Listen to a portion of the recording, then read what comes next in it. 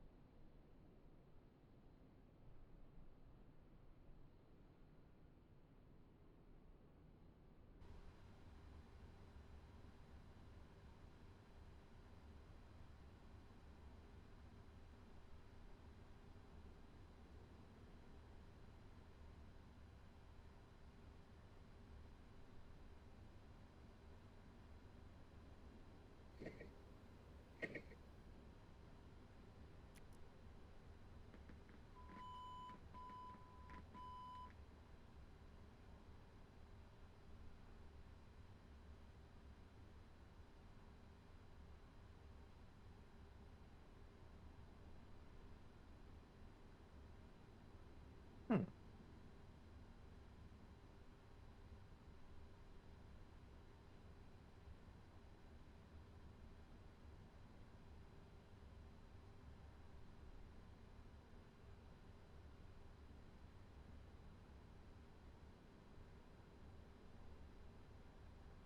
Why is that not working?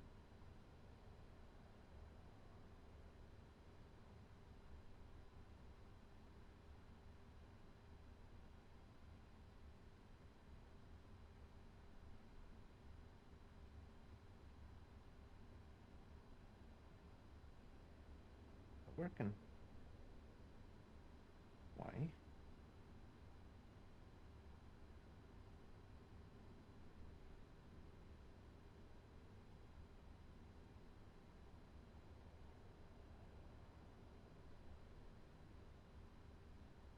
Alright. No idea what's going on there. Then.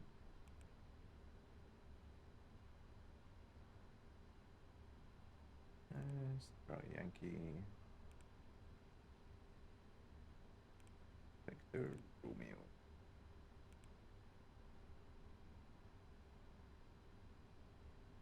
Heat 73.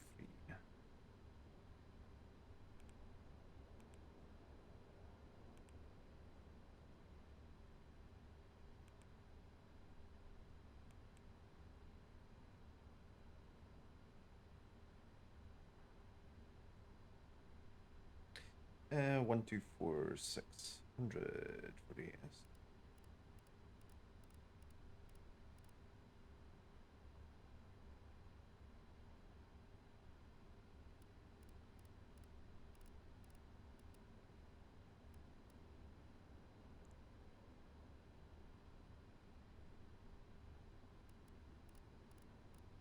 Visibility 20, temperature 20, dew point 15, altimeter tree 021, landing and departing runways 26 right, 26 left, transition level 180.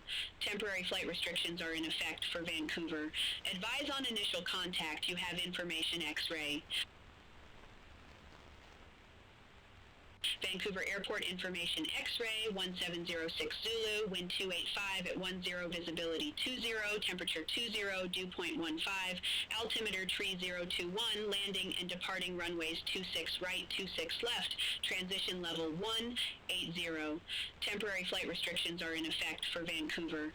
Advise on initial contact, you have information X-ray. Vancouver Airport information X-ray 1706 Zulu, wind 285 at 10, visibility 20, temperature 20, dew point 15, altimeter tree 021, landing and departing runways 26 right, 26 left, transition level 180. Temporary flight restrictions are in effect.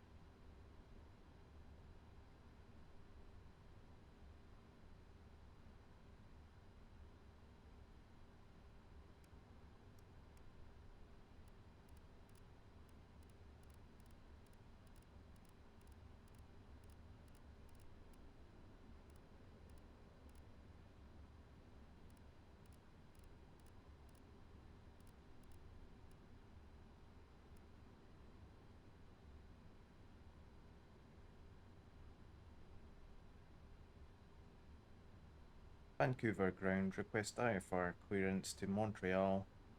Information X-ray QNH. Altimeter 3021, Air Canada 304 Heavy.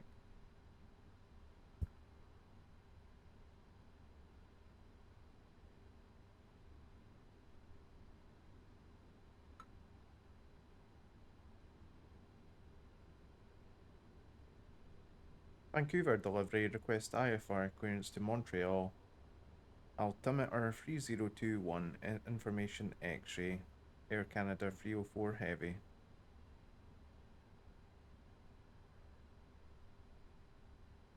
Air Canada 304 Heavy, Vancouver delivery. Thanks for information X-ray.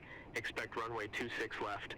Climb 6,000 feet on runway centerline, then expect radar vectors all nod. Squawk 6214.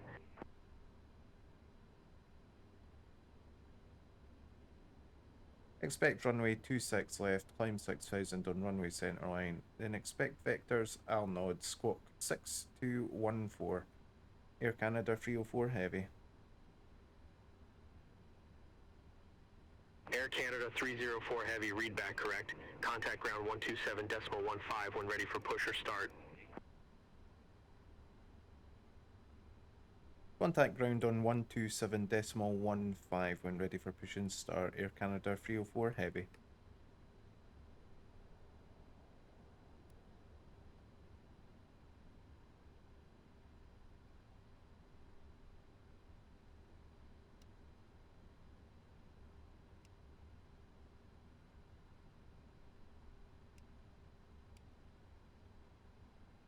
Alright, yeah, let's check out our route here.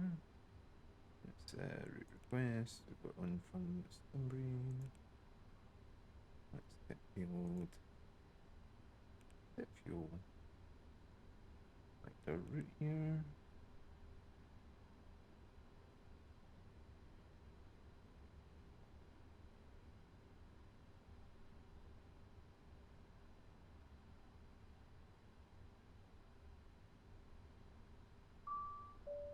Load that. Right, let's start boarding here.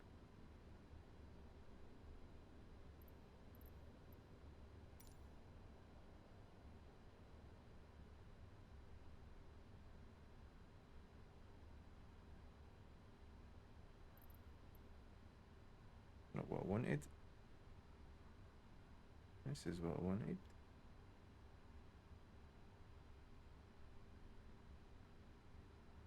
There.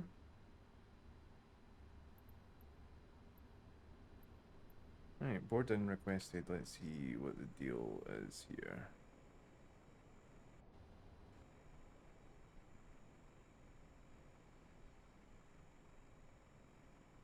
Alright, we'll have to open doors for them, I would imagine. I don't think it's quite got that yet. Let's see. Let's disarm all.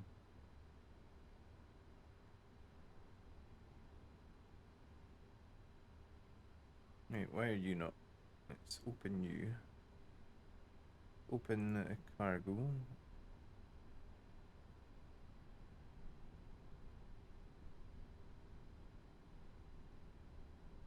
Let's close you. There we go. Opening now.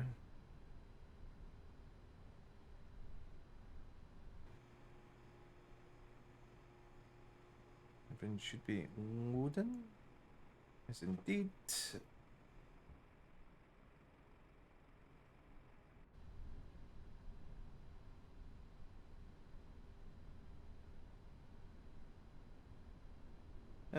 Right, so activate that route, execute you, and depart in on runway 26 left.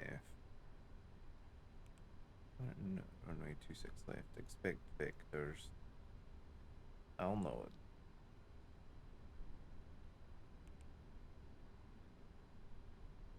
it. And expect 6,000. So, 6,000.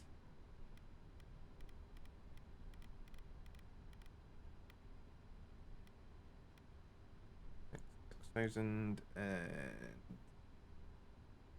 and let's get some charts up as well.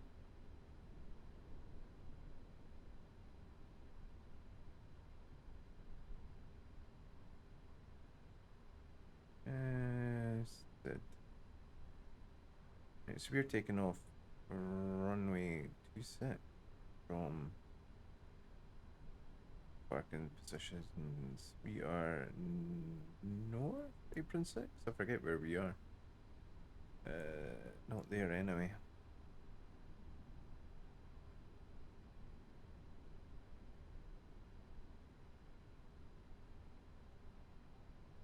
Right, we're up here. So we're going to be departing 26 left, which is down here. Okay. So it's probably gonna taxi us. Boom, boom, boom, boom. Where's it gonna send us?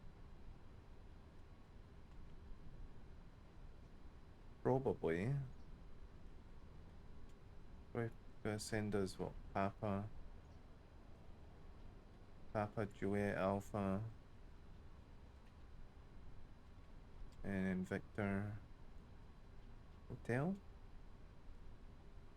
Victor Hotel Delta.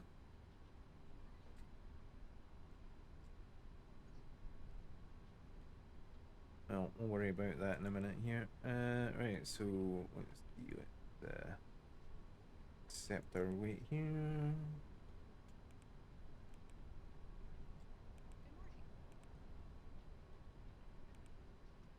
Okay, there's that. First limit. Take off. That's gonna be flaps 5, I would imagine.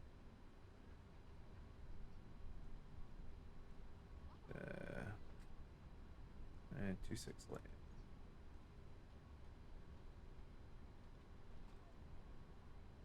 Import from the aircraft. Import weather. Flaps 5.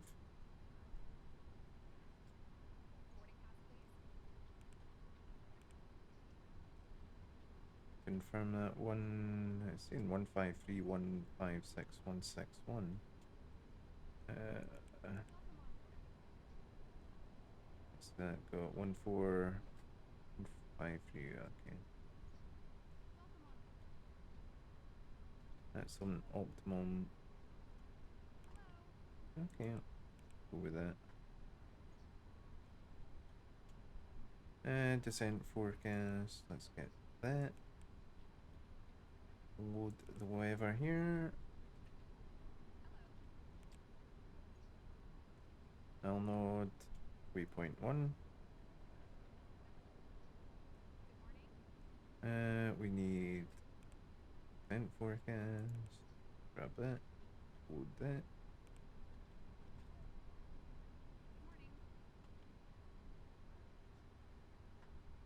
Is that done? Okay, legs, let's go through that. Right, so ROFP has us descending. 06 left. Left 7.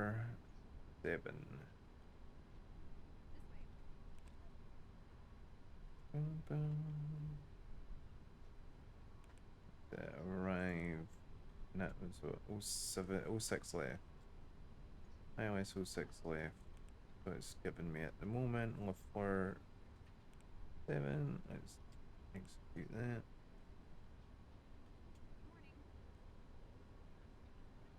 This could be Bemog. Okay. Links. Go through that. Vectors. Okay, that's fine.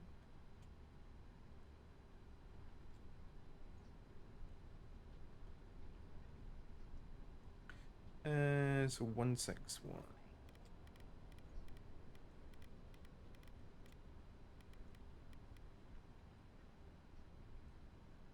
Right, 26 left. The runway heading was 263.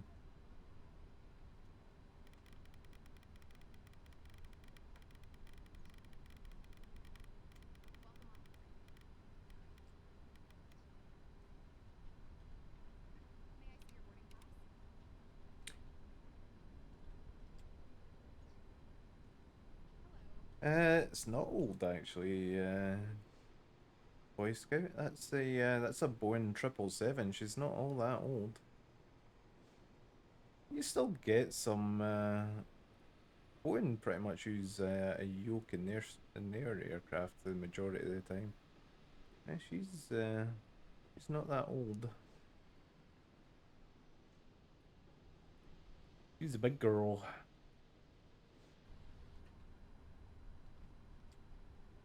Not all aircraft use a flight stick. Airbus do. Airbus use a lot, but even then, even some of their aircraft, they bring a yoke in.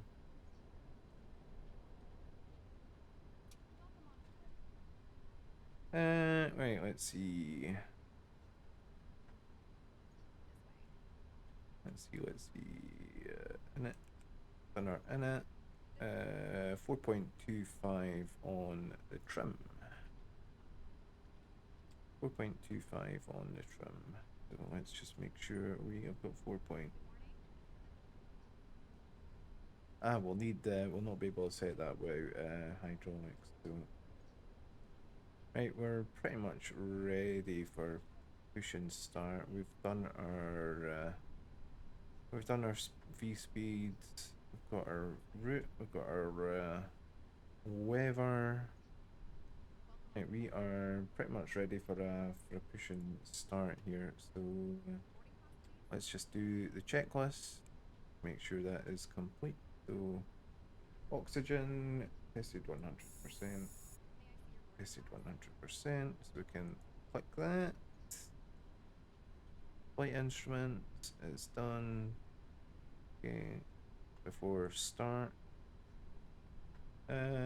We'd need to make sure the doors are all closing. So let's close the doors. Close all.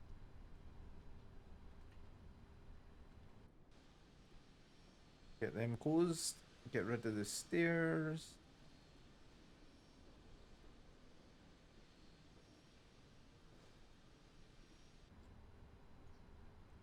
Make sure all our lights are on. Our nav lights are on. Window heat is on. Let's start the APU.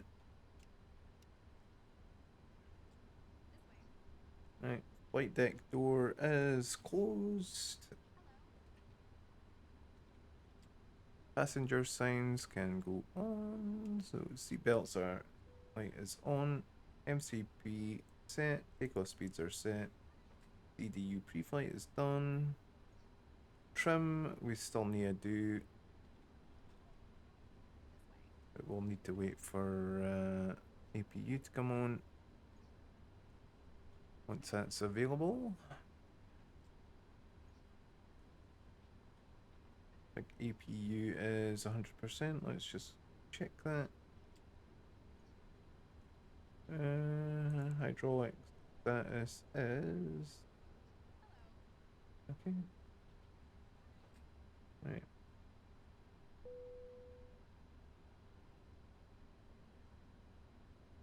All right, let's go. Okay, let's get our push and start. Vancouver ground, request push and start from stand 7-3. Air Canada 304 heavy. Air Canada 304 Heavy, Vancouver ground, pushback approved, face west. Push and start approved, face west. Air Canada 304 heavy. Alright, we can get some hydraulics.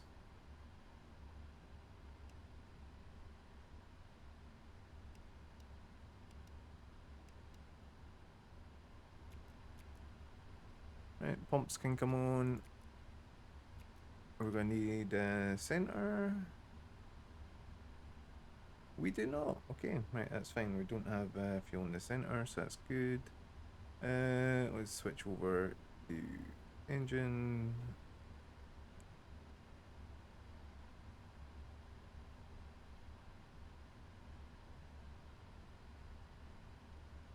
Right, trim is set, so we can check that on the checklist. Okay. Taxi and takeoff briefing sorted. Let's get push and start.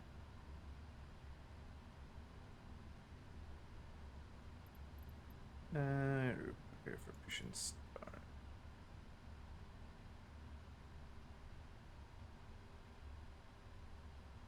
Here she comes, or he comes. Is it he or she? It's a she. I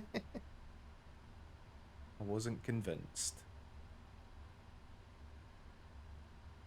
Right. Flight directors can come on. LNAV, VNAV can be armed.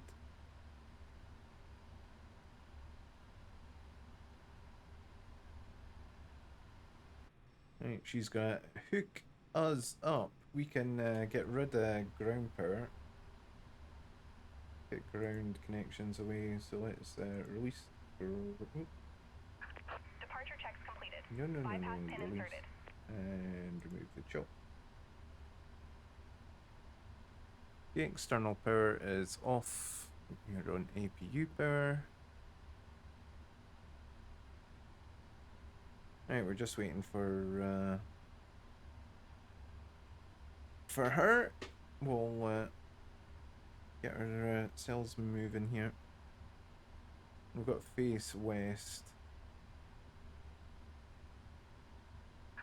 Locking gear.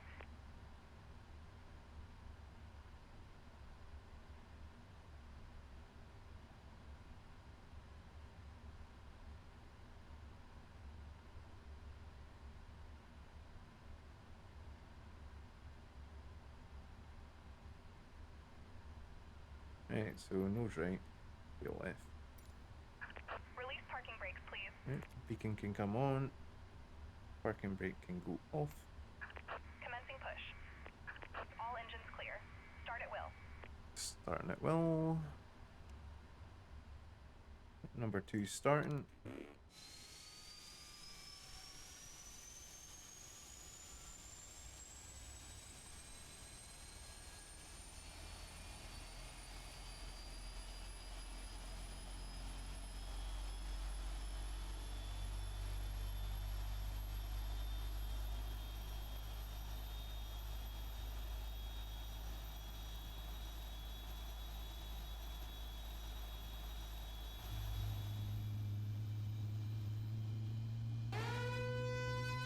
Officer Haynes Snide, welcome on in, guys. Welcome on in, Raiders. How the devil are you? Officer Haynes raided with 15 viewers. Welcome on Raiders. in, Raiders. How the devil are you, Officer Haynes? I'm gonna hold your butt cheeks apart so you don't. Oh, what the heck? What did that Oh, it's miss? hard for me to do all this. What the heck did that miss? Oh. Oh my word, push your butt cheeks apart. Are you blowing on it? Yeah, Jack. That's the funniest Try to do shit it I faster. think I've ever heard. I don't even need to see it. Oh, bloody hell. Oh, that is freaking hilarious. Yeah, you're a braver man than I, that's for damn sure. They broke him a bit. A bit. Poor guy. The shit you gotta do for views. Would not be me. I bet he did. I bet he did. That's funny. Yeah, that's funny. Just feel your butt cheeks apart. Oh, poor guy. What am I looking for? Start number 1.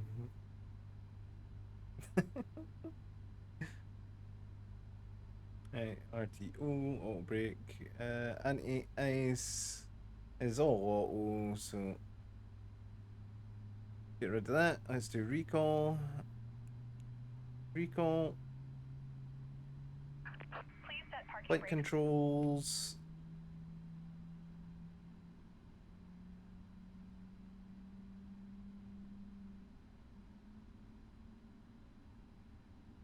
Oh, of course, yeah, yeah. Right, parking brake can go back on. Waiting your confirmation for a good engine start. Good engine start. I was thinking, why isn't our rudder working? But the bypass pins in. Cockpit to ground. We have a good engine start. You can disconnect.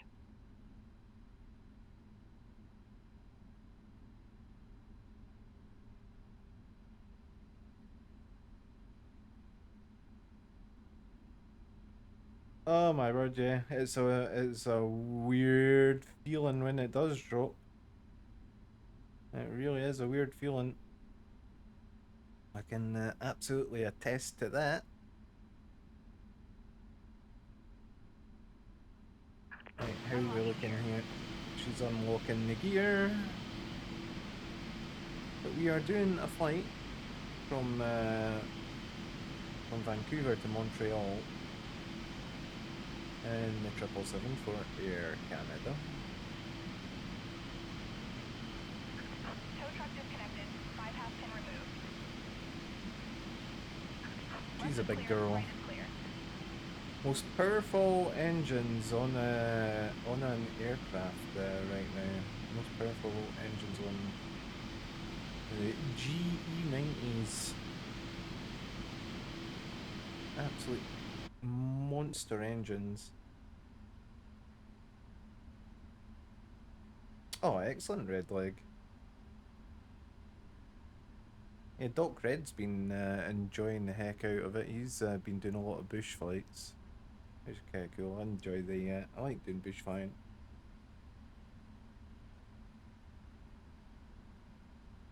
It's quite the sim, you know. For a 12-year hiatus, you know, my lord, you'll notice a big difference.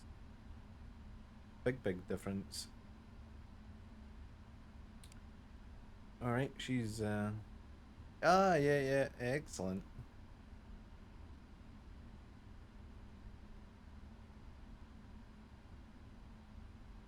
FSX was the last one you had. Yep. I still play around with that now and then because it's not bad still, you know, for well, I've got a few aircraft in there. Alright, ground equipment is away. Vancouver ground, request taxi to runway 26 left, Air Canada 304 heavy. Right, see where they're gonna tell us to go here. Air Canada 304 Heavy, runway 26 left taxi via Juliet Hotel Delta, Delta 5. Taxi to runway 26 left approved. Taxi via Juliet Hotel Delta, Delta 5. Air Canada 304 heavy. Yeah, they don't have a Dash 8. They don't have a Dash 8 in the sim at the moment. They do not have one. Closest you'll get is probably the ATR. That'll be the closest one to the Dash 8 at the moment. Right, so we are going Juliet Hotel. So Juliet Hotel. Juliet Hotel Papa. Was it Juliet Hotel Delta 4? So we are taxiing all the way down here. Oh yeah, of course, yeah. There's the Q400, isn't there? Yeah. Delta 3, Delta 4. Why am I not seeing Delta 4? But Delta 3, but we don't have Delta 4. These stuffed us up here with yeah, 'cause, like Delta 4's not a thing. Alright, let's just follow on here.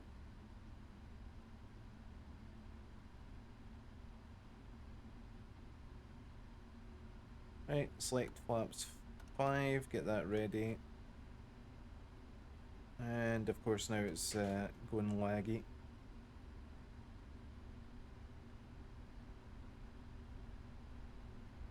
Right, hopefully that'll sort itself out. That's a bit nuts.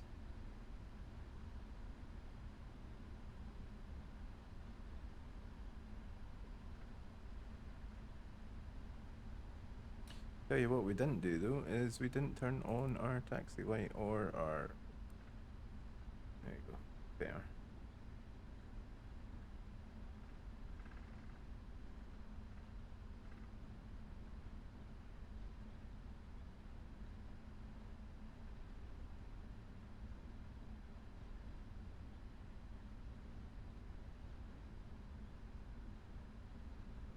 Juliet Hotel Delta. Oh, it wasn't Delta 4, it was Delta 5 they gave us, wasn't it? So that, yeah, that does make sense. So yeah, it's pretty much we're going down here, down there, what's there? Delta 5. Okie dokie.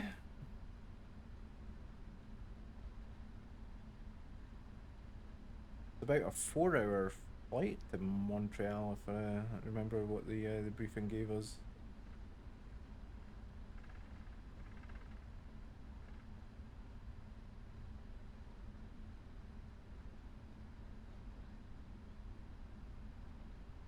But this airport's actually freeware from Flight 70. I was actually really surprised at the detail on it. I'm really surprised. It's not bad at all. Not bad at all.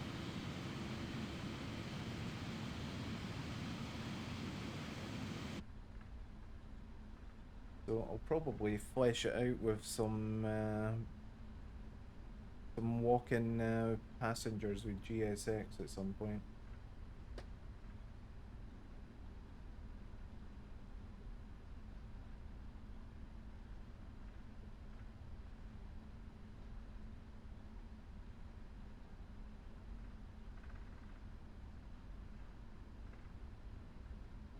Right, it's all the way down to the end here. Take a left.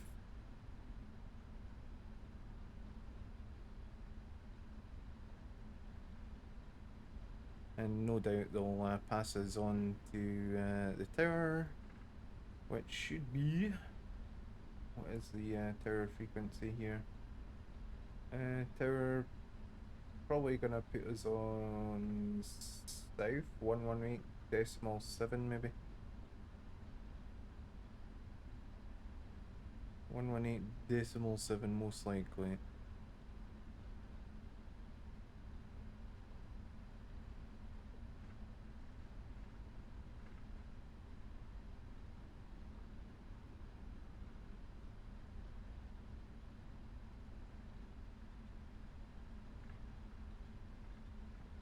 Tell you what we should be doing now is let's put our ICOUT in for Montreal.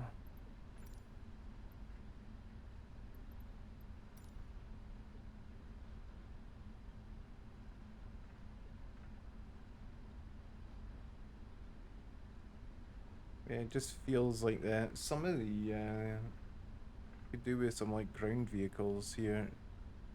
But for freeware from FlightSim.to, yeah, I think the guy has done an absolutely cracker of a job. You know, the terminal buildings themselves must have taken an absolute age to do.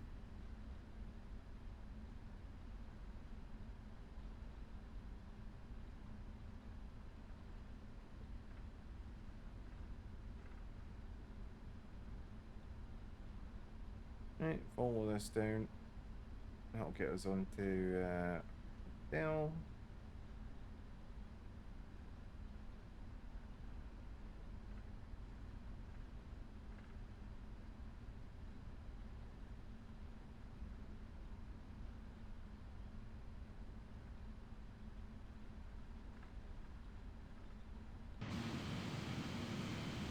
Yeah, got some aircraft coming in there. Yeah, when you watch Vancouver live, it is a busy bloody place. It is a very busy airport.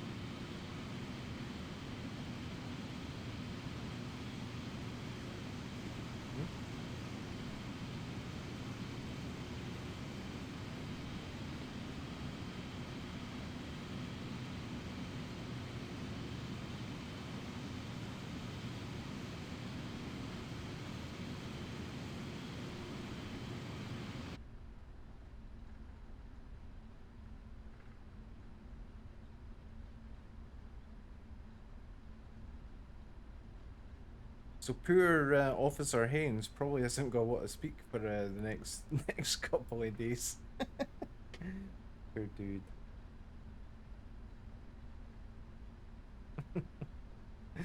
What an excellent clip. That's funny. Admiral, welcome in. Welcome on in.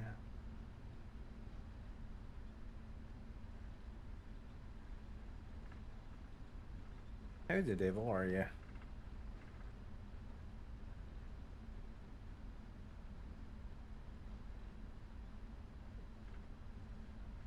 Welcome on in. We're just taxiing on out to 26 left here at Vancouver.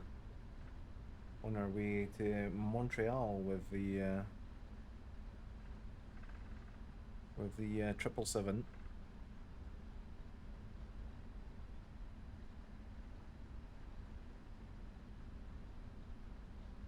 She's a big old girl, but yeah, we're doing a little flight with Air Canada.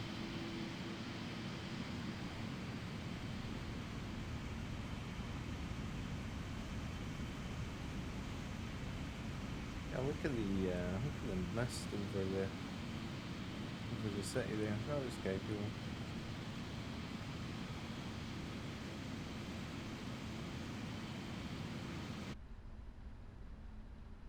You're in the Neo from Malaga to London Luton. I've yeah, done a little flight at London Stansted yesterday. Was it yesterday? And I could barely see barely see in front of me. Done quite a few flights. Done a flight from Edinburgh to Iceland, and then I carried on from Iceland to Canada. And yeah, the ground visibility at both destinations absolutely suck.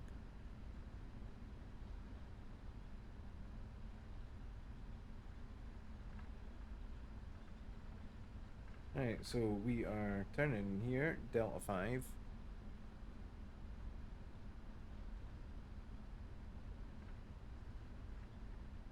Okay, no 777 just yet. I don't think it's Air too Canada far away. 304 Heavy, contact Vancouver Tower 125.65. Contact Vancouver Tower 125.65. Air Canada 304 Heavy.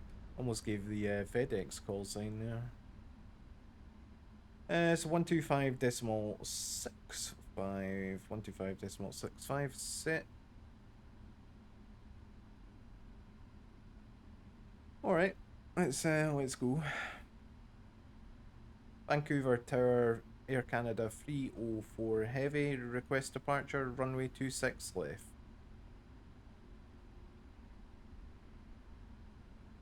Air Canada 304 Heavy, Vancouver Tower, wind 285 at 10, fly heading 260, runway 26 left, cleared for takeoff. Cleared for takeoff 26 left, fly heading 260. Gonna shout at me about sound maybe, no. 260 says. We're cleared for takeoff. So let's get the strobes on. Let's make sure we are squawking.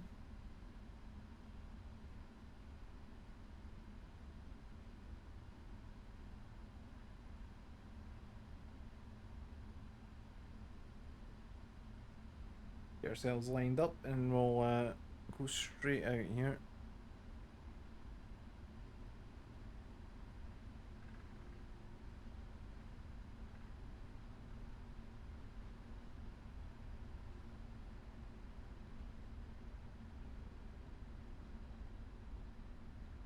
Right, just gotta roll.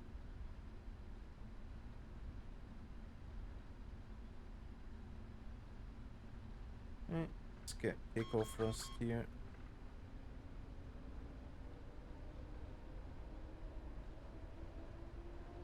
Airspeed's live.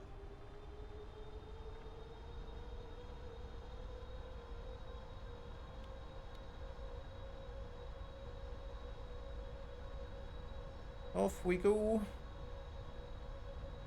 Yeah, it's moaning at me about not completing the checklist, but as soon as I go onto the checklist, that will be,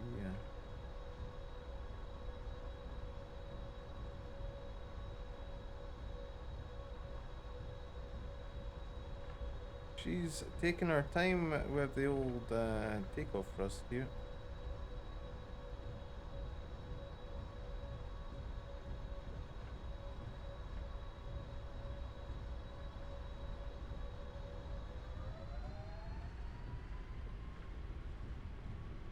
V1.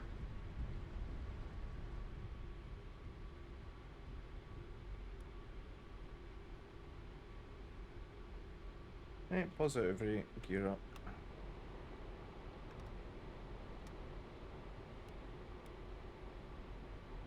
Air Canada 304 Heavy, contact Vancouver departure 132.3. Contact Vancouver departure 132.3, Air Canada 304 Heavy, bye bye. Where are you turning?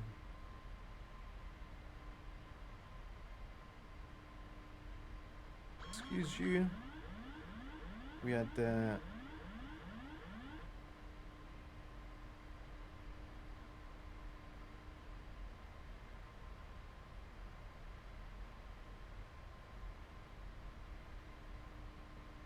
Vancouver departure, Air Canada 304 Heavy, 4,400 feet.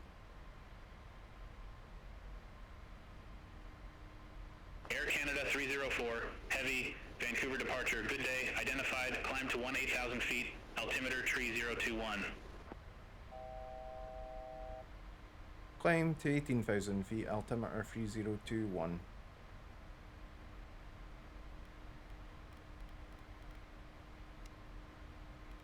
Air Canada 304 Heavy, turn right, heading 080. Expect further clearance in about 19 miles.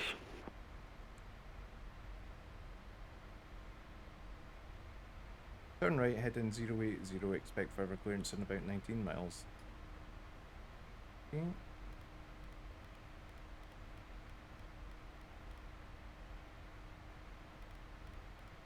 Zero 80 it is. If it would hurry up.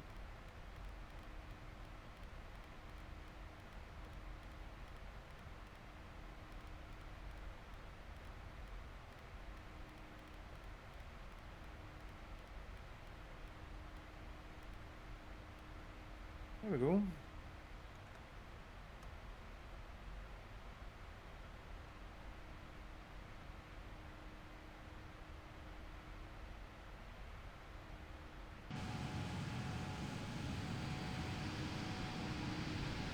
Perfect.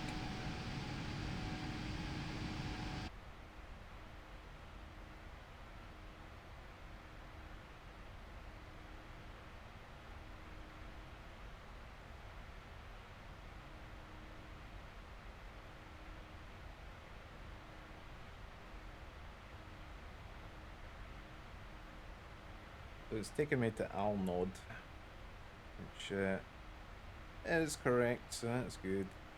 Okay, after takeoff list complete, flaps are up, land gear up.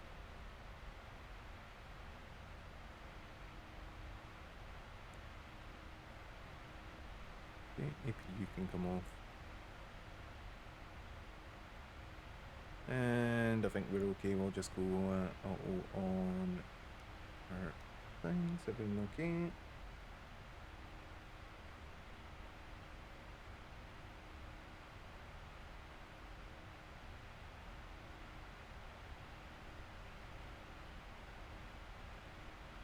Brake is off.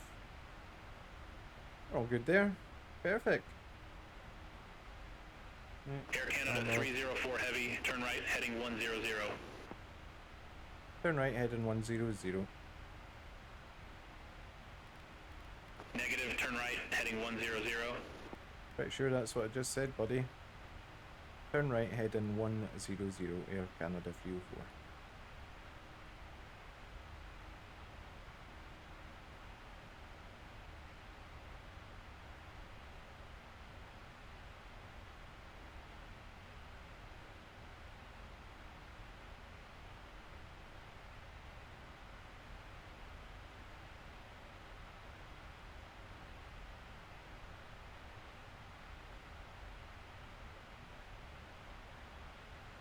How are we looking up here? 9 to worry about, so that's alright.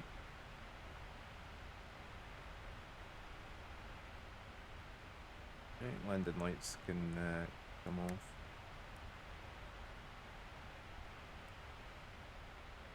Air Canada 304 Heavy, contact Vancouver Center 125.905, bye-bye. Contact Vancouver Center 125.905. Bye bye.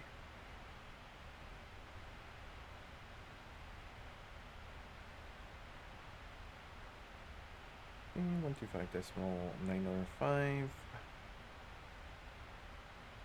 Vancouver Center, Air Canada 304 Heavy, climb in to flight level 180.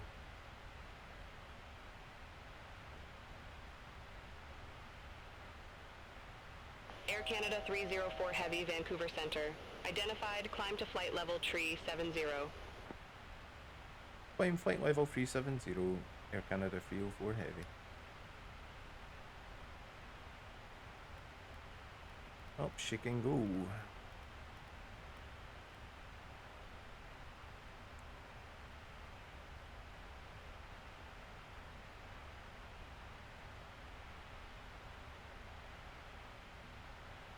Air Canada 304 Heavy, cleared direct Alnod. Resume own navigation. We're direct download, resuming on navigation. Air Canada 304 Heavy.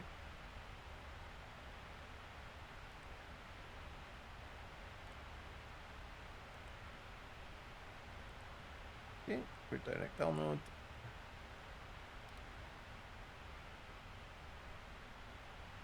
And standard.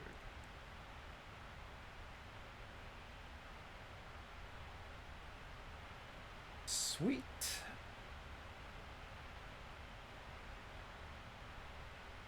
It's gonna take a little while, but yeah, as I say, it's about a 4 hour flight to Vancouver, to Montreal. Sorry.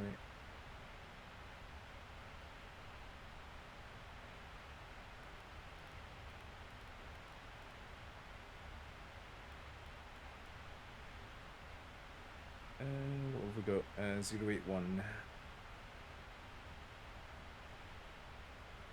That is us 40 nautical miles, and then it'll be a left again.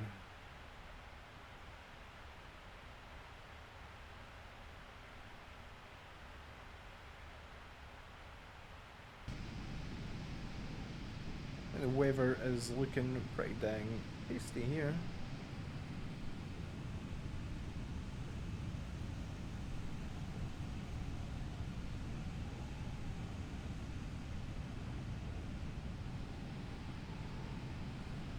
What server am I on actually?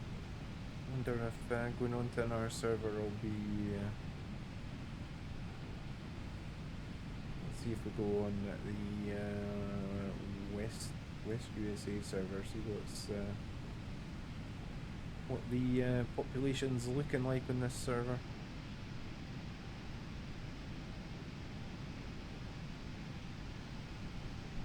Might take a minute or so for them to start populating in.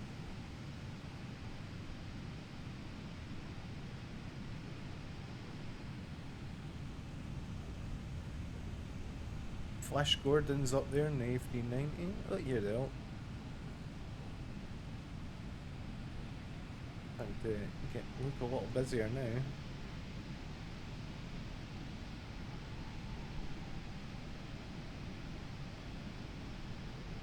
Excellent.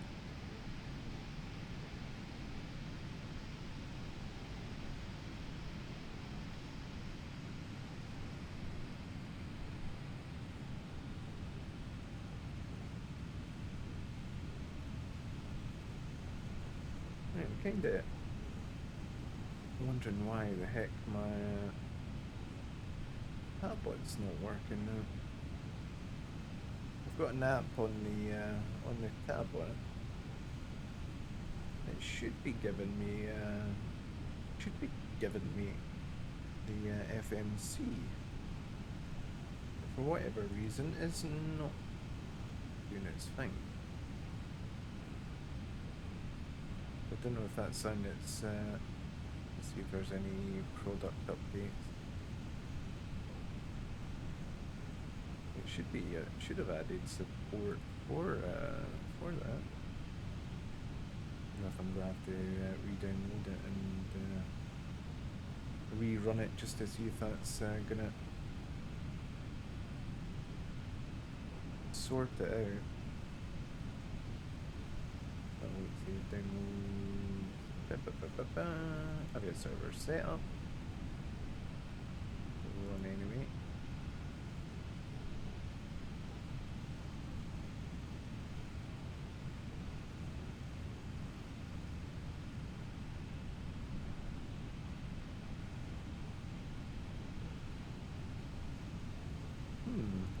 Alright, it's not gonna let me do it well the sim's running, fair enough. Fair enough. Kinda annoying though.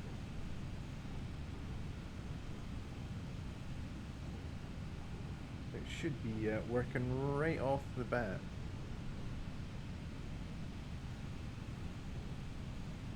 Let's just make sure that it's not something that's being funky here. Just restart the program. Try not to break it. We should let's connected clients. Got 5 connected clients. Why is that?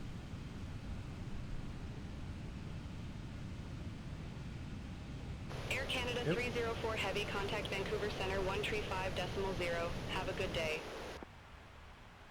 Contact Vancouver Center 135.0. Bye bye. Okay. Vancouver Center, Air Canada 304 Heavy, climb into flight level 340. Is it 340 I was climbing to? What am I climbing to? 370. Air Canada 304 Heavy, Vancouver Center, radar contact.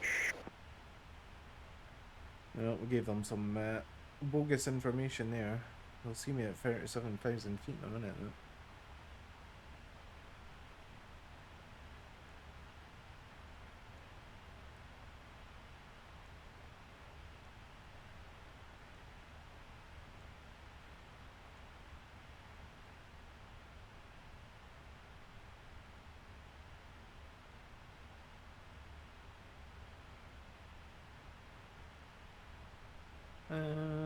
Anything else we're missing here? Yeah, we're all good.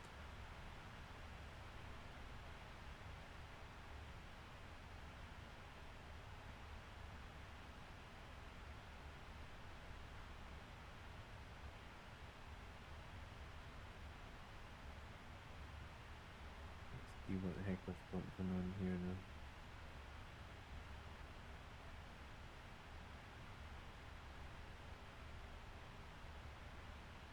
We were licensed, so I'm not sure what the heck's happened to that. Try again.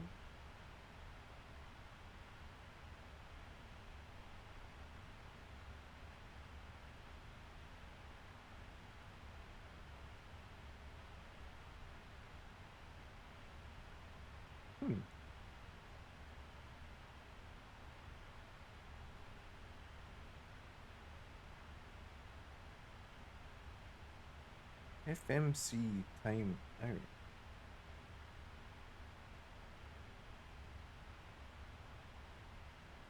It says it is connected, but for some reason,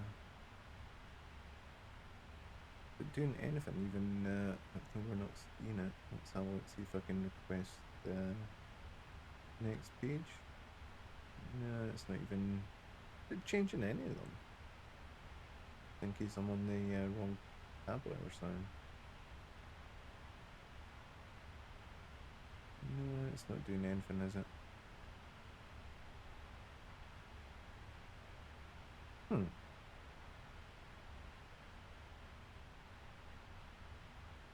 I'm guessing the update from EMDG has maybe messed with something since I last used it. Never mind. Let's have a look at the old charts. See what this is all telling us. That is our routing that we are taking. Oh, I wonder if it's because of sunlight. I wonder if it's because of sunlight. Where is it? Let's see what happens if we get sunlight going. Yeah, it's definitely not that.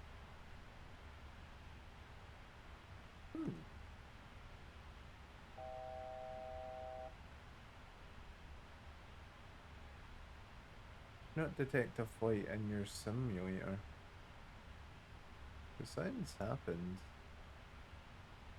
Wonder if there's like a new update for FSU IPC.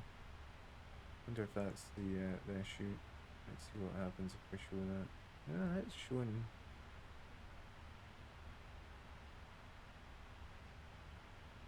Yeah, could not detect Simlink. Simlink needs to be seen as running. But yeah, when I look at that, plugin status. Log settings.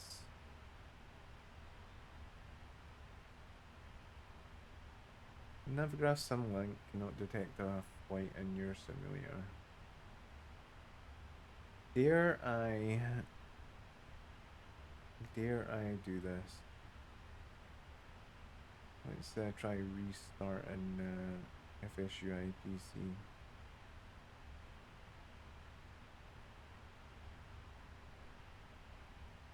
Let's see.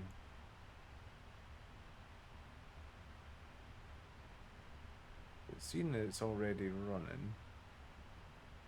I don't see it in my bar. Because it's there. Try restarting it now.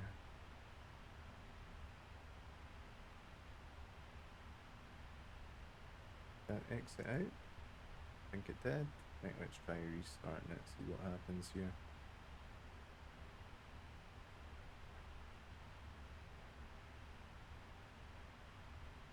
See if that helps us out here. There we go, look at that, that's all it needed. That's all it needed. Right, let's see if that's helping us with the tablet. It did not. Never mind. Alright, let's have a look at the weather here. A little bit of weather over by Sudbury, so we might get a little bit of rain. A little bit of rain. What's the weather net currently? So that's now. That is now. Which way is it moving? Oh yeah, so yeah, we might have a little bit of rain when we arrive there. It is moving northeast by the looks of it.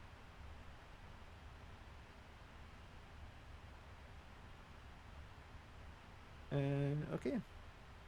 Right, we'll go with that. Happy with that.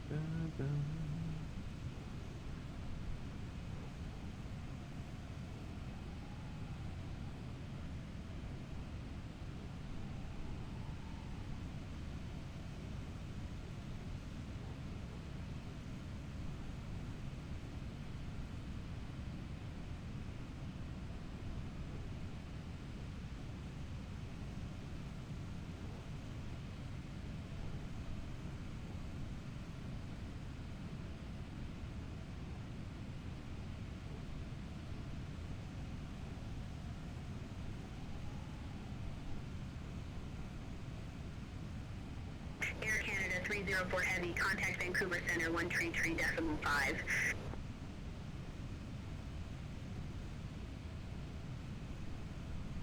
Contact Vancouver Center 133.5. Air Canada 304 Heavy, thank you.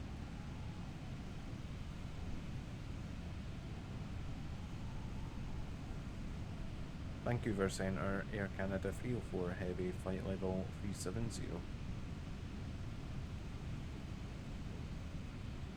Air Canada 304 Heavy, Vancouver Center identified.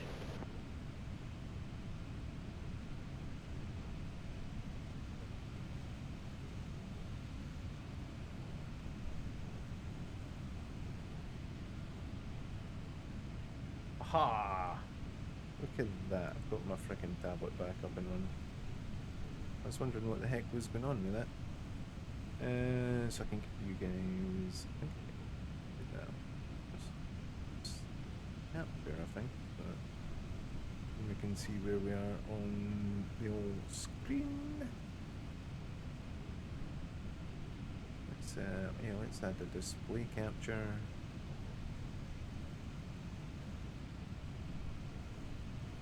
Let's do the FMC.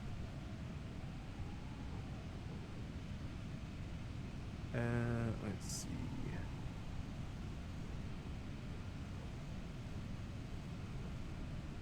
Let's cancel that. Let's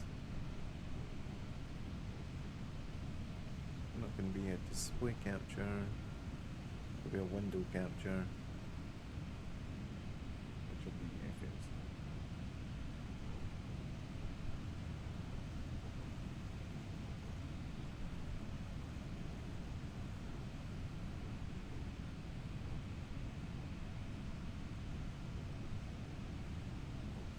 So that FMC left, and we're going to want. Can find it.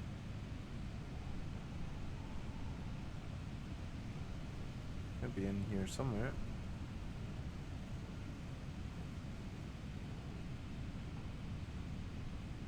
Aha, profile one. There we go. Let's resize that so it's not ridiculous.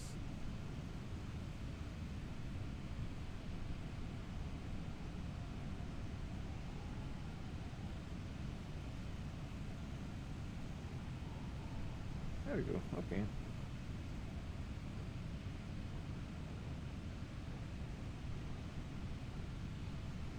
Let's put that, should we put it there or over here? Yeah, let's put it over on the left.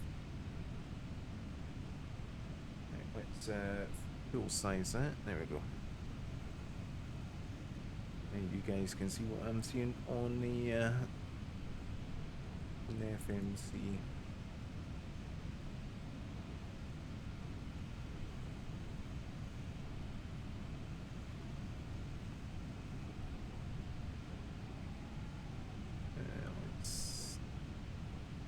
That one.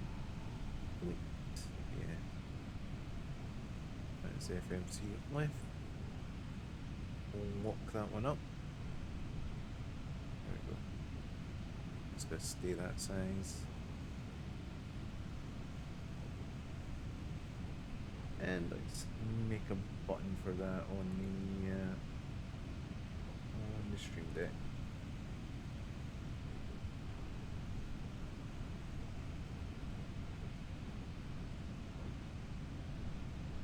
Copy and what's there? Make you the FMC.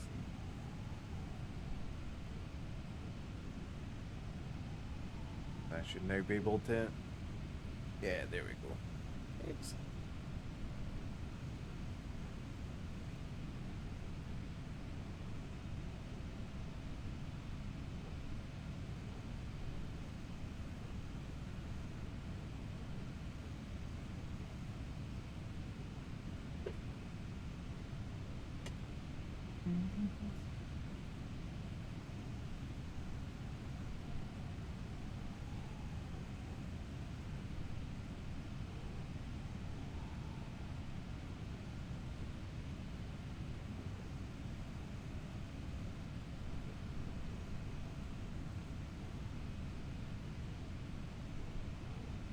Ooh.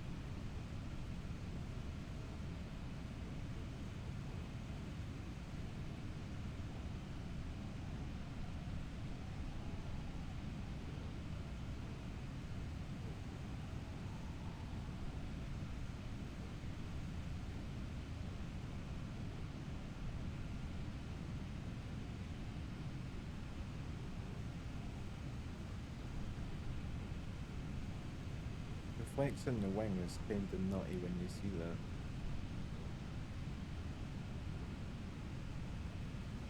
Air Canada 304 Heavy, contact Vancouver Centre 134.2. Contact Vancouver Centre 134.2, thank you.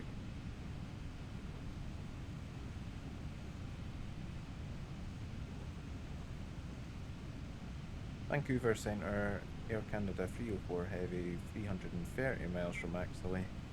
Flight level 370.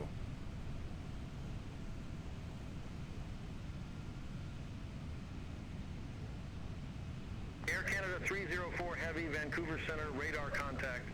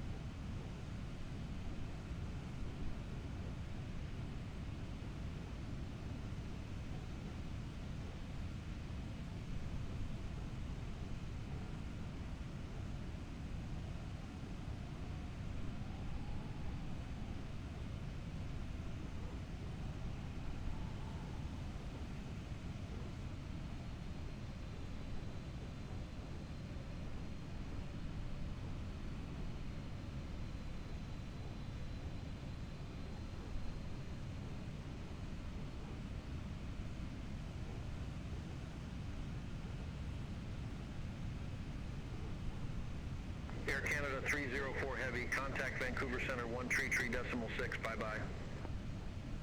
Contact Vancouver Center 133.6. Bye bye. Vancouver Center, Air Canada 304 Heavy. Flight level 370, 255 miles from Axley.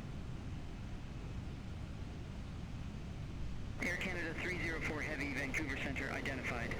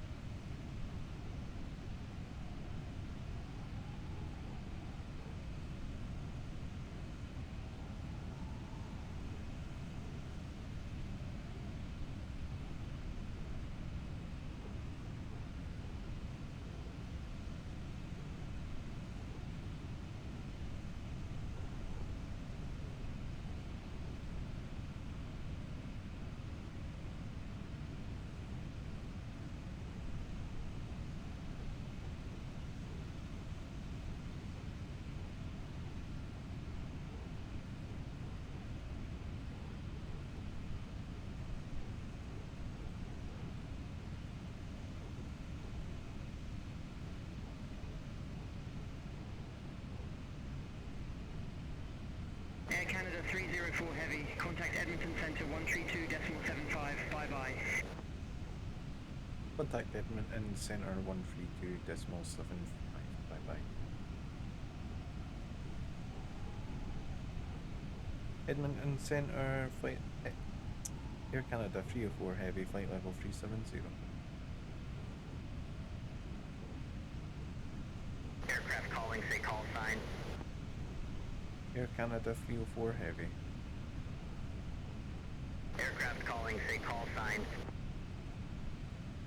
Air Canada 304 Heavy.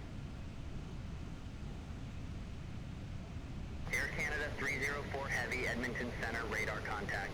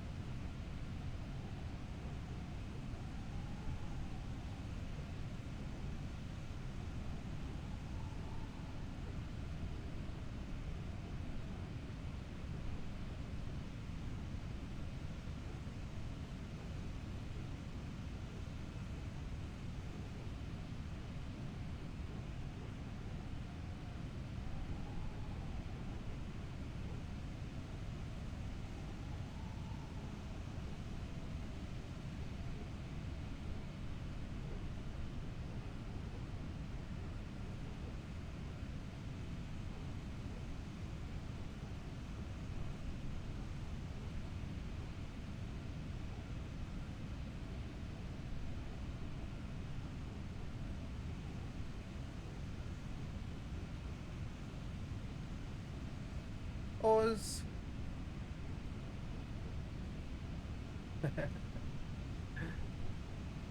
Quite possibly. You never know.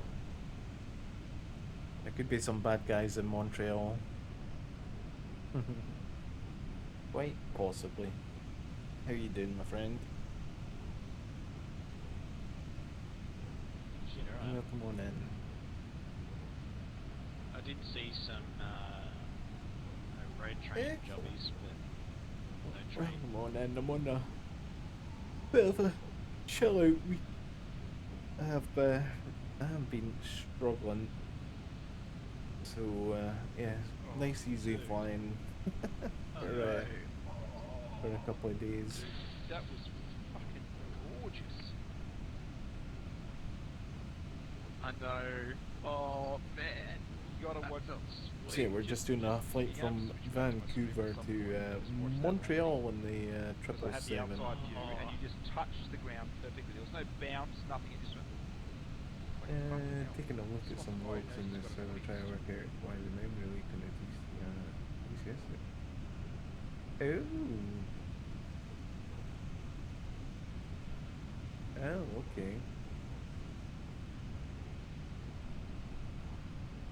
Yeah, I'm wondering as well what's all gonna come in this. What's gonna come with this patch? What problems are going to be resolved, and what problems are going to be created whenever we get it right, you know.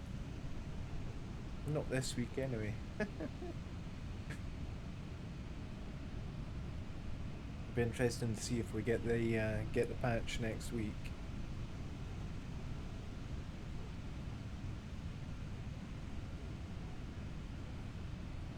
Yep, hopefully. But I'm kind of glad that they held the patch off, you know. Like I know it's upset a lot of people, but at the same time, I'm kind of glad they haven't pushed out something that was gonna have issues. You know, you gotta kind of look at the bigger picture in that respect, I guess.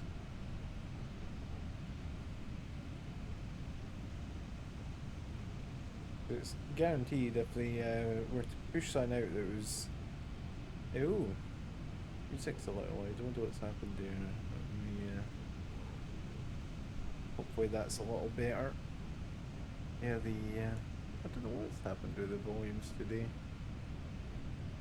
Yeah, yeah, I'm hoping that, you know, whatever problems they were finding, you know, it's it's gonna be a good thing for us when it does release. Also being kind of proactive about stuff. Because God forbid they release a patch and causes a bunch of problems.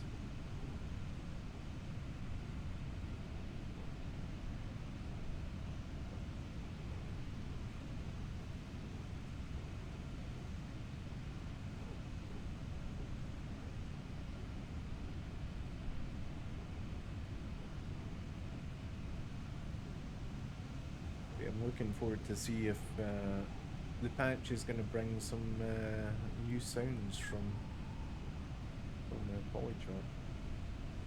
Oh yeah, that's exactly it. You know, like it boggles my mind when I see people going crazy in the Discord and online, you know, bashing them. You know, like, oh, look at this yet again, freaking delay simulator. It's like, well, you know. Imagine what you'd be saying if they released it and there was problems. Yeah, War Thunder players, yeah. Yeah, so yeah, I'm looking forward to the patch whenever it does come. Really looking forward to the Chinook as well whenever we get that. Yeah, you definitely can. You definitely can. It's the same with everything, you know, like, I think social media can be a really bad thing at times. Oh my word, I've not watched the Formula 1 for a long time. It got kind of boring for me. Like, I don't think it's the same as what it used to be. Like, I miss the days when it was like, you know, Damon Hill and Michael Schumacher and the likes. You know, it was proper action. You know, yeah, Nigel Mansell was my hero growing up. I was a big fan of Nigel. Man, that guy had a temper when he wanted to.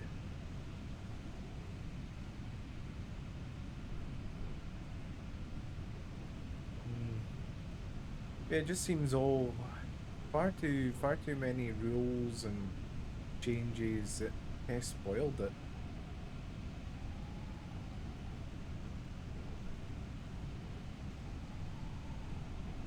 Yeah, that's it. That's it. You know, the fights for races were incredible back then.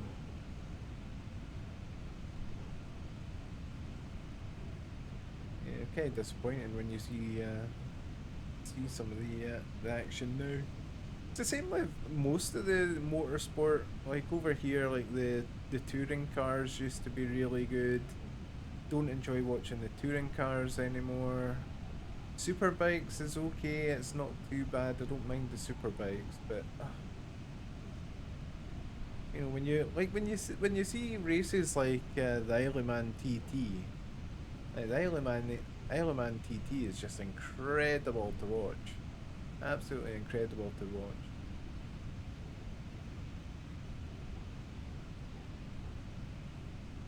Like those guys really do put their lives at risk at the Isle of Man. It's absolutely nuts when you see some of the corners.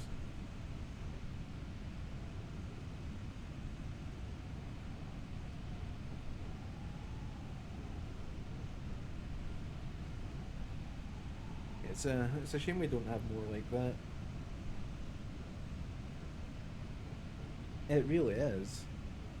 It really is. You know, and like, you know, every year, you know, with all the, you know, it's had a lot of deaths.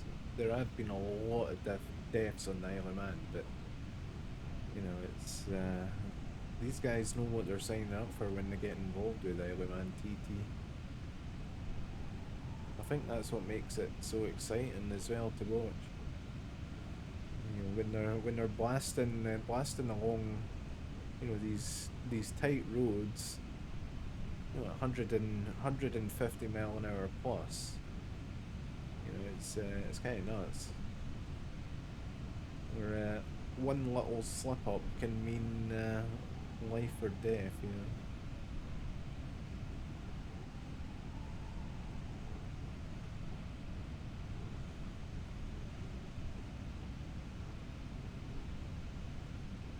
It was kind of like Pikes Peak.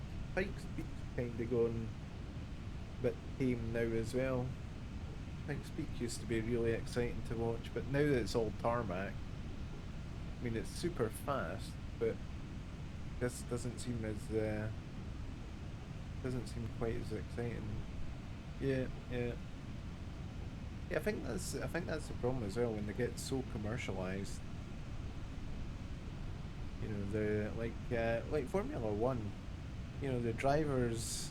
You know, you know, they all seem to have like a political agenda.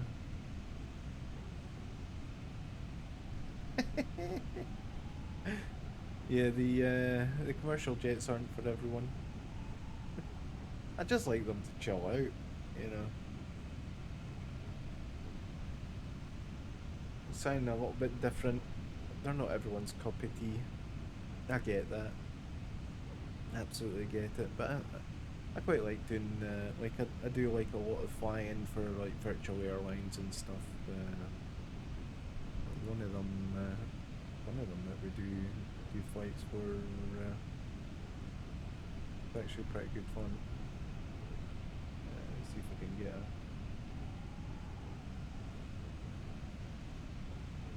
Yeah, so let's see if I can share that screen. Yeah, so is that the right one? No, that's Naviggraph. That's the one. Yeah, so this oh, it's definitely popular. I mean, when you've got so many virtual airlines, I mean, mainly I fly for Ryanair. I've got British Airways, we've got EasyJet, Aer Lingus. Then you've got all these others. You know, I'm always looking for some others as well, but like they are hugely popular. Air Canada 304 Heavy, contact Edmonton Center 125.05. Contact Edmonton Center 125.05. Air Canada 304 Heavy. Bye bye.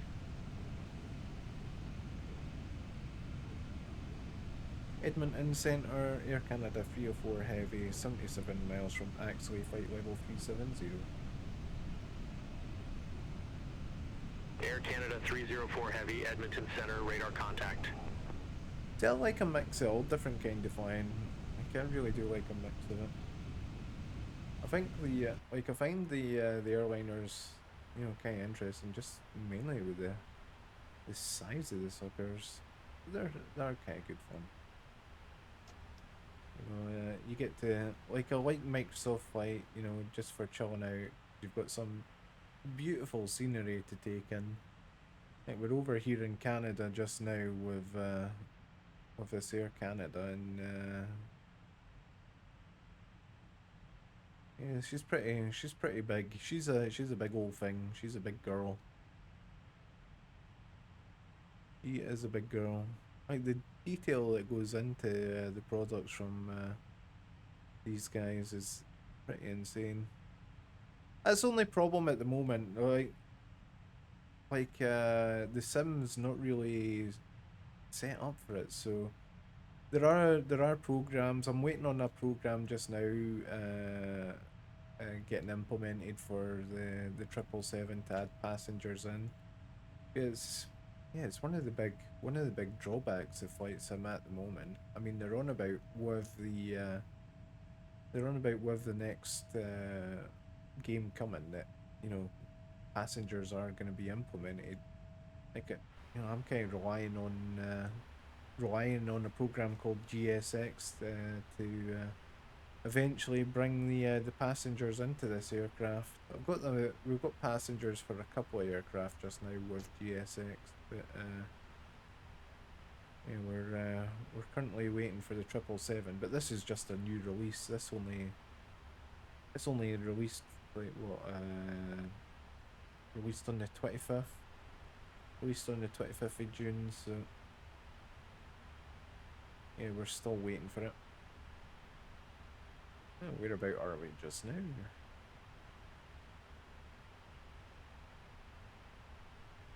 I'm not sure where that is. Where the heck are we? Probably be easier doing it this way. When we get on the VFR map.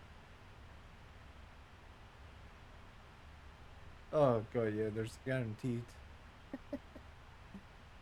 Guaranteed. I have no idea where we are just now.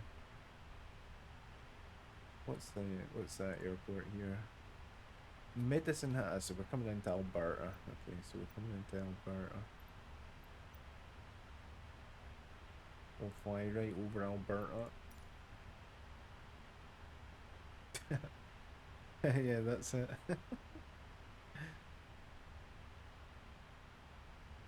There's some like lot laps and stuff that you get with the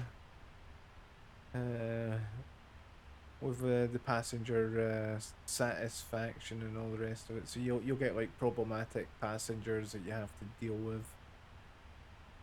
There are some programs for that, but it can be a whole different kettle of fish when you're managing the whole airline.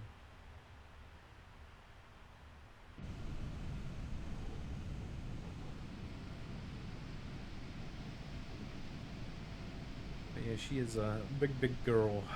She is a big girl.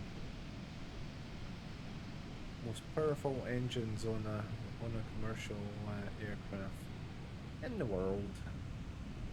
It's General Electric 90s.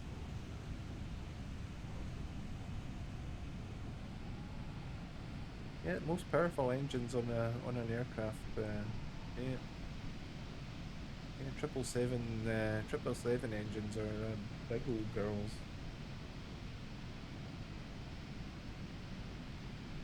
They're kind of nutty.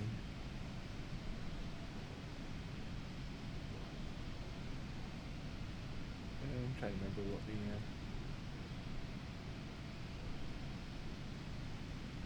what the stats on them are. They're kind of nuts. Yeah, they've got a thrust rating from 81,000 to 115,000 pounds of force.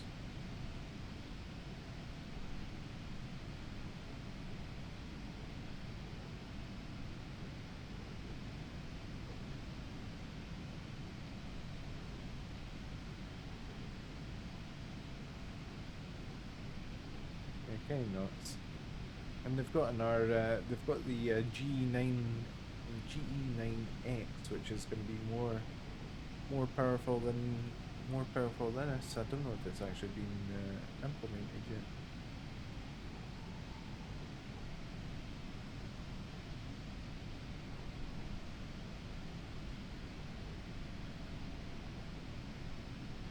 It was a $2 billion design. Wow. Yeah, kinda nuts.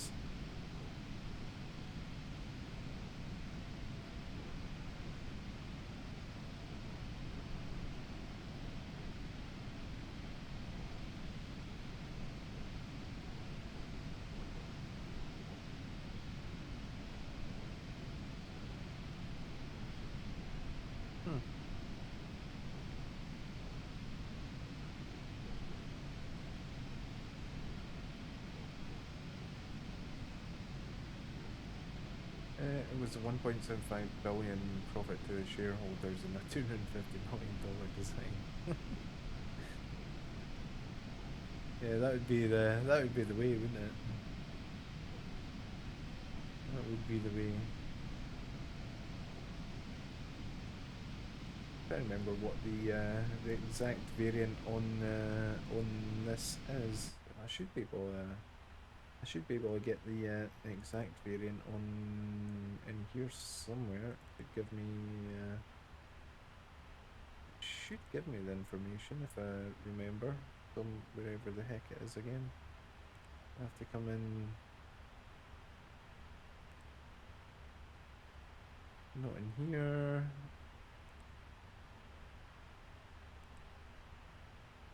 Give me. Oh no, here we go. I think it's in the about. No, it's just the version.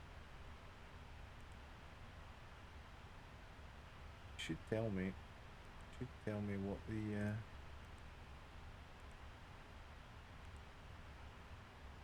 Tell me somewhere here.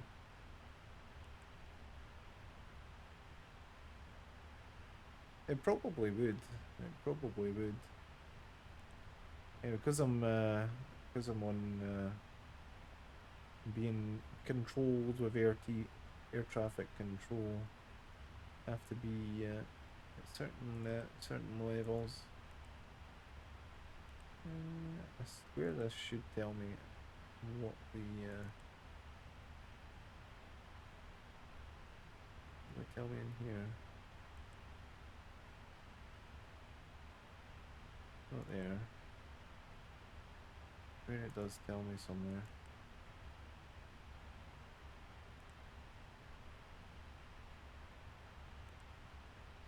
Cost limit, take off.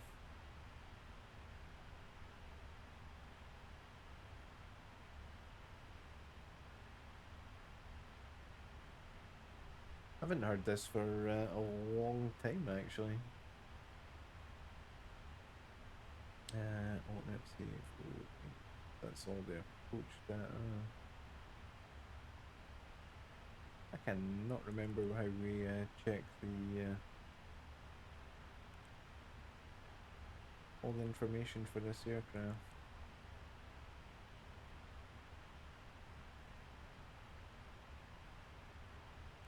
Put our VNAV, that's alright, that's okay there. Yep, no worries at all. Air Canada 304 Heavy, contact Winnipeg Center 132.8. Contact Winnipeg Center on 132.8. Air Canada 304 Heavy, bye bye.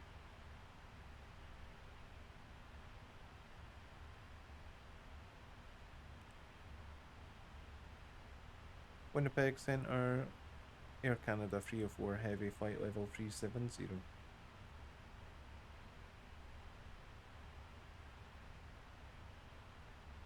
Air Canada 304 Heavy, Winnipeg Center identified. Dookie.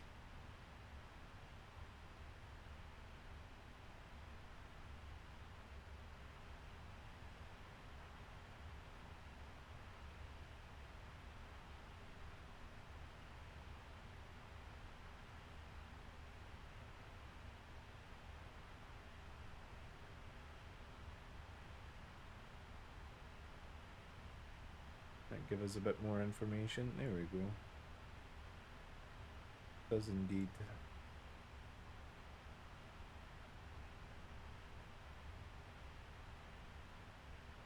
Salt Lake City. Winnipeg coming up.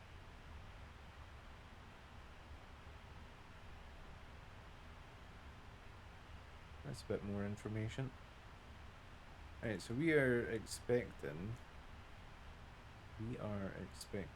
06, I think it was 06, right, 06 left, we are expecting, and let's see, arrival, standard arrival, I think was it Ombre? Forget what we had as our arrival here. With four That is what it was showing for our, and it may change. They may give us a different. They may give us a different arrival when we get a little closer. But that is what we've got filed. That is our arrival, and we are. That will let me. Yes, let me pin it. Okay, and our approach right now is 06. 06 left. ILS 06 left.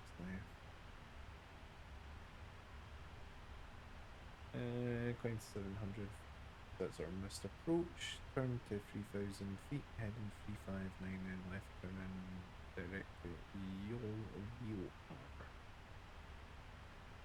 So our decision height will be 350 feet.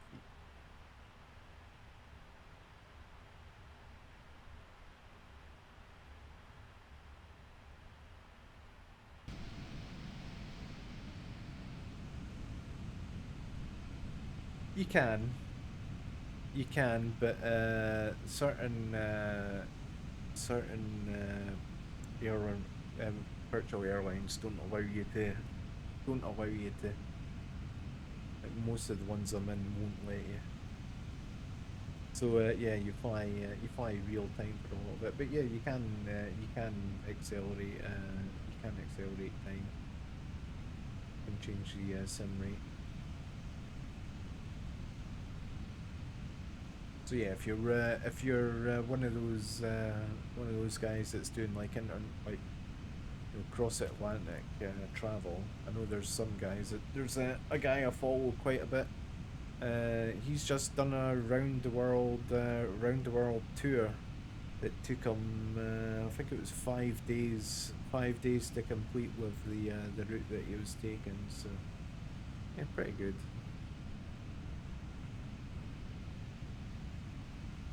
Pretty good. But then, you know, I've seen some guys complete the round the world in just a few days, depending on where they're stopping it.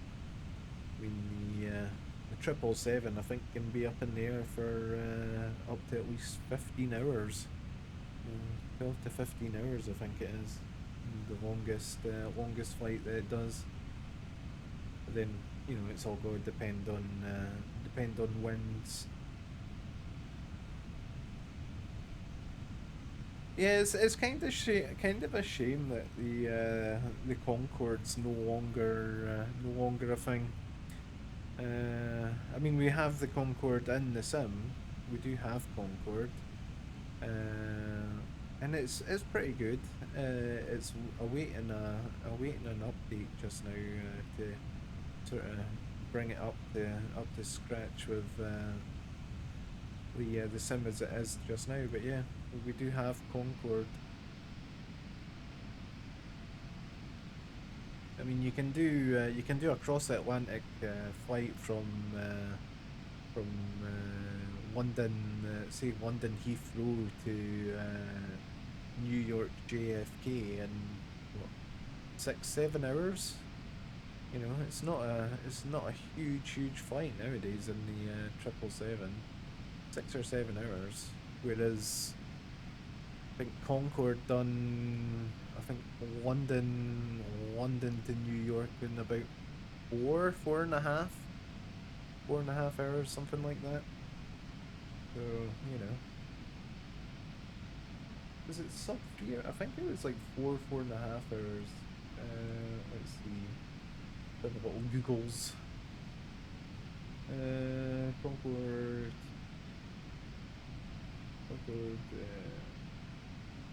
Heathrow to JFK. Heathrow to New York. Yeah, 2 hours 52 minutes. Yes, that's not bad. Yeah. I must have been thinking. It must have been Paris. Paris to New York was maybe the 4 hour.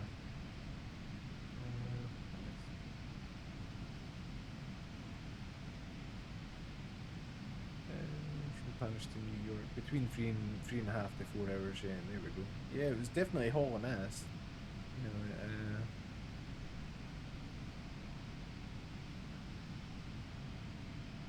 know, the Concorde. I mean, if it hadn't been so expensive to maintain, so expensive to run, yeah, it would probably still be here. You know, I think, you know, I mean, they only really retired them after the French air disaster with the Concorde. After you know, they realised it was going to cost them too much to, you know, make them that little bit safer. You know, just wasn't worth their time. So the language and languish in museums and the likes now.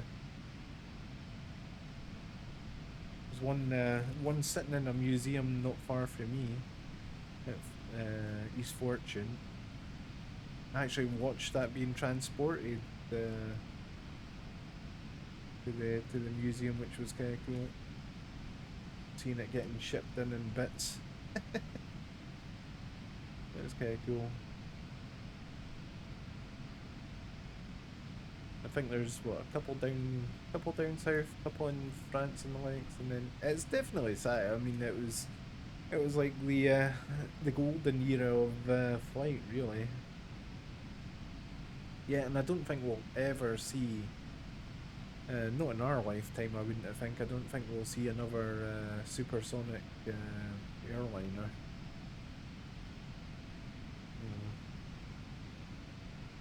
But when, you know, like the big air, yeah, that's it. I know, it's like just absolutely insane. Absolutely insane. Yeah, it was just a real shame that we lost them the way that we did.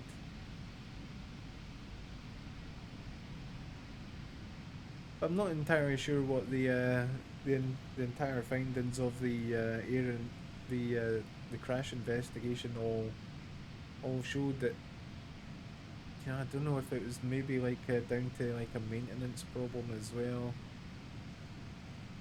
Yeah, it was just like an absolute freak accident. It'd be cool to see something like that, but I just like, with the price of jet fuel now, like, it would have to be super efficient for a you know, for a company to make a real go of supersonic commercial travel, you know.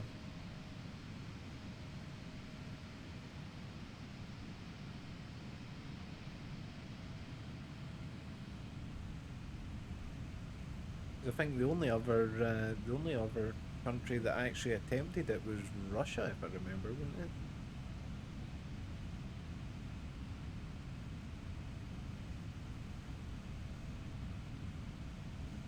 Yeah, I mean, you know, like, the technology probably just isn't there just yet for it. I think that's probably half the battle, and then, you know, it's like trying to find, you know, they're always trying to find what's most cost effective, aren't they?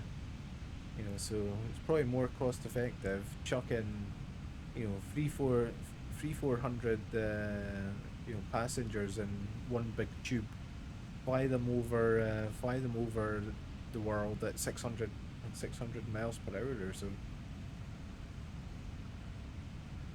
Yeah,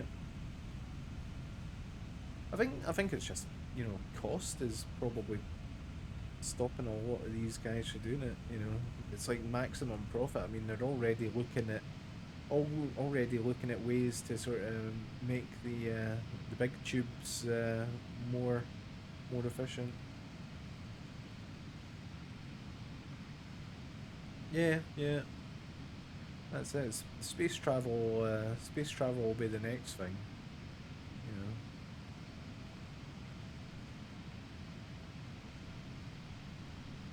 You know, as soon as they can reliably put people in space, you know, like numbers of people in space, yeah, it's guaranteed that that'll start opening up. Yeah, when you watch the technology that SpaceX have developed over the last sort of 20 years, it's kind of nutty. When you've got big organizations like NASA, you know, sort of saying, yep, come on over, you know.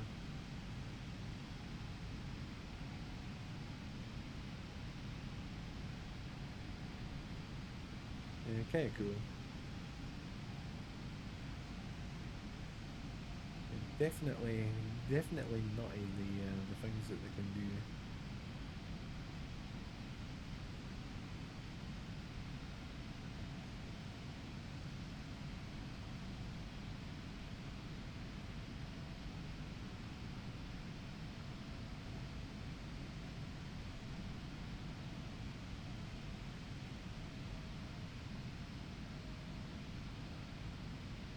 Back in office and down above, see what it did with the aircraft.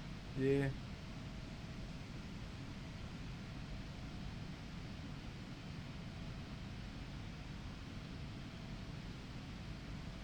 Oh, okay. So yeah, I'm seeing this. I'm seeing this supersonic company called Boom. You know, called Boom. Overture Super Factory. XP1. Look at that thing.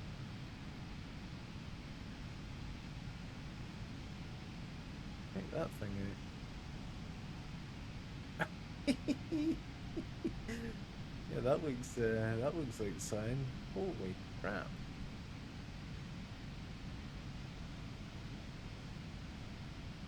The new super plane. Let's see.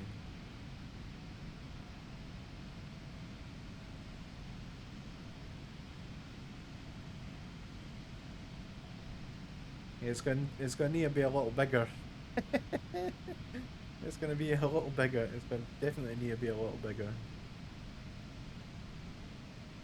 Look at that thing though. Holy crap.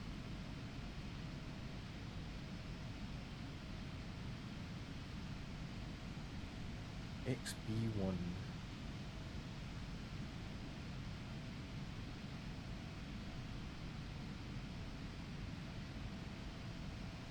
Yeah, that's it.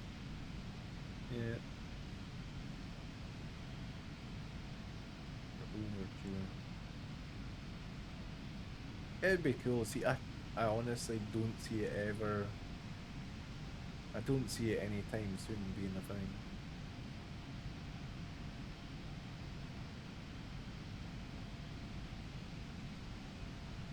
Tokyo to Seattle, New York to London. Back in the same game. It's only gonna be for the super rich, though, isn't it? You know, it's only gonna be for the super rich.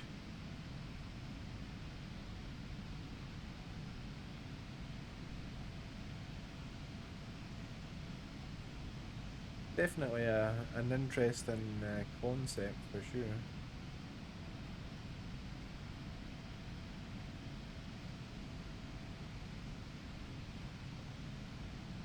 If you think being able to get from Atlanta to Madrid in 4.5 hours, Vancouver to Tokyo in 4 hours, yeah, that's kind of nutty. It's a cool looking thing, you know. If that was if it was to look like that, holy crap, yeah. Yeah, that's the thing, you know. Is but then you know, like I think as well, you know, like the internet has killed a lot of this stuff. You know, when you think you can be in a Zoom meeting, you know, with various people around the world, real time, you know, like you know, jumping in a plane and flying to Tokyo or whatever from, you know, the States isn't all too necessary now. Yeah. Who's involved with them? Well, Leonardo are involved with them. Collins Aerospace, Honeywell. Oh, okay, so yeah, they've got some big companies there.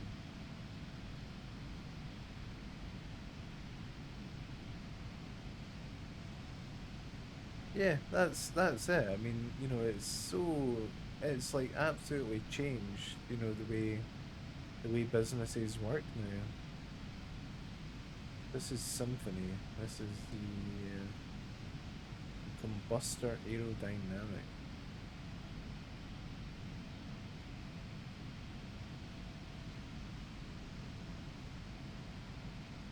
Air Canada 304 Heavy. Okay, fine. Contact Winnipeg Center 124 decimal tree. Bye-bye. Contact Winnipeg Center 124 decimal 3. Air Canada 304 Heavy. Bye bye. Negative Winnipeg Center on 124 decimal tree. Pretty sure that's what I said. 124 decimal 3. Arguing with me. Winnipeg Center, Air Canada 304 Heavy, flight level 370. Aircraft calling, I didn't get that. Air Canada 304 Heavy at flight level 370. Air Canada 304 Heavy, Winnipeg Center identified. What else is it saying? So they developed the engine architecture at the Paris Air Show. Complete the engine's conceptual design review. It is, yeah. It is. It doesn't like my accent at times.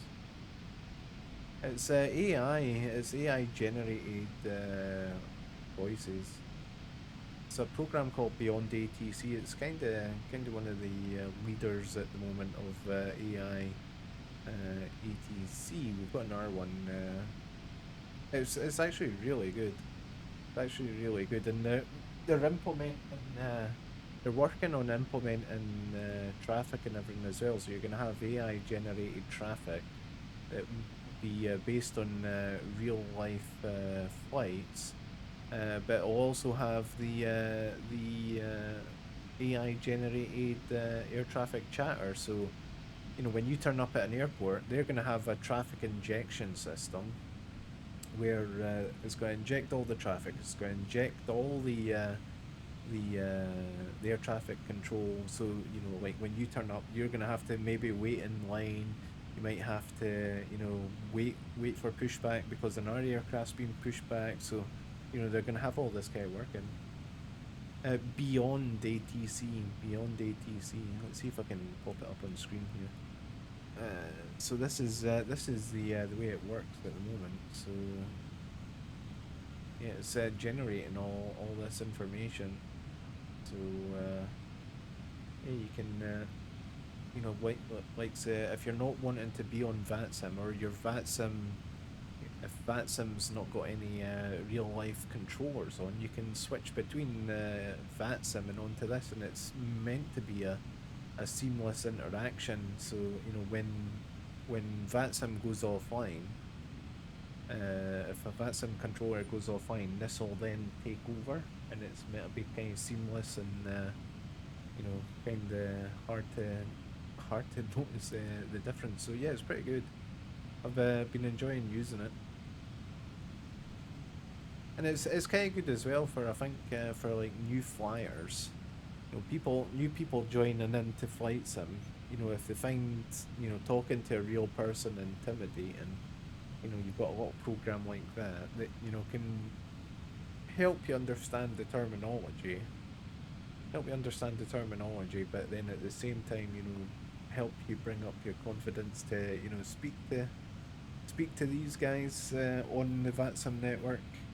And it's quite good as well because they get grumpy with you as well. They do get grumpy with you if you give a wrong read back, or you do something that's out of order. You know, if I was at a parking stand, and if I started to push back without permission, they'll give you a row. Which is kind of funny, and they'll give you a number to call, which is even funnier. You know. Yeah, it's a nice little addition into this. But we've got this one. We've got Beyond ATC. We also have another program called Say Intentions, which is an RAI generated Not AI generated ATC. Yeah, I think it's probably the most intimidating part of flying, to be honest, is you know, the air traffic controlling, because you know, you're having to understand, you know, not only procedure but charts, and you know, like you know, and having a fair understanding of your aircraft, you know, because you know, they might tell you deviate from your flight plan. So you know, if you've set up an aircraft and you know, you've just, you know, hit send all the information from SimBrief, say, and it's put everything in your aircraft for you, and then air traffic control all of a sudden is going to say, right, I want you to deviate from Aglin, say, and you know, I want you to turn left heading 270 from your present heading, descend to a certain level, and you know, you've got the information on your you've got the information in here on your FMC telling you that otherwise, you're gonna panic. You know, you're gonna think, what the hell did I do here? But you know, beyond ATC, it's a lot more forgiving. Yet you still need to kind of understand what it's doing, but it will stick to flight plans a bit more. It will vector you for stuff, which is kind of cool. I enjoy that. You know. It is, and it'll pull information from the sim. So, say your flight plan saying wanting you to land on. Oh yeah, like that's the problem with say intentions. It's super good. It is super good. You know, it's got a full implementation with Navigraph, all this. But it's the cost of AI generation, you know. Until the cost of the AI comes down, it's, you know, it's kind of stuffing you. Beyond ATC, you've got, you know, a one-time purchase. I think it's like $30. I think $30 for the basic package. And then it's got like a basic voice pack, which are very good, or you can use a AI generated voice, and which uses characters, so you do get charged for your characters that it uses. No, that's it. So like what they have in here is, let's see, I'll share the screen, is so in here they've got this basic voice model, which is at no cost, or you can use premium characters, which is uses data. So that's what I'm using just now. Like, you can purchase, I think it's like 250,000 characters for, I think it's like $10. I think it's $10. What is the cost again? I forget what the cost is, but yeah, you can purchase more characters. I mean, I've had 250,000 character. Like I had the initial 250,000 characters. I've done a bunch of flights, and I've only used like 44,000 characters. You know. So yeah, like, to me, it's definitely the more friendly on the wallet. But then, AI traffic at the moment isn't implemented. They're getting ready to add that in. They've been starting building the framework for it now. So yeah, I think we're only like 3 months away from AI traffic, which will be good fun. Looking forward to that. Definitely looking forward to that.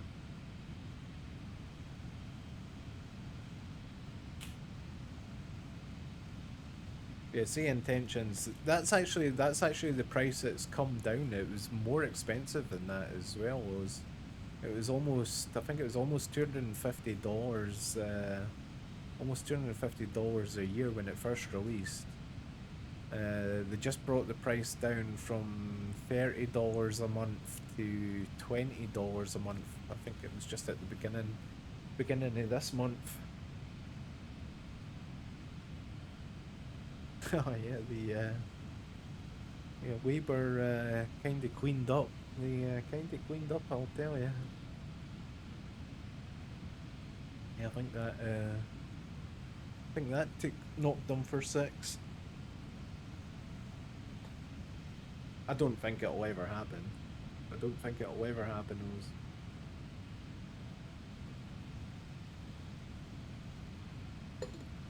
Not this year, not in the next 5 years, I wouldn't imagine.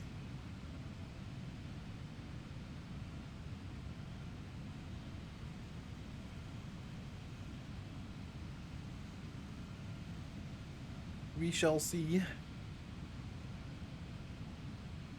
We shall see.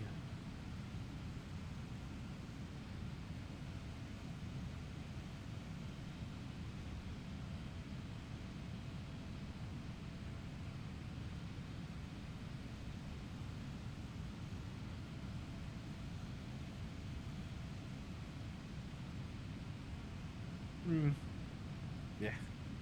Worry about it when it happens, anyway.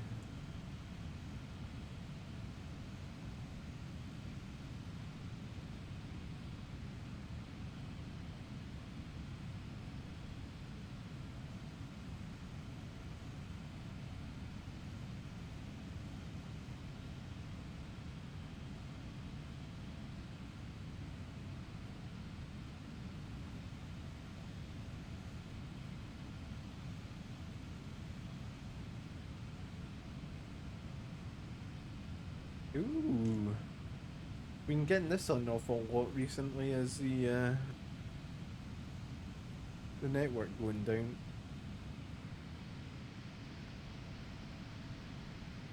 Looks like we're getting into that weather now. It's not far away, I don't think. When I looked at the chart, we were on our way into some. We were on our way into some weather here. Yeah, we've got some. Yeah, we have got some weather sort of moving in, moving east. Not going to get bad until we get over here. Air Canada 304 Heavy. Contact Winnipeg Center 132.9er. Contact Winnipeg Center 132.9er.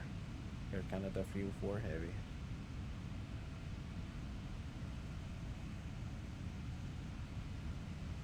Winnipeg Center, Air Canada 304 Heavy, flight level 370. Oz, thank you for the lurk. Greatly appreciate it. Aircraft calling, say call sign.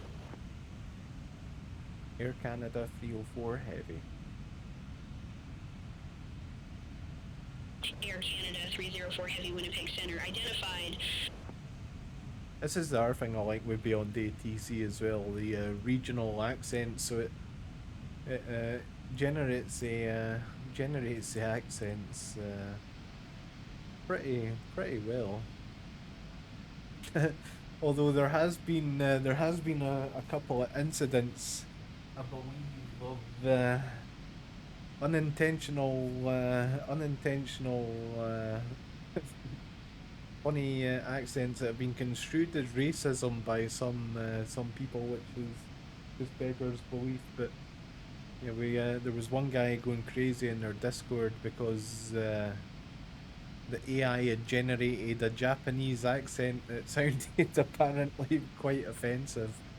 It's like out of their control. It was all down to AI generating it, but what the hell are you meant to do? They have no control of that. But yeah, one guy he'd really taken offense to it, and he was unsubscribing and all kinds of stuff. It's like, oh shit.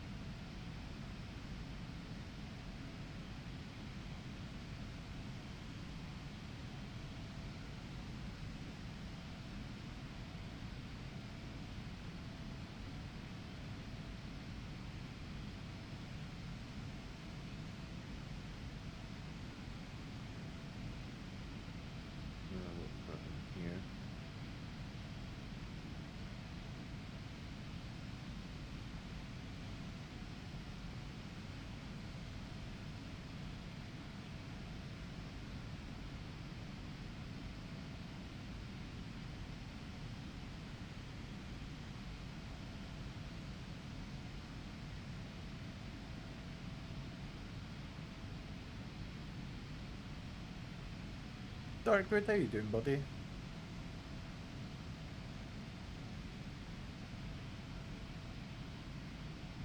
How the devil are you?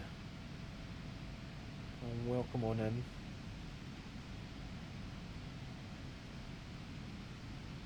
I think we're okay now.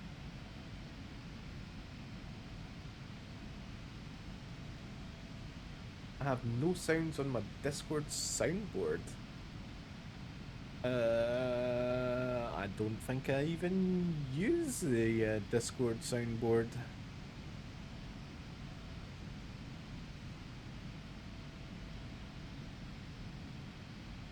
I didn't even know it was a thing.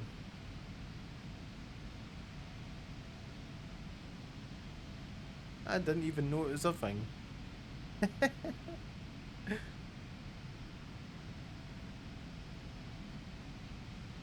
How are you doing, buddy? What have you been getting up to? For real?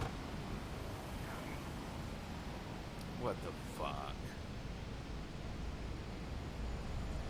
Yeah, it's not That's something I've become a ever problem in really, here, hasn't ever really noticed on Discord. When did they implement Look, that? this dude's taking off immediately and going to fuck him up. He just turned his helo around. Get him. Turn on my R60s, you fucking cocksucker. Are you in the UN skin? Yep. One of my engines isn't even running.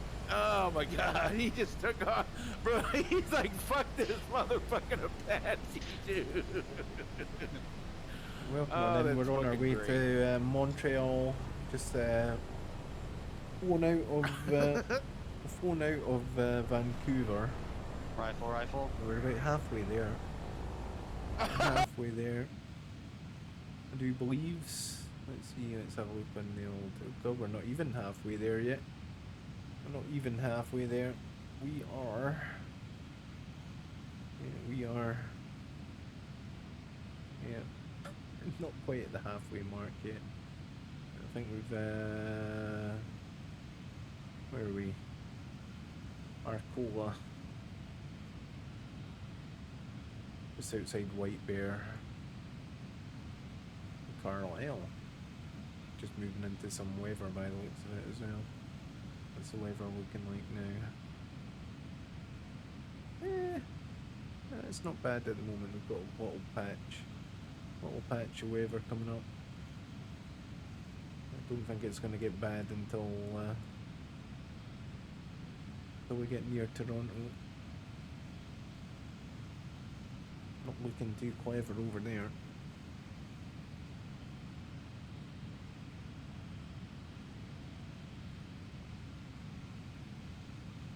Not looking too clever over there at all.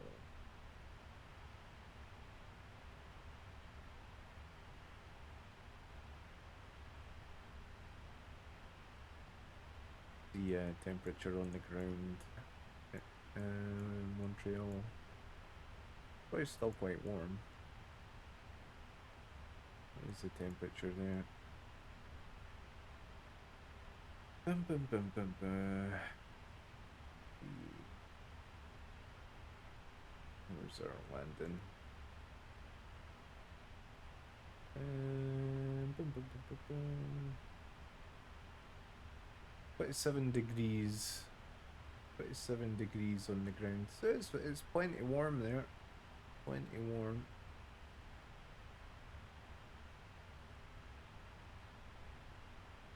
What else have we got here?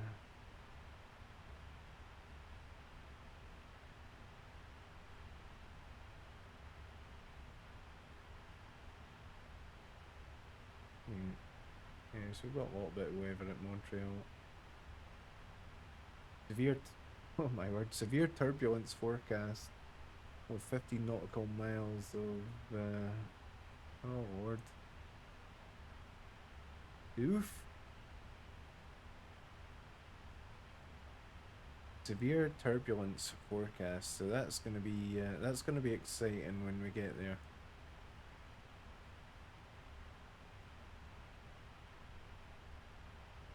That'll make for an interesting approach.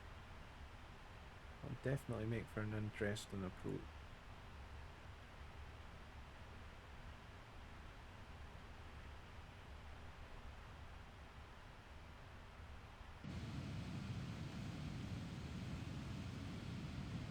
Looking forward to it like a hole in the head.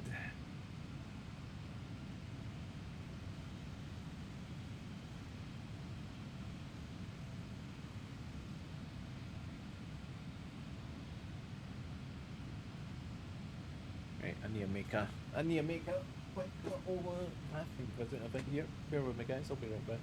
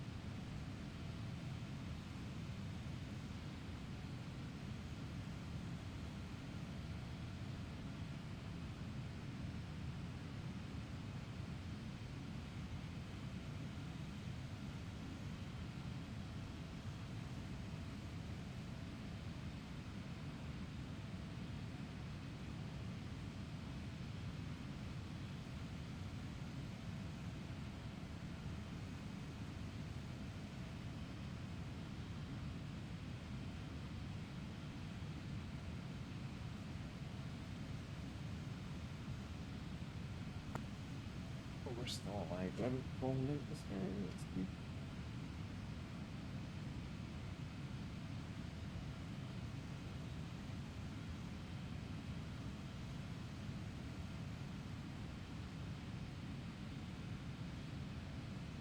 See if there's anyone at Montreal just now doing any live stream. Let's have a look, see if we can see it. Might be lucky, we might be able to see what the weather's like. Let's have a look, see. Air Canada 304 Heavy, contact Winnipeg Center 132.25. Have a good day. Winnipeg Center 132.25. Have a good day.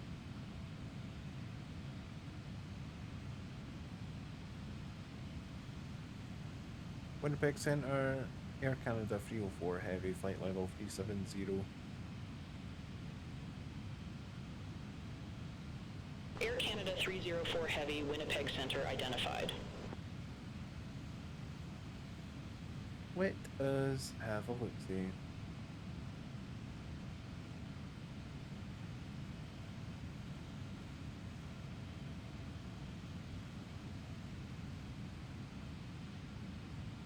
Anyone there?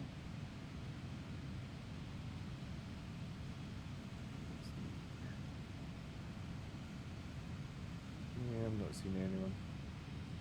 Not seeing anyone there. Sometimes you get lucky and be somebody doing a live stream from the Shippers Angling. Oh, is there anyone at Vancouver? Vancouver's something's quite popular. Yeah.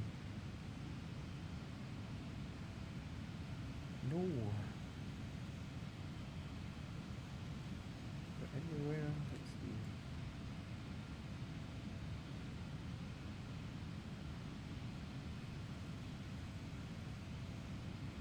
Not seeing anyone.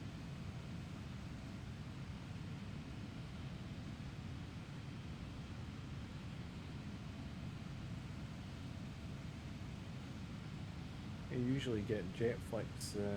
Jetflix is usually there at Vancouver. Let's see if there's anyone. Let's double check it.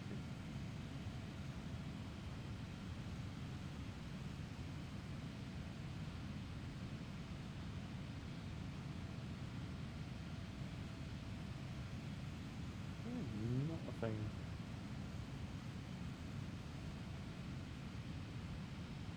Have a little spy some videos that have been put on.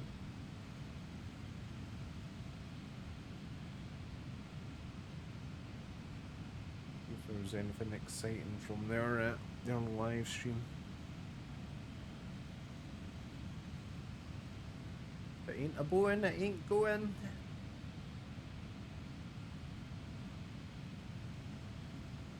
Yeah, that's cool. What is that, a 600? Yeah, it looks like a 600.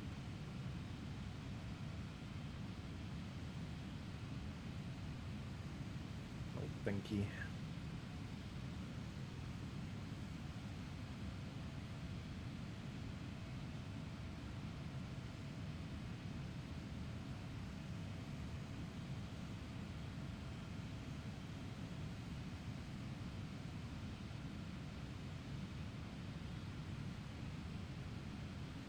Busy, busy, please.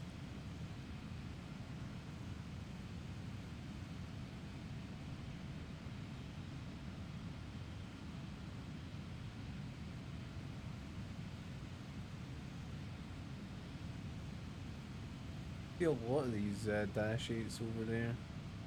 I don't think they were over all too popular over in over here. Dragon, how you doing, buddy? Welcome on in. Welcome on in. We're just doing a little flight for Air Canada here. Just about halfway between Vancouver and Montreal, on our way to Montreal on the 777. How are you doing?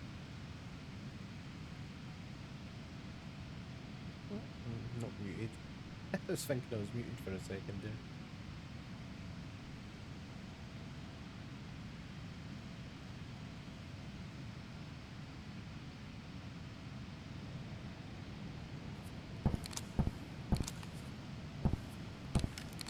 We're where the heck are we again? We're outside Winnipeg, I think. Just outside Winnipeg. Yeah, we're about halfway through our flight, coming into some severe turbulence towards Montreal. We're gonna see what that's gonna be like.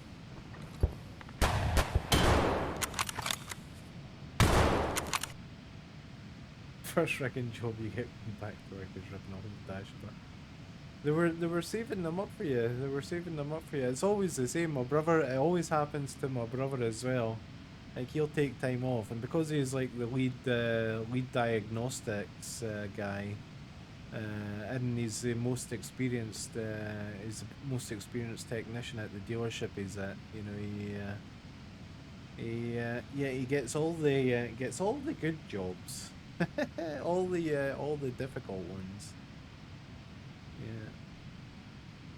So he's I think he'll be loving the day that he retires.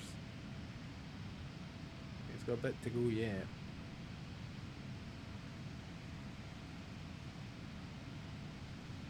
So is that you back to work now? Is that your 5 days up already? Are you back to work?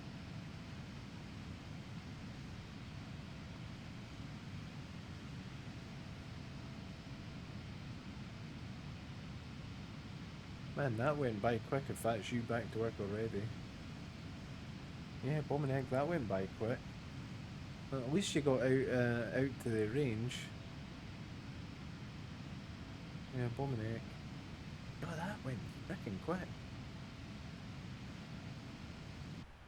That's kind of nutty how quick that went in.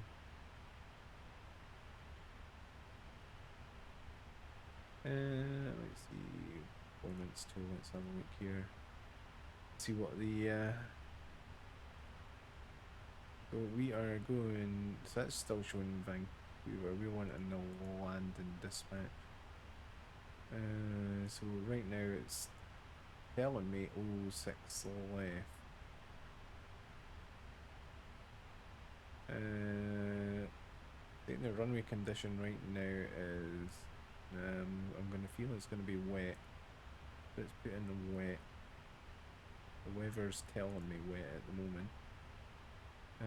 Flap config 30. Oh man.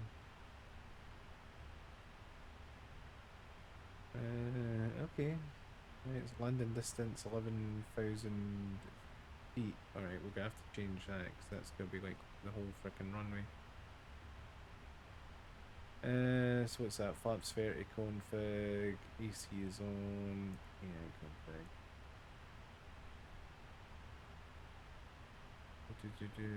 Wet conditions, flap config, that is flaps 30. Holy crap, I'm hoping that's yeah, that's telling me that I'd be right. Landing distance is 11,001 feet. The frickin' the airfield's frickin' 11,000 feet. Ugh, yeah, the blooming heck, yeah, that's always the worst when you've got to like reach into places and frickin' all that. Yeah, you end up yeah, like the guys designing them. The guys designing them, they've got no forethought for the guys working on them, so they'll be like, yeah, we'll just cram that in there, that looks good. You know, need to twiddle that little 10mm nut somewhere that's like with you know, like half an inch of room between it. You need the hands of a small child just to get on the bloody thing. The amount of times that I've had to make, you sort of had to make your own tool. That, like, my brother, like, it's funny, like, seeing some of the tools that, you know, my brothers had to sort of piecemeal together, you know, buy an old chocolate box wrench or something and then, you know, modify it so you can get into a place, you know, that's like otherwise inaccessible. Yeah, dealership will buy like some of the special tools needed, but then they're freaking crap, you know. So yeah, the techs end up obviously buying their own. You know, it always boggles my mind, you know, that you're working for these big companies, but yet they expect you to have your own tools. They'll not buy you tools. It must be the only industry in the world where they force you to buy your own tools. Like, you know, and it's, you know, it's the same everywhere. It's like I can't think of any dealership that buys their techs tools. I can't think of any over here. Like, I know occasionally they'll give like some of the dealerships with like apprenticeships. They'll give like a tool bursary, so they'll help them out in the beginning to buy some of their tools. But then, yeah, you know, once they get qualified, yeah, they'll buy all the specialized tools. Yeah, it's the same for all the dealerships over here. They'll buy the specialized tools, but they'll usually buy the cheapest of the cheap. So, you know, they tend to be, you know, like chocolate box tools. They'll last for a little while, but not overly long. So you kind of end up forced to buy, you know, from Snap-on or, you know, what's the other one, Teng tools, and there's a few others over here that back them, you know. Yeah, pay through the nose for it as well. What's the big tool? What's the big tools that you guys use over in Canada? Do you guys guys use a lot of Snap-on, or you guys use other? What's your brand of choice?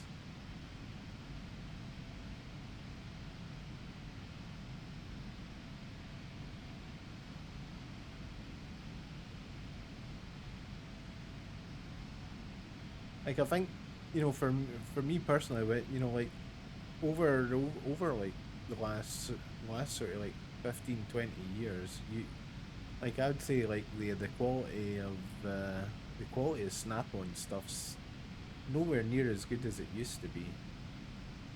Yeah. Snap-on got terrible. Yeah, Mac Tools. Yeah, they started making an appearance over here in the UK. Not quite as popular with like dealership techs. Find Mac more on the HGV heavy good vehicle sort of techs. Just bought a new Pika, it's got $3,000. Yeah, it's crazy money in tools. Crazy money. When I was Air when I Canada was still in 304 Heavy, contact Winnipeg Center 118.0, bye-bye. contact Winnipeg Center 118.0, bye bye. Right. Winnipeg Center, Air Canada 304 Heavy, flight level 370.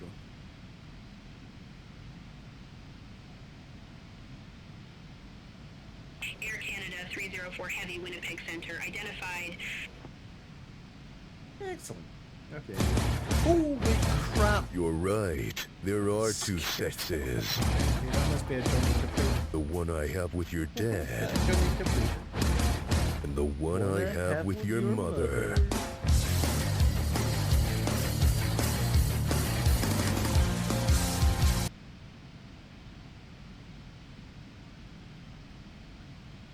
Welcome on in, whoever it is. I think it might be Johnny.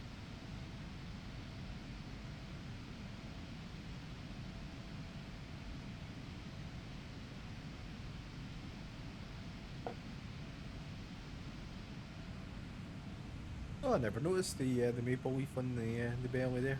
No, you. Oh, that's get cool. I never noticed that before.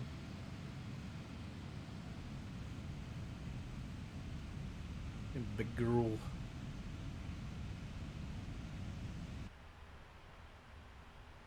What are you doing? Are you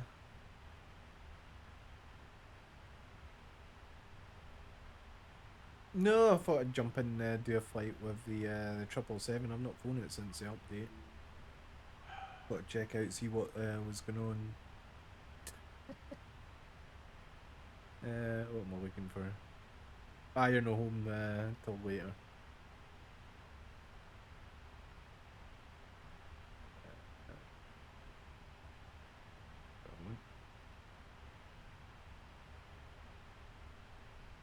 I don't think so, Dragon. I don't think there's been any mention of it yet. I think it's not scheduled till any time.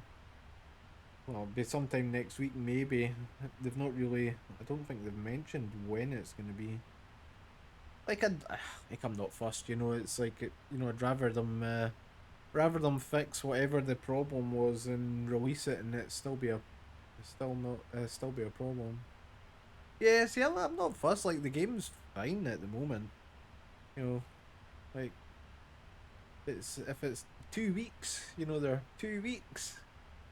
You know, as long as I'm hoping that I'll be able to get a flight of the Chinook before I go into hospital. It's not the month is quickly ticking on. I mean, that's what's the date today? It's like what, the 5th or the 6th? It's the 5th. So yeah. hopefully the Chinook's released before I go in.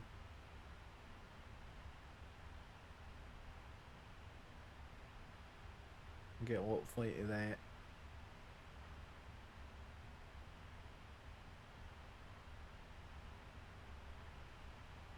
I'm actually surprised there's not been any videos of it yet. They were on about some videos of the Chinook.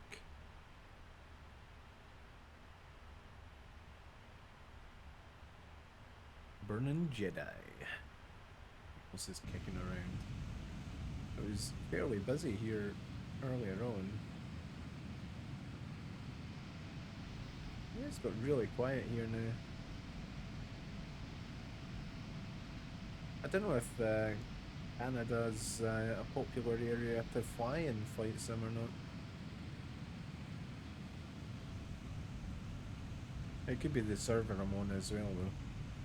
Wonder if we switch servers, see if there's anyone on the East USA server over here. See what pops up, see if it's any busier on the East USA server rather than the West.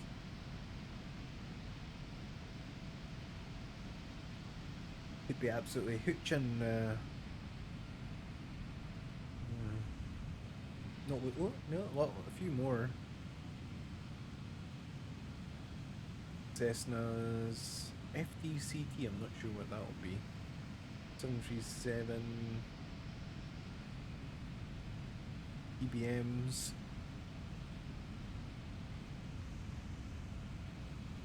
Yeah.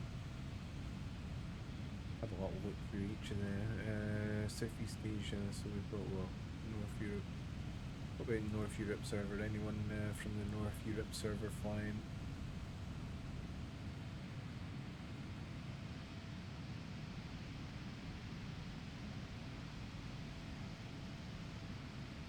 Yeah. Like I'm flying into Montreal, and the live weather is showing severe turbulence and storms over Montreal, but temperature on the ground is 27 degrees Celsius. So yeah, it's hot. It is hot. I imagine it'll not be. It's been like winter here. It's like crazy cold here. I don't know what the deal with summertime in Scotland is just now, but yeah, it's like properly cold. I think it was like 4 degrees Celsius last night. I'm telling you, I was saying to my brother, it's waiting until I go into hospital, and then we're gonna have a heat wave, guaranteed heat wave when I go into hospital. And yeah, hospitals, heating is always on in the hospital.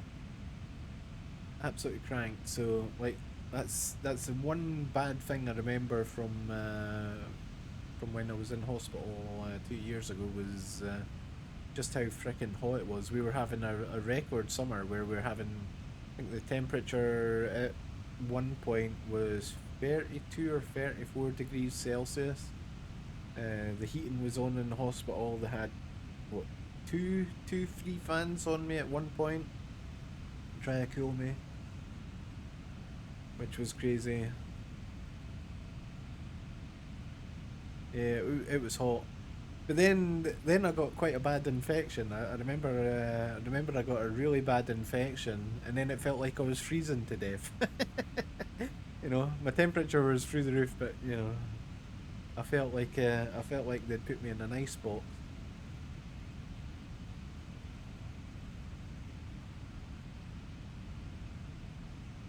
Yeah, they had to put me. They had to give me a sedative to put me asleep that night, because yeah, it was like, I don't know, I was like shivering from like 10 in the morning till like 4 in the afternoon, trying to fight off this infection, and the fever didn't break till I think it was like 4 a.m. the following morning. Yeah, I was not good. I was not good.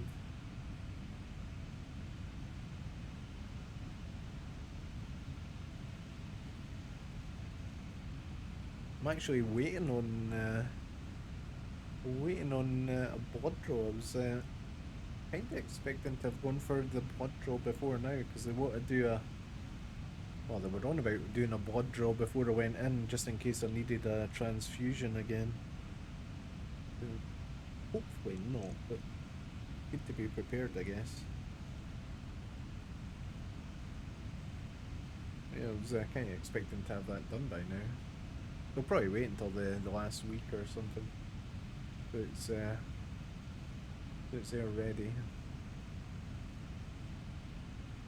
Does your workshop have AC at all, Dragon, or is it like my brother's work and cost too much to have that kind of stuff?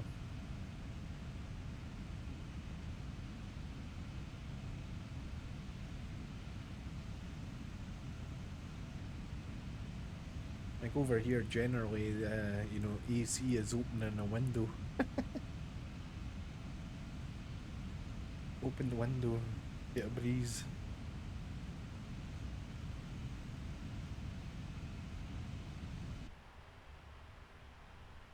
Ah, yeah. Like when I was in accident repair, we were fully air conditioned, fully heated.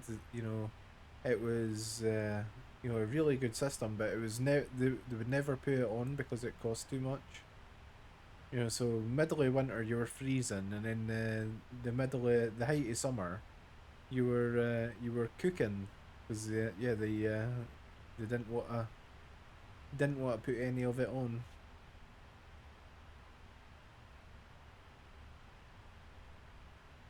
On the plus side, things didn't take long to dry. Used to be the worst thing in winter was, you know, if you were repairing panels and if you had to use any sort of filler, it would take forever to cook off. A lot of times we were having to put flash heaters on panels and things just to dry things off. Prime a panel, and it would take frickin' 2 hours to dry before you could even do anything.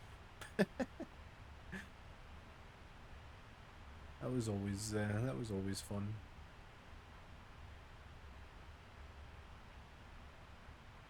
Relying on the workshop floor, repairing something, and concrete was absolutely freezing. That was always good too.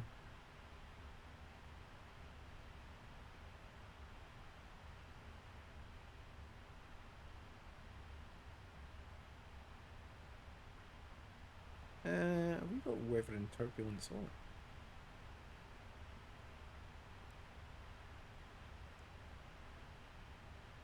It's weather and turbulence on. I don't know if we wait, they have simulated the weather radar in this. Never actually looked to see how it pops up. It is populating though. Oh, look at that. We'll have to spy on that.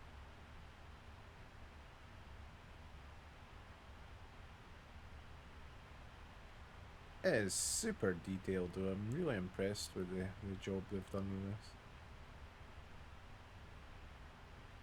What's that? What's that sticker all about? Transmitter.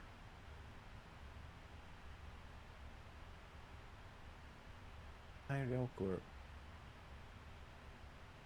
Oh, I never noticed the what did that say? This all been done for the airline.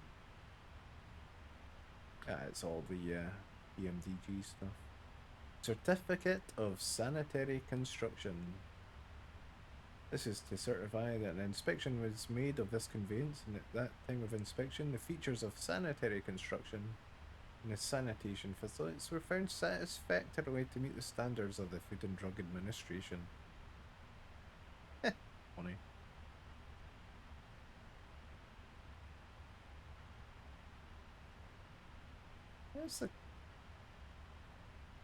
That's quite cool. They've gone into some nice little details. Standard airworthiness. Doors attached. Yes. It's got all the bolts.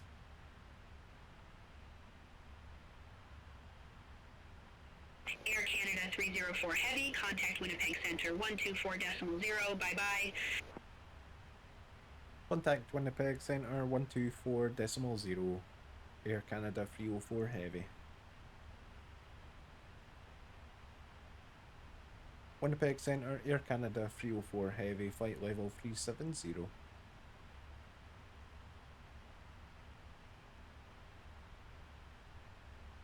Canada 304 Heavy, Winnipeg Center, identified. God, he sounded like he was having a boring day. He didn't sound the happiest.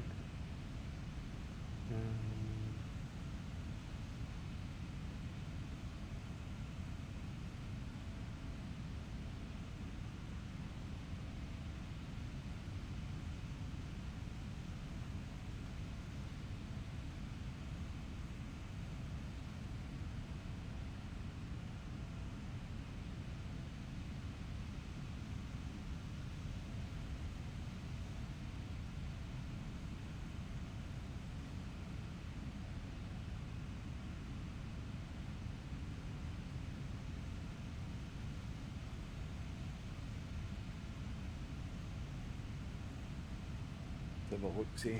Not had a look on the old Discords today. See what the see if there's any new information coming out. See if there's any word on updates or anything for anything. Oof. Yeah, I'm telling you, it's a good job. Hopefully you're getting paid well for. It's kind of nuts, you know, the amount of money that you'll have in your toolbox. So, like, I hate to think how much my brother spent over, like 30 years.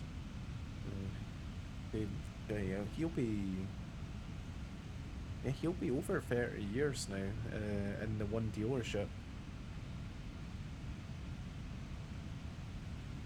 Ah, it's a stock shop special. Air Canada 304 Heavy, contact Minneapolis Center 127.8. Have a good day. Contact Minneapolis Center 127.8. Air Canada 304 Heavy. Bye bye.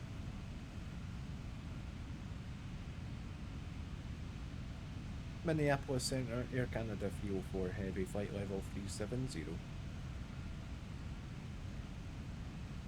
Just Air with the Canada heat. 304 Heavy, Minneapolis Center, roger.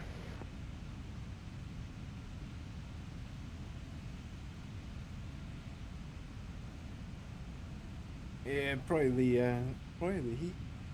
Just make sure you're drinking plenty, buddy. Yeah, there's nothing worse than when it's too hot and working in it.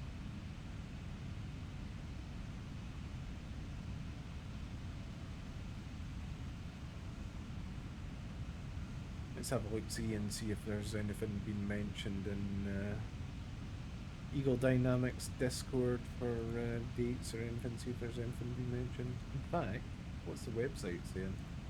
Has there been a new newsletter or anything? Have a little look, see. ECS, let's have a look, see. Have we got any information? Newsletters. Oh, okay, so 5th of July, we've got a new newsletter. See what this is saying. 5th of July, let's have a look, see.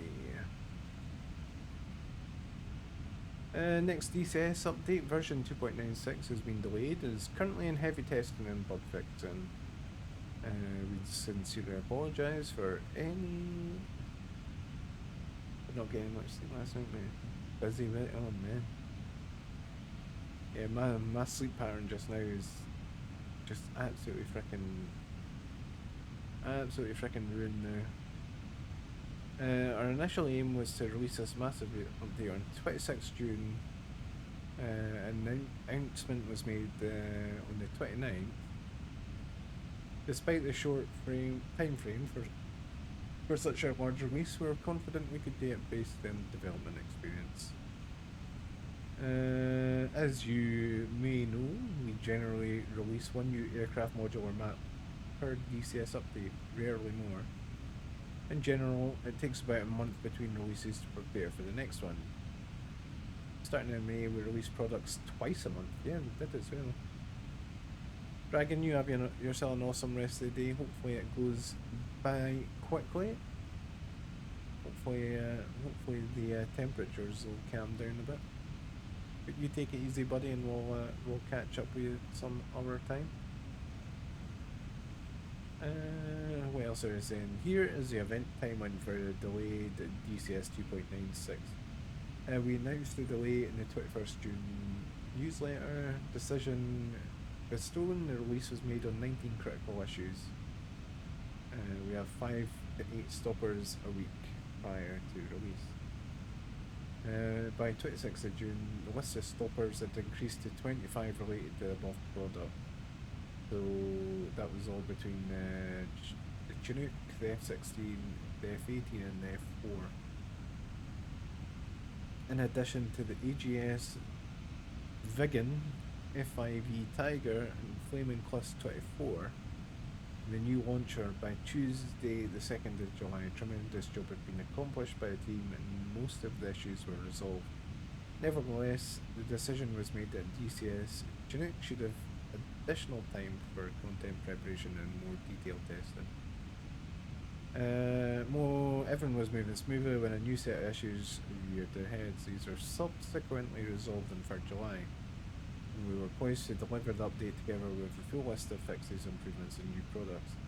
However, by the 4th, our quality assurance team reported new stoppers related to AI aircraft in addition to a broken campaign, and so the decision to further delay had to be made. Well, that's fair enough. We know that this is a very eagerly awaited update and it will provide a lot of new great stuff, including a fix to the DCS F-15E Strike Eagle. Huh. That's just for the radar. A new update will soon be announced on the Discord and other social media channels once we have very high confidence in it. Alright, fair enough, you know, fair enough. You know, they've had a bunch of stuff pop up in testing.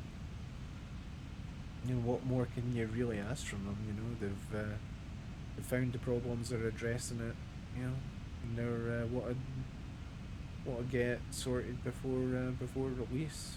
Fair enough. Fair enough. Okay. Yeah, that was like a month ago since the last patch, so you know that's pretty good. You know, like we're just over a month. Well, we're exactly a month. Air Canada 304 Heavy, contact Winnipeg Center 124.0. Contact Winnipeg Center 124.0. Air Canada 304 Heavy. Are we going back to Winnipeg Center? We were on Minneapolis. Winnipeg Center, Air Canada 304 Heavy, flight level 370. Air Canada 304 Heavy, Winnipeg Center identified. Air Canada, Air Canada.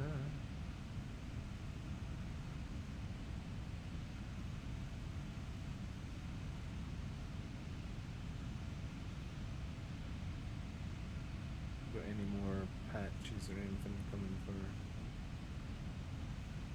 I expect them to see some more information from TFBI. I don't think there is any more information from TFBI at the moment.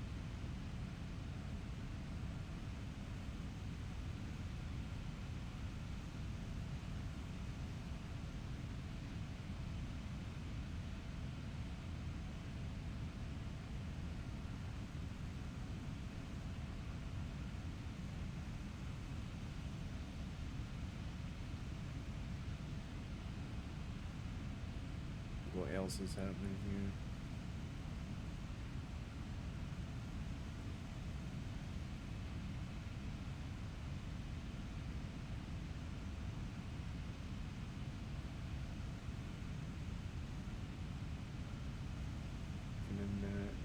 general.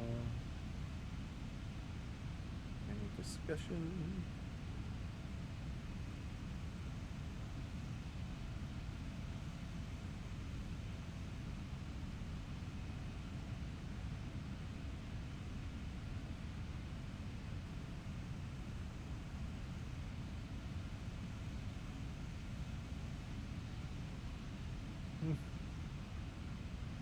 Okay.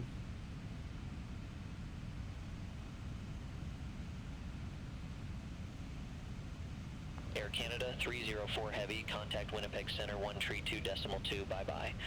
Yeah, they shift us about, do they not?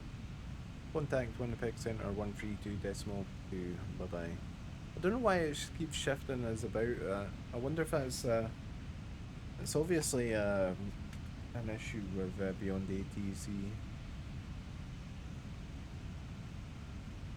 I might report that, see if there's any comeback in it. Air Canada Fuel 4 Heavy at flight level 370.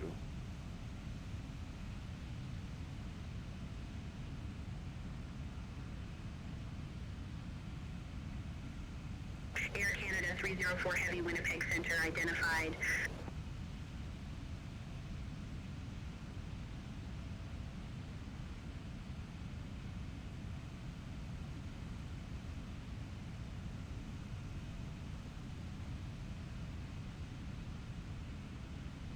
Let's see. Where's just had the Discord open. Open says I. Let's have a look. Let's go and mention that in Beyond ATC. Arrival departures. Sport.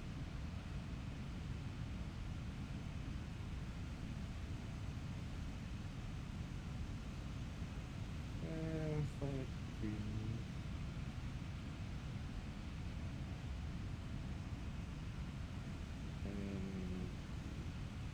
Hill.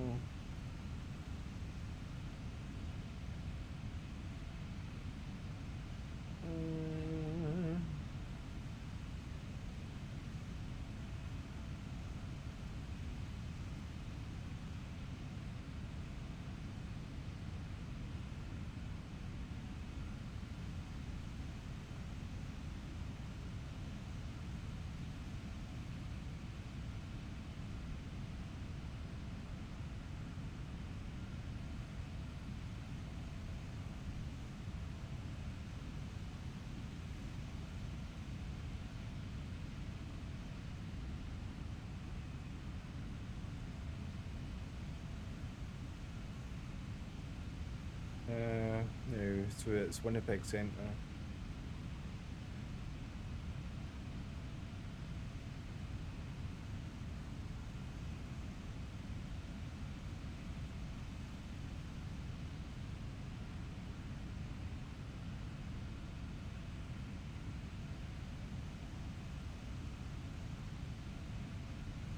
Minneapolis. I think that was it Minneapolis? I think it was Minneapolis Center, wasn't it? Yeah, Minneapolis Center that jumped in between, so let's mention that.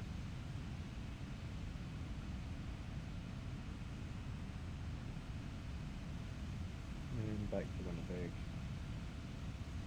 There's probably that's something that they'll be able to solve. We've got a huge list of stuff that they've been working through.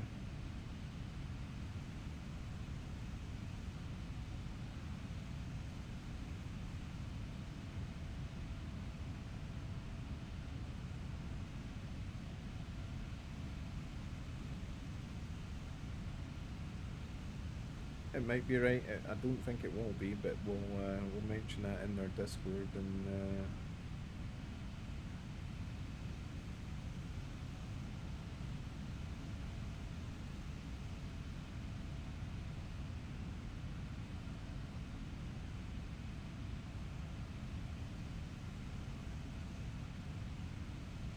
We'll see. I might actually paste the route. Paste the route in there, and then they can they can have a look at that. They might not be interested in looking at it, but you never know.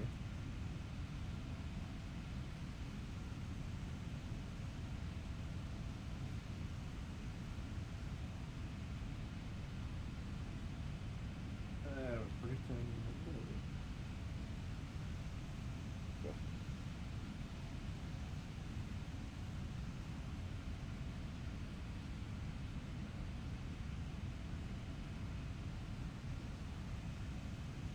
Give them that.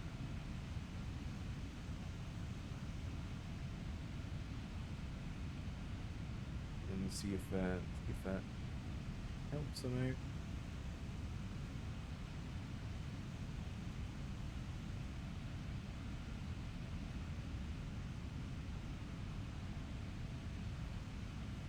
I was watching, having a look at that little video of flights in and out of Montreal.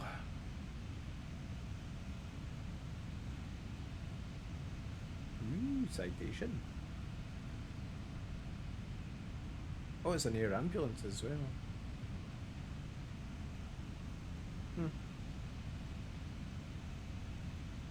Citation air ambulance. That's kind of cool.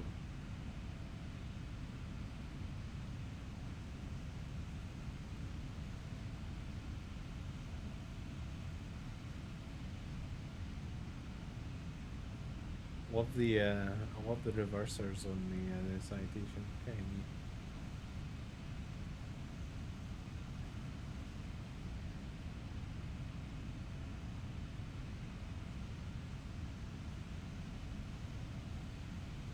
Challenger.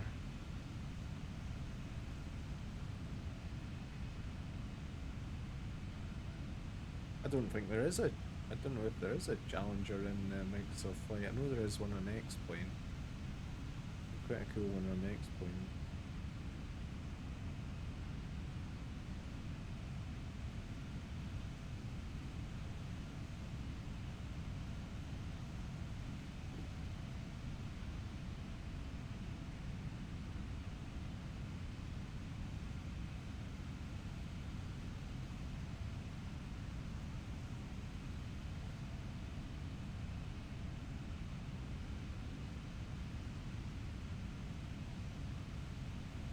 Zebra aircraft holdings Polaris.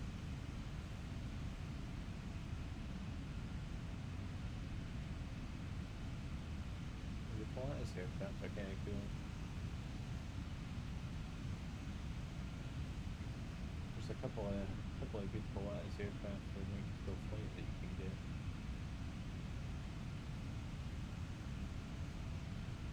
Flying Zebra holdings.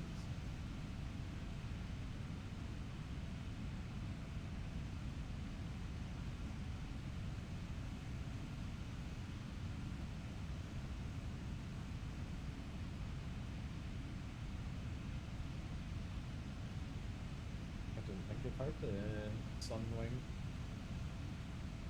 Guessing it must be like a regional, it's not a regional airline.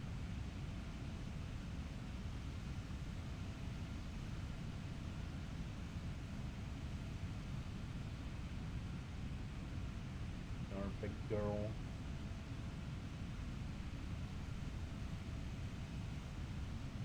She's chunky.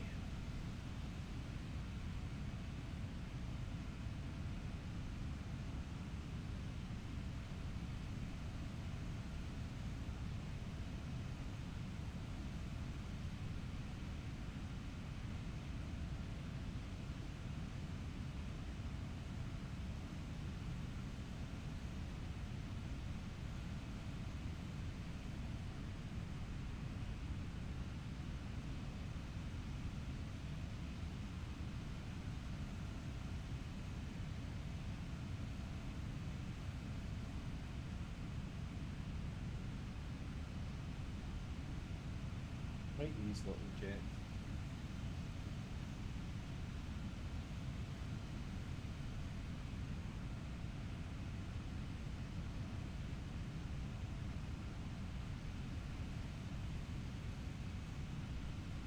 I wonder how many Dash 8s are in service over in Canada and the States.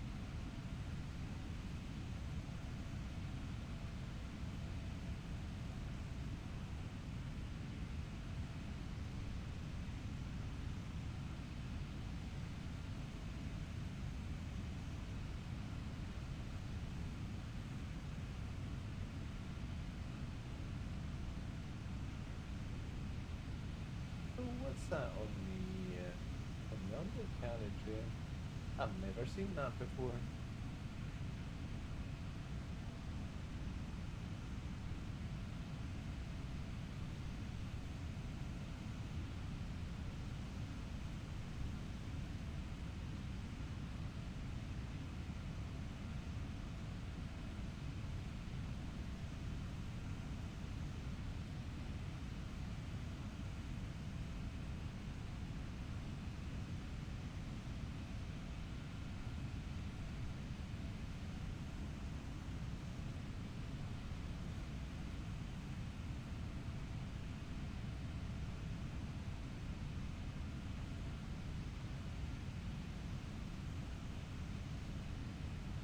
Just a dinky little thing.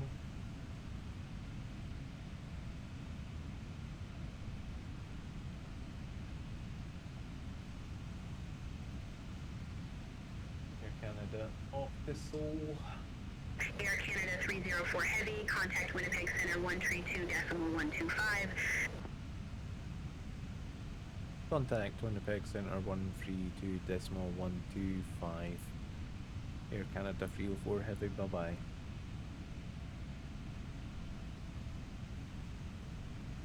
Air Canada 304 Heavy, flight level 370.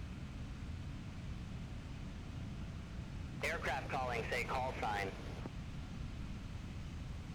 Air Canada 304 Heavy. Aircraft calling, say call sign. Canada 304 Heavy. Air Canada 304 Heavy, Winnipeg Center identified.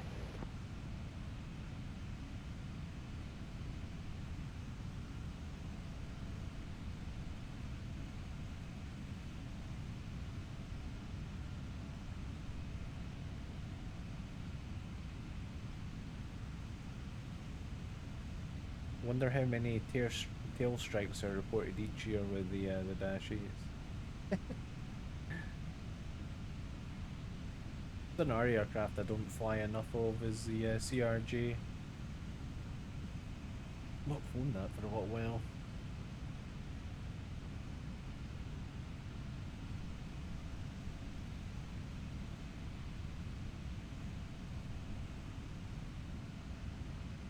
We were meant to be getting an update to that aircraft, but never did. Mattis ended up going over to PMDG, so I don't know if we'll ever see the update.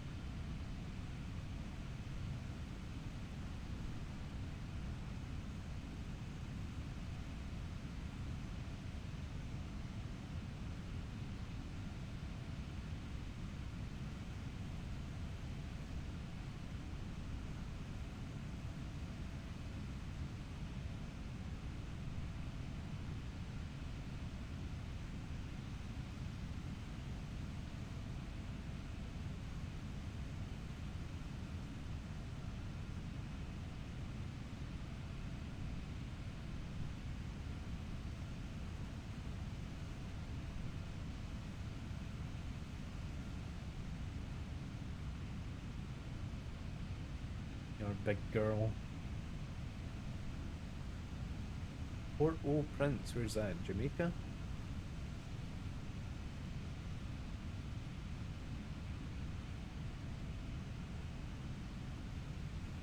Is that Jamaica? Port-au-Prince?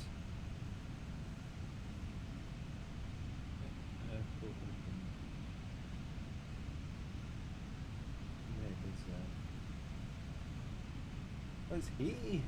In Haiti, okay.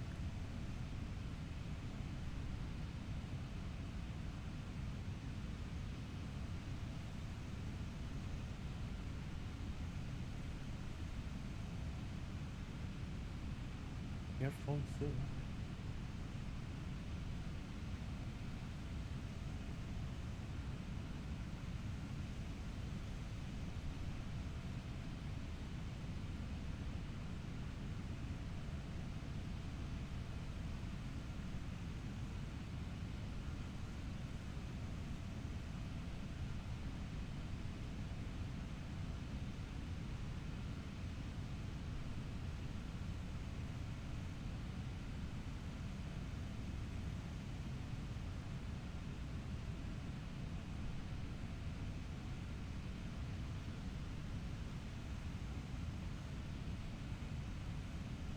A lot of these Dash 8s in Canada.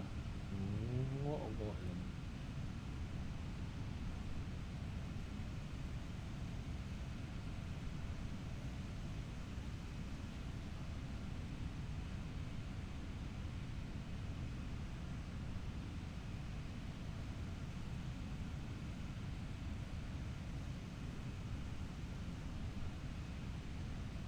Wonder what the big benefit of the Dash 8s was for Air Canada.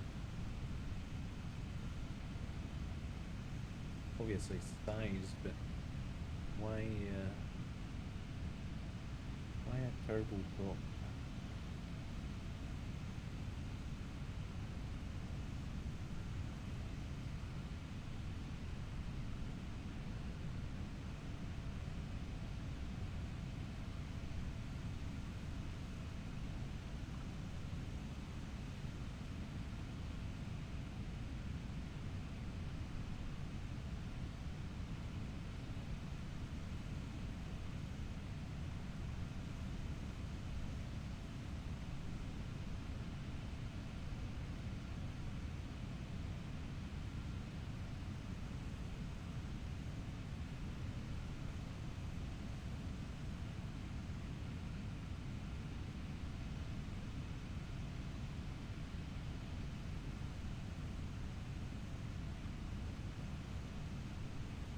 PC-12s are kinda cool. They're kinda cool.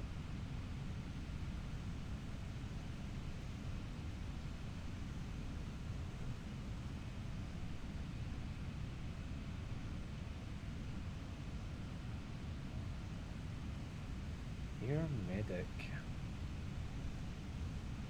I would have never thought of PC-12 as a medical flight.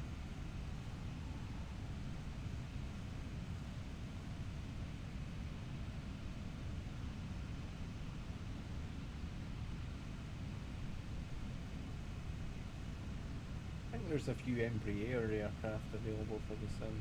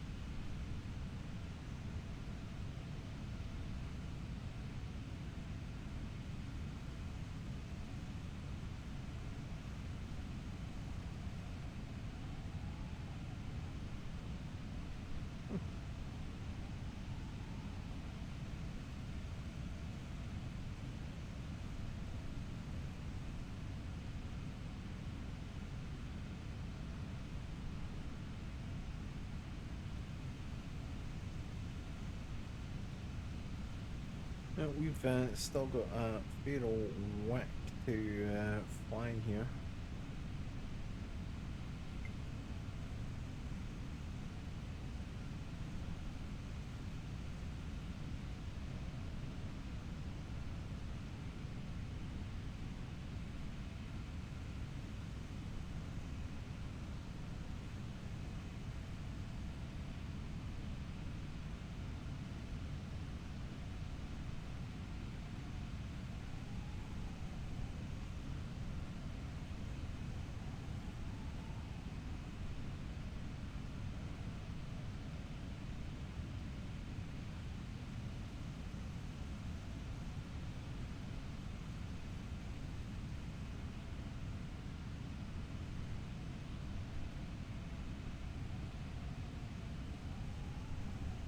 a little look at some of the 777 landings here.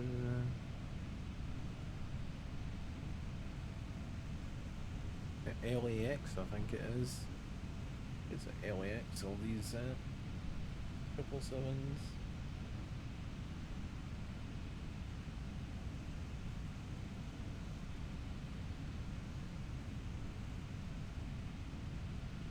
$13-hour flight that arrived from Manila to Los Angeles.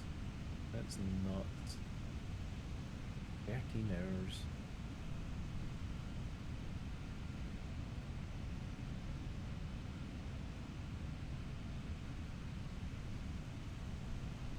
Can throw the flaps out, that's for sure.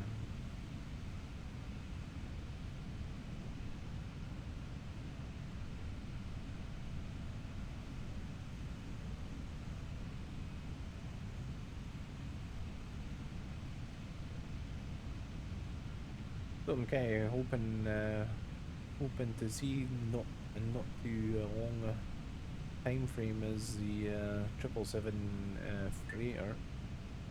Like doing cargo ops and flight sim.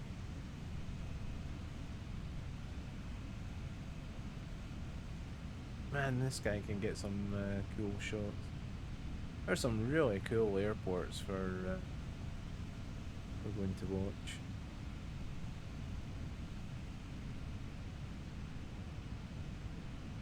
Edinburgh's quite a good airport to go and sit out watching the flights going in and out. If you get the good weather.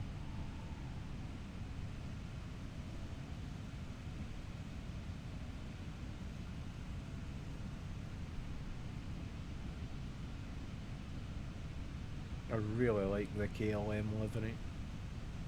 I think it really suits the Boeings. Woman adverts. Like YouTube, I swear, has been like absolutely destroyed with ads.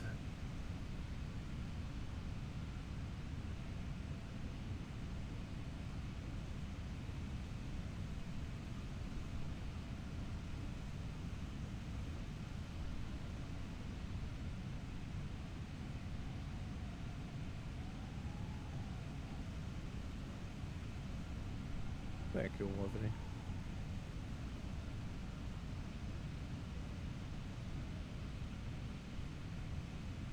Check that gear out.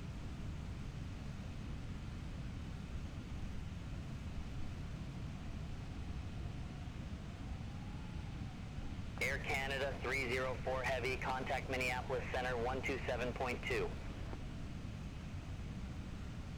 Contact Minneapolis Center 127.2 Air Canada 304 Heavy.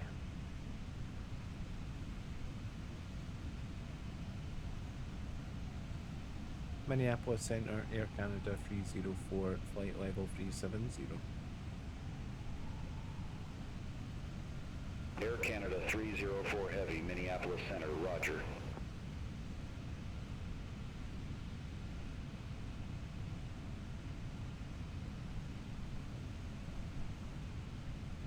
Etihad. The new livery's pretty cool. Suits it. They've got a few liveries.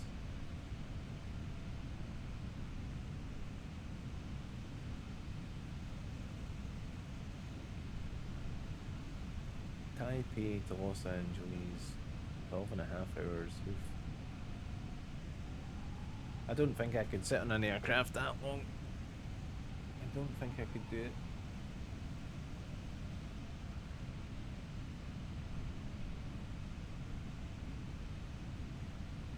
Well, it's not so bad if you can get up and move around, but by God, 12.5 hours. Oof.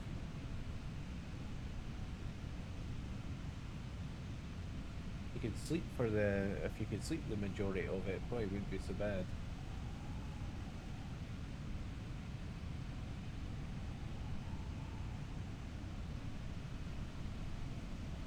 Air New Zealand, I think, probably got one of the best liveries on their aircraft.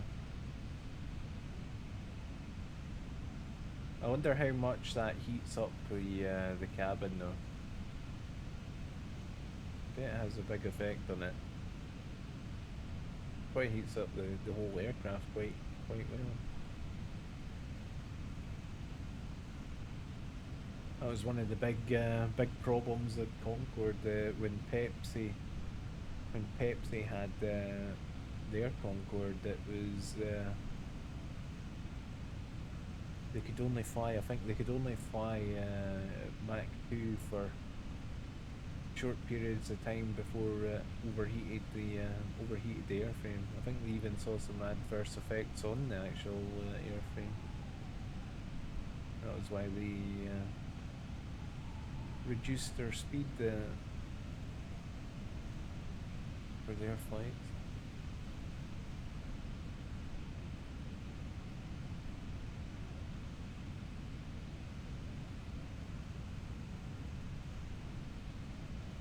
Hong Kong to Los Angeles, 13.5 hours. Oh man. I keep saying I'm gonna do one of these flights just to say I've done it. Then never do it again. And I think the longest flight I've done in flight sim was with the DC-6. I think that was like a 7 and a bit hour flight if I remember. We flew from the west coast to the east coast of the US. I can't remember where it was. We left it, took off and landed. It was a long ass flight.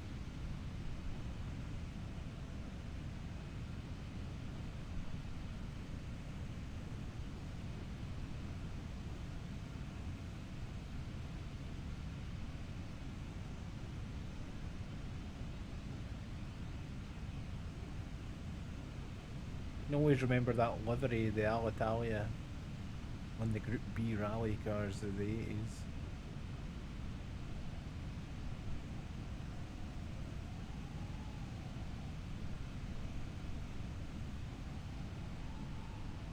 It was on the Lancia Stratos, if I remember, and what else had the Alitalia?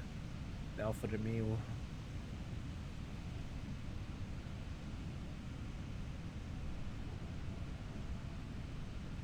I think there were some Mark II Escorts as well with the Alitalia.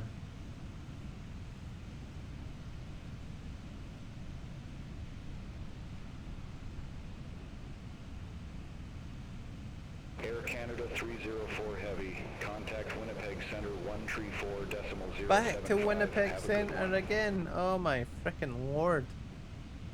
Contact Winnipeg Center 134.075. Air Canada 304 Heavy. Winnipeg Center, Air Canada 304 Heavy at flight level 370. Check that, yeah, that's good. Air Canada 304 Heavy, Winnipeg Center, radar contact. Radar contact.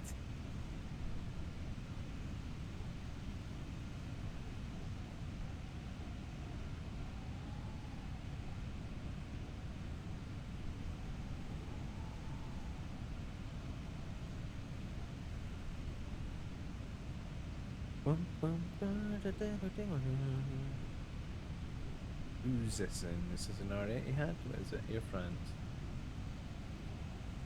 Air France.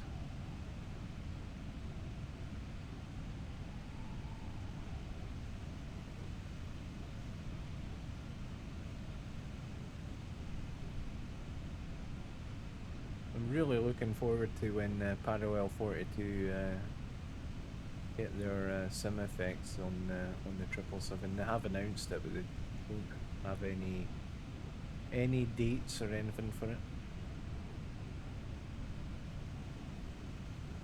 Really good on the A320.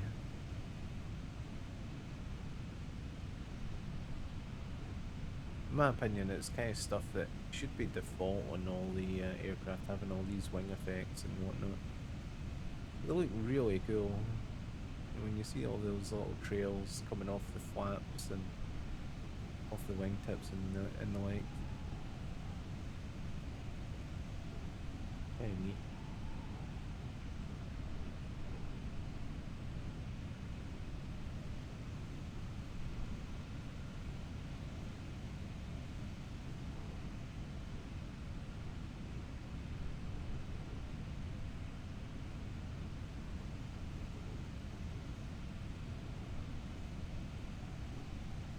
Wonder if we've got any videos of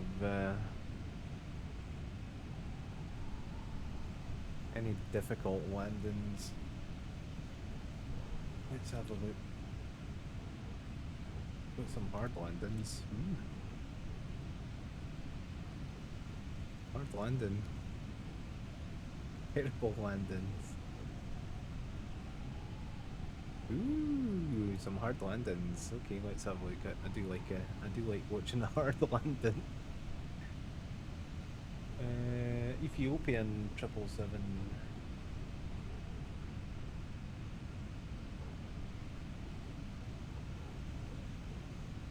I bet that was a fight. That looked. Ooh, oh yeah. Ooh. I bet his little butthole was twerking there. Holy crap!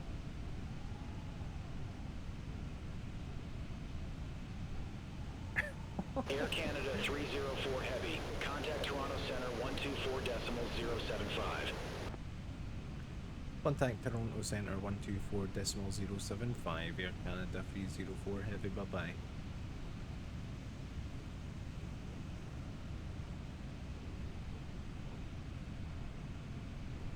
Toronto Center, Air Canada 304 Heavy, flight level 370.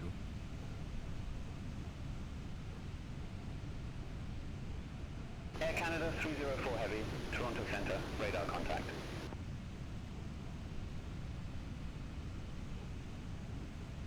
Yeah, that definitely Ethiopian cargo landing at Miami.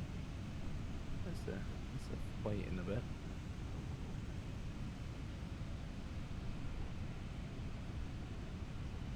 Let's see this Lufthansa coming in, see how he manages it.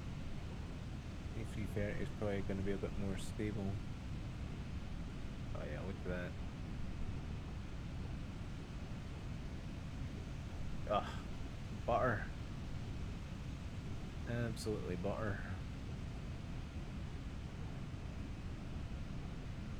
Love all these differences in the reversers.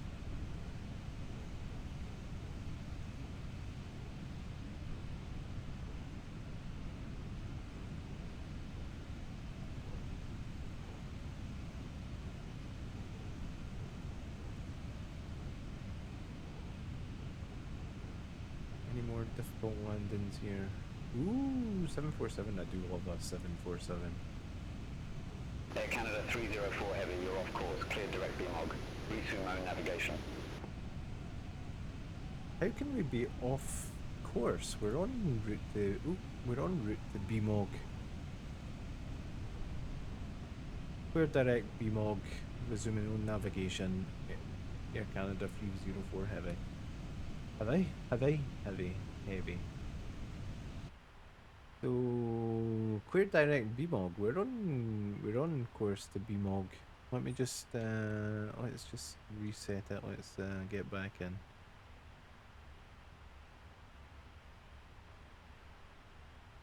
I mean, it's following that, so we shouldn't have any problem there.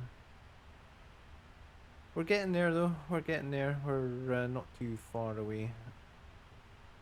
We are not too far away now.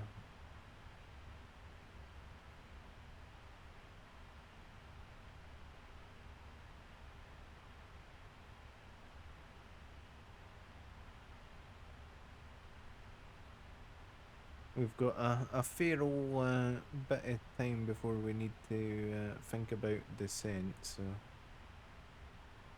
Let's unlock it. There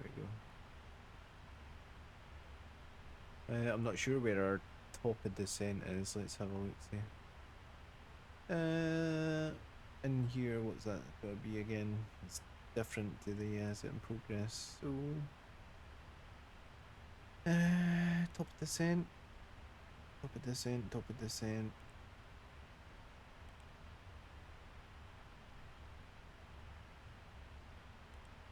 I don't think it gives us a step climb. Step climb. Let's have a look in our route page, see what the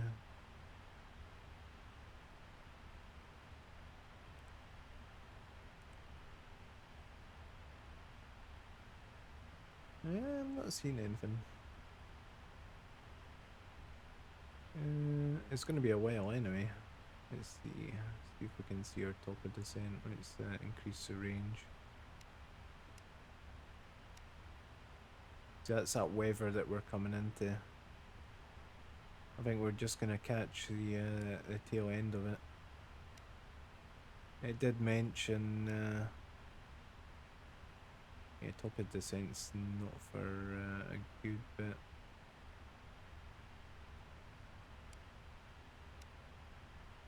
Okay, we're gonna start to get into that now. Let's have a look at Navigraph, see what the deal is there. See what the weather's showing. Oh yeah, that's what we're picking up on the radar. Yeah, we're just coming into some of it now. Okay.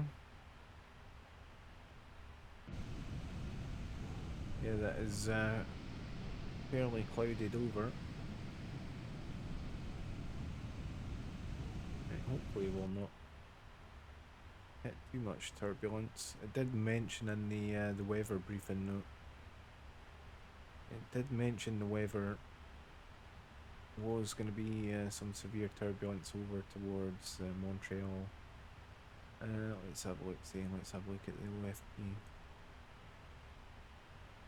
Montreal, weather is significant, severe turbulence forecast with a 90 nautical miles between N6658 and Whiskey Oscar 7132.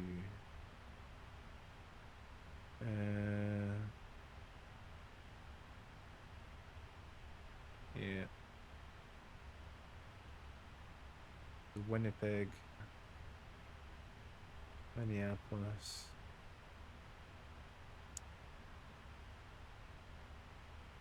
Okay. Let's see what the weather was showing at Trudeau on the ground.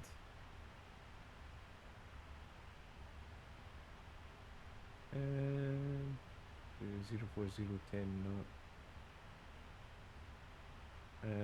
Few clouds broken at 14,000. 4,000. Okay. Right, so we might be in for a bit of weather on the descent, so that's fine. Okay.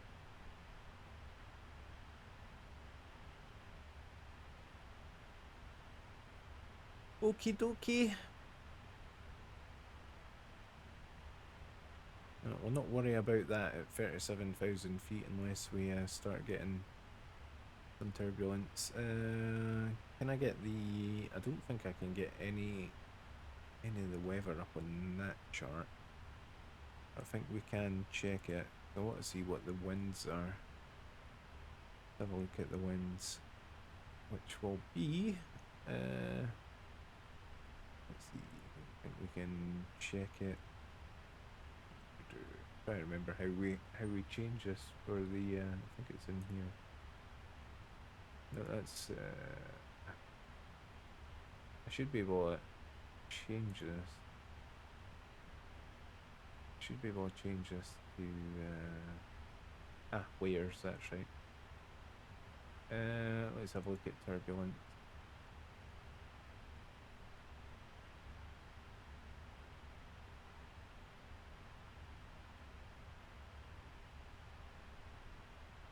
Right, have a look at the old turbulence.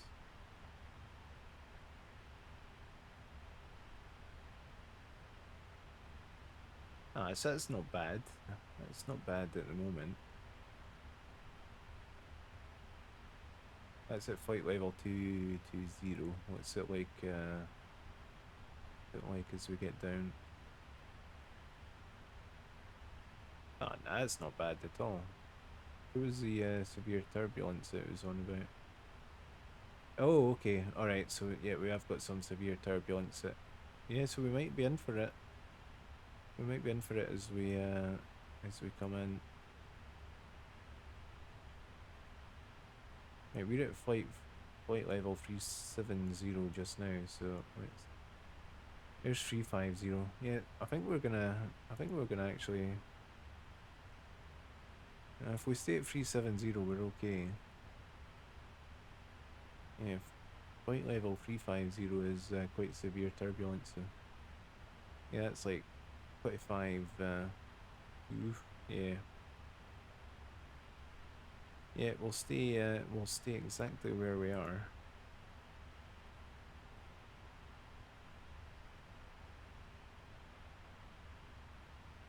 Let's get the wind barbs.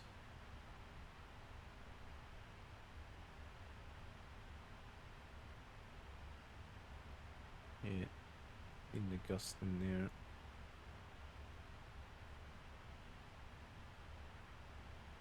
Yeah. Looks like we're okay on the ground at the moment. Is that changing at all? It's right. So we're expected in what time? What's our expected arrival time? Progress page. Progress page. So we are expected in at 22:43 Zulu. 22, so okay, so we've just casually nosedive. How you doing, Jaden? Yeah, so we've still got like 20 minutes to the well, that can't be right. Can't be right. We are in real time, so why is this? Still got 363 nautical miles to top a descent. That's at 22:19. Ah, sorry, that's the expected time that we're expected at PMOG. So what time is it now? 21:40. So we've still got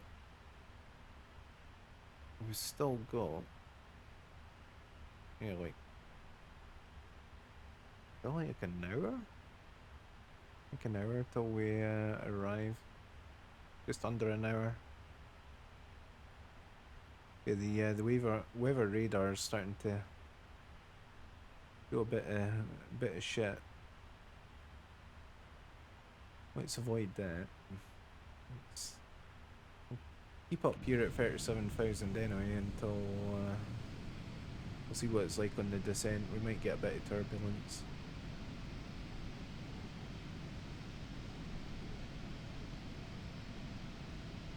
Yeah, when we look on the chart, Jaden, we've got some severe weather just up ahead of us. So yeah, we're just coming into it now, really.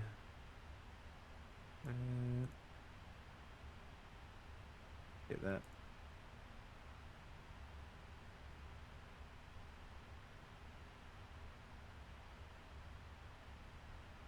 Severe weather. So yeah, we've got some severe wind. Got some severe wind up here.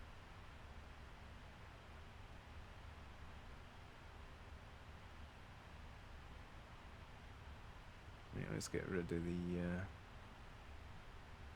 wind barbs. Yeah, there we go. You can see the weather that we've got coming in. We're just getting into it now.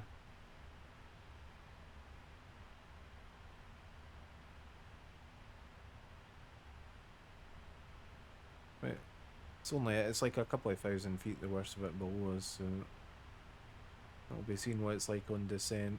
But we've still got 344 nautical miles to top of descent.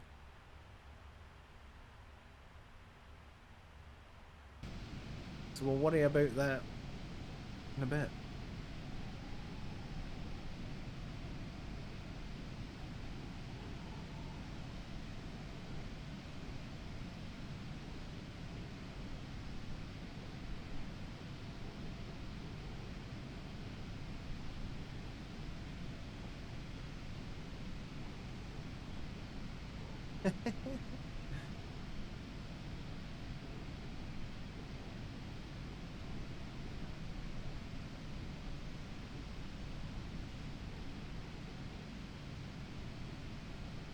Just put all the brakes out now. Let's have another little spy, see what videos we were finding with the 777, see if there's any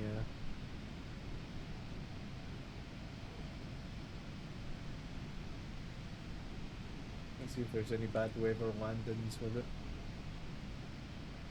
Let's see landing in storm. Ooh, there's a good one. London Heathrow's usually pretty good. London Heathrow's pretty good sometimes for the shit weather landings. We've got 777 coming in here.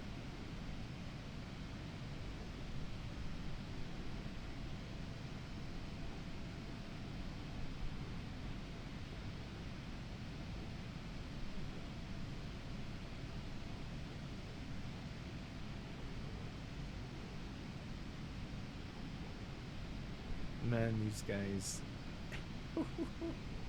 Oh, oh, oh, oh! They felt that in the cabin. I bet that shook a few folks up. Ouch! Ouch! Yeah, she's slammed.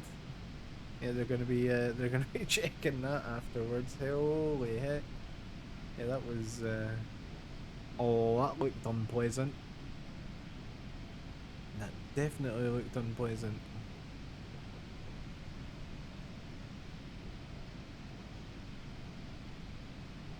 Let's see. Here's another one.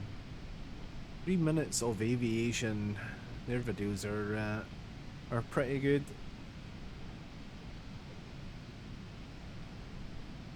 Oh, it's gonna hit the turbulence of an aircraft that's already taken off. This'll throw it all over the place.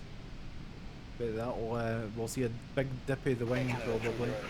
Contact Toronto Centre 132.65. Bye bye.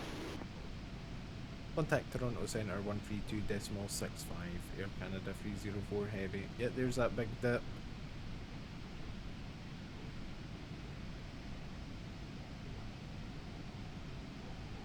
Toronto Centre, Air Canada 304 Heavy, flight level 370.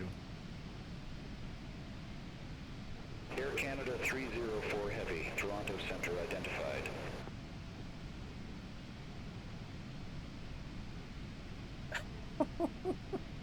Look at the flex! Oh, that engine's just getting absolutely shook around. That's nuts.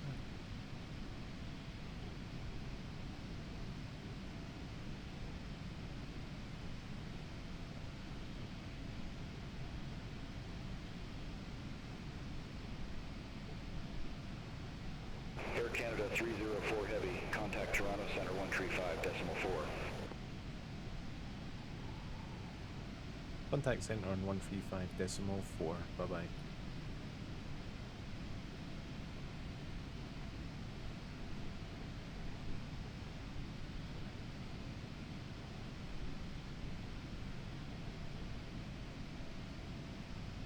Toronto Centre, Air Canada 304 Heavy, flight level 370. Don't see enough videos from the Air Canada cockpit. 304 Heavy, Toronto Centre, radar contact.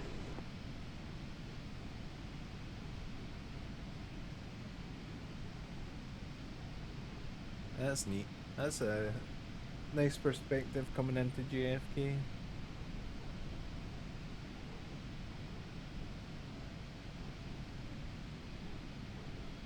Ooh, a little bit of a wing dip there.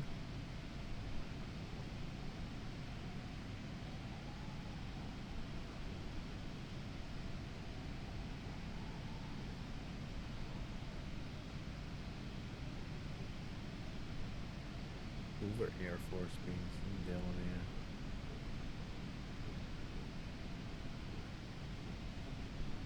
That was cool. That was kinda neat. I enjoyed that. No way, a pilot crashes into a light pole. Oh, gotta see that. Gotta see that. Yeah, he's gonna be getting his P-45.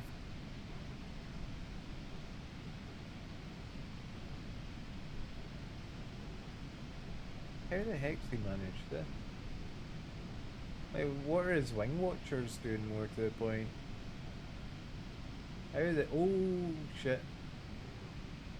Yeah, that wasn't the pilot's fault. That was not the pilot's fault. Wow.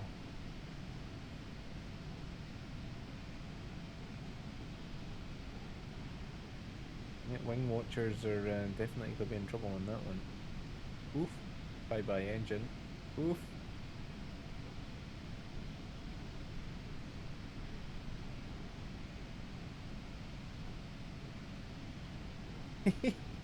How to fill you full of confidence with flying, eh? It's getting an aircraft that's blowing an engine.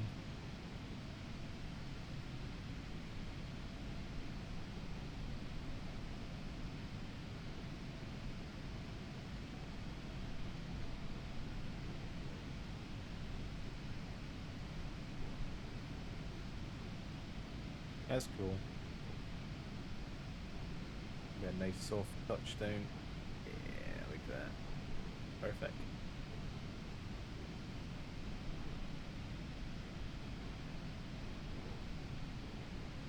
Oh, that's cool.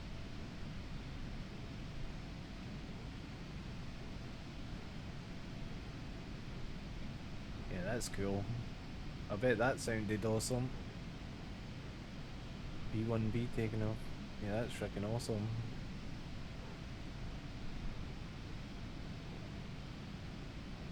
That is awesome. No messing.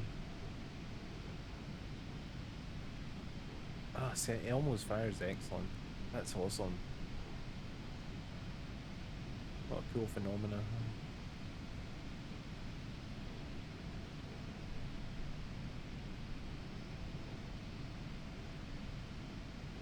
Imagine the first time a pilot ever saw that. What must have been going through their mind when that happened.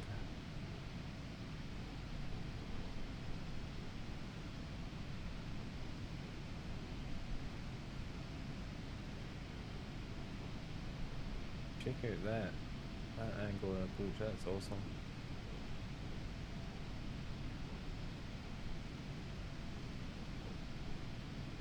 Ooh, plane engines explode. I tell you, they've got all the good little videos in here.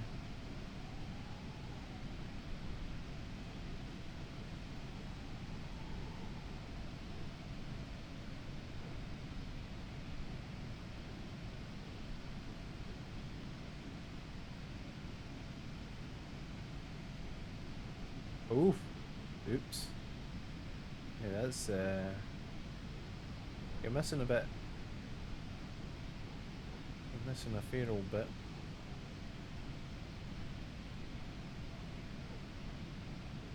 I saw a video just recently of a farmer found an engine cover lying in one of his fields.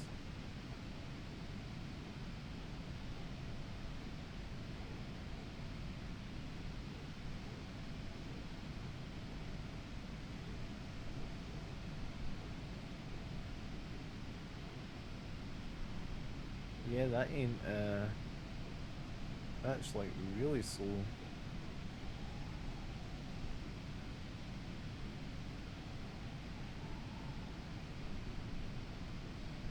Who's inverted? What?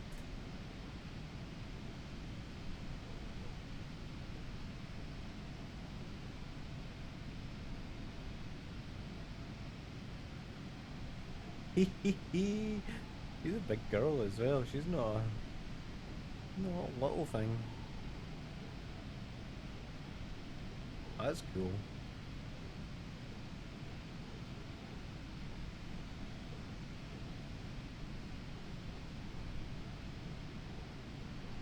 Fucking nutters. Oh, I'm so pumped for when the Chinook arrives on DCS. It'd be kinda cool if you could do this in DCS.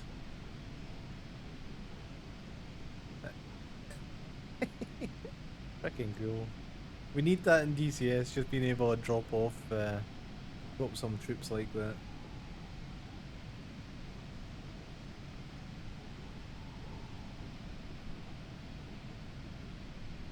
Air Canada 304 Heavy. Contact Toronto Center 135.5. Contact Toronto Center 135.5. Air Canada 304 Heavy, bye-bye. We'll be in touch in a second, don't worry, they'll probably have us speaking to her again. Toronto Center, Air Canada 304 Heavy, flight level 370. Air Canada 304 Heavy, Toronto Center, radar contact. Nuts. Right, let's see how this weather's looking here.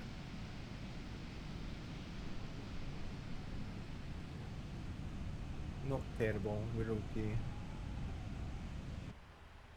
What's it looking like on radar? Ah, look at that. Ah, we're okay. 234 nautical miles to top of descent.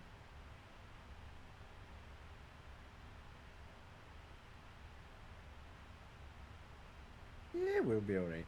Okay.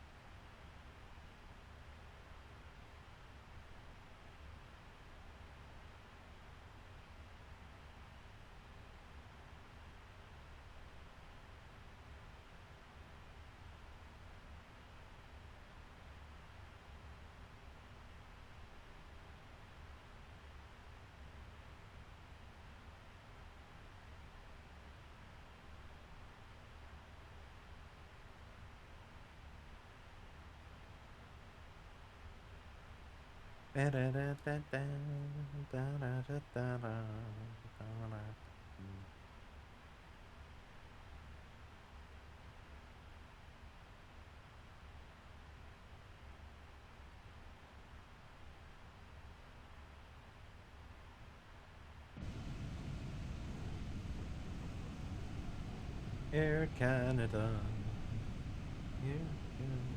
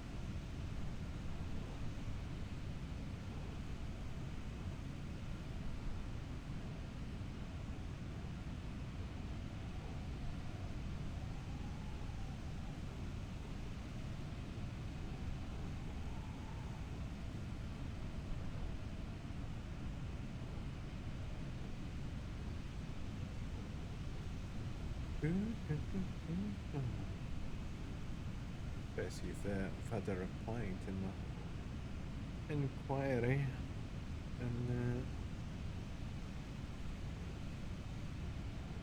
troubleshooting.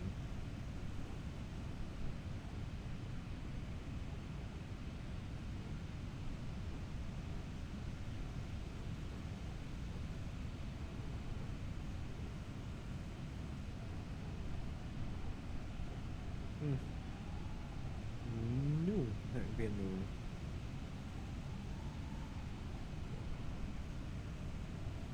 I was kind of hoping that they would add a little bit of info. Yes, don't worry, we have not that long since I last posted.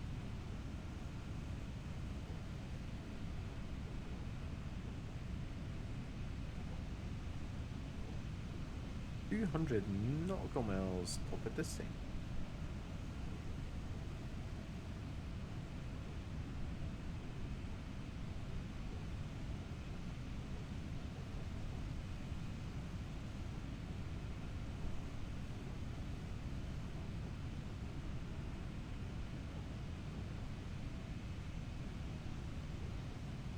Arcade apps, what they got? What apps been doing sound for DCS?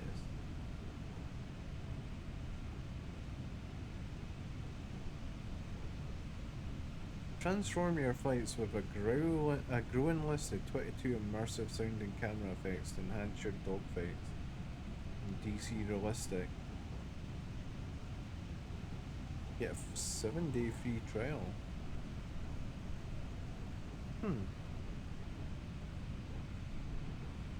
Interesting.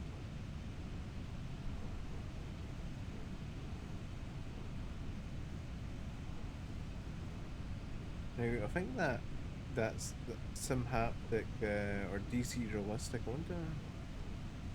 Interesting. I didn't know they'd done that. Yeah, we've got FS Realistic for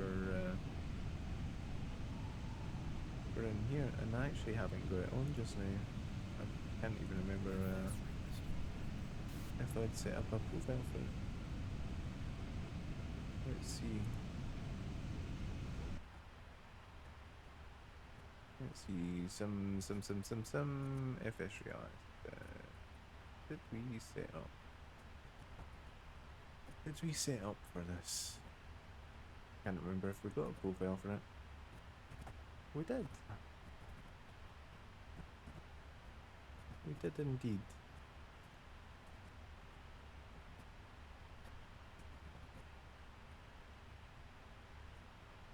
We've got airframe, airflow.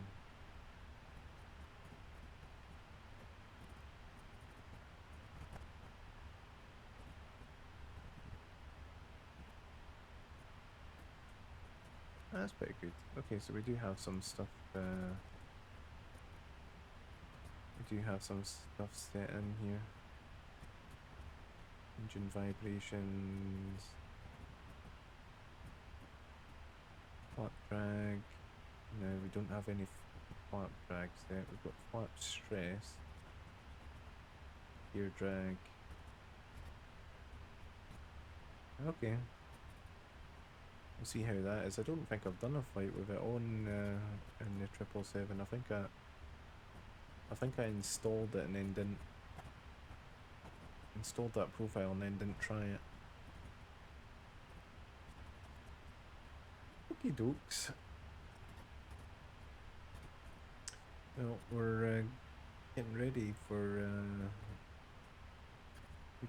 descent soon, so everything's looking alright. Fuel-wise,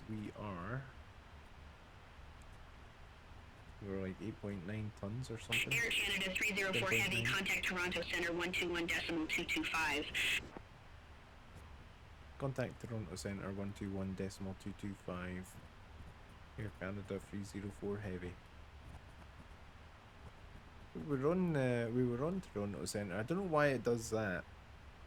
That's the thing that kind of bugs me sometimes with Beyond ATC is, I mean, I get, you know, they've got a lot of stuff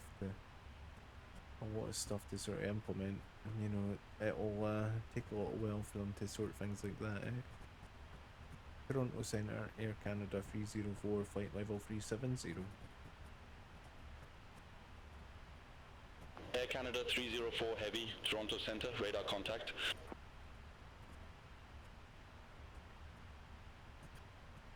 Let's see.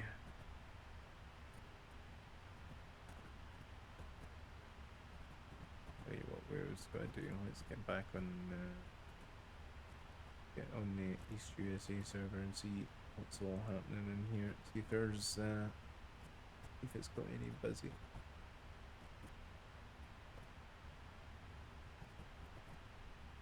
Right, so we don't have any of the airports showing up yet. I'm sure it was signed as a parking spot.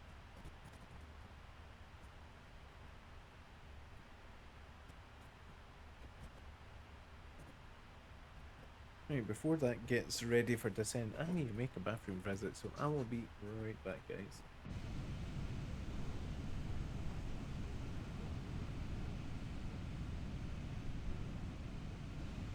Oop, pressing the wrong button here.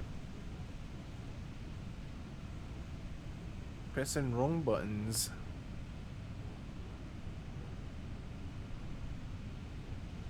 That should go straight to... Yep, it's going right back, so that's fine. I'll be right back, guys.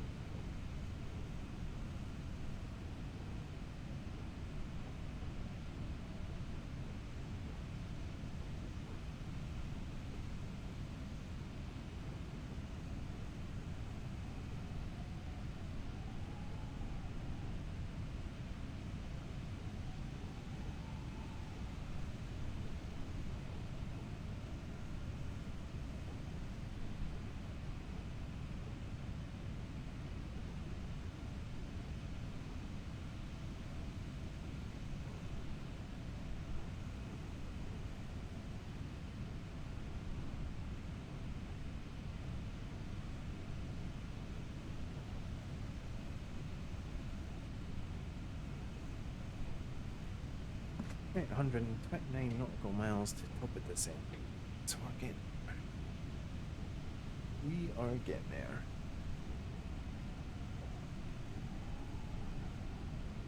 And it looks like the worst of that weather's disappeared. So we're through that. So yeah, looking at the looking at the radar. Yeah, it's all behind us now.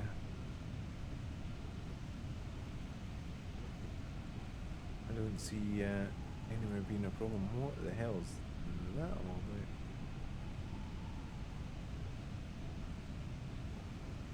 What the hell's that? What is this for? I've never seen that before. What is that?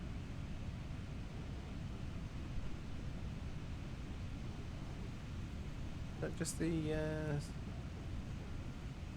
heck is that star? Never seen that. No, we're not worried about that. It's all the crap stuff's behind us. Johnny Caputo love that. He loves a dark star. He does love a dark star. Surprised he's not got a buddy. Usually they've got a buddy.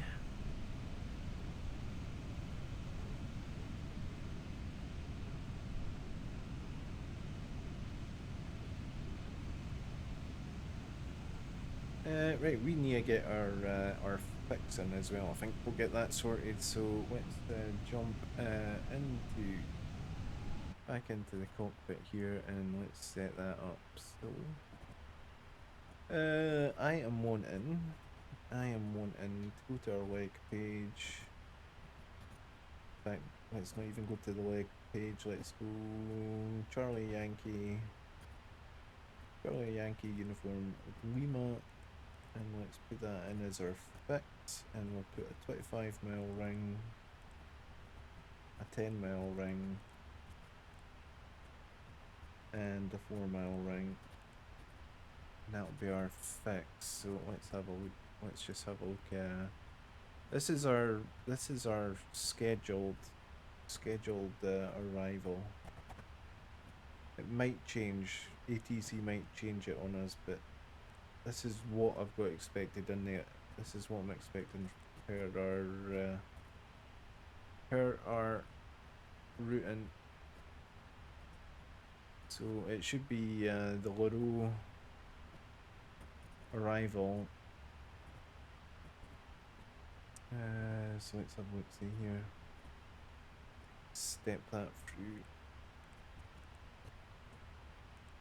And landing runway. So that's our that should be our. Okay, so it's coming around. So we're gonna get vectored back in. So.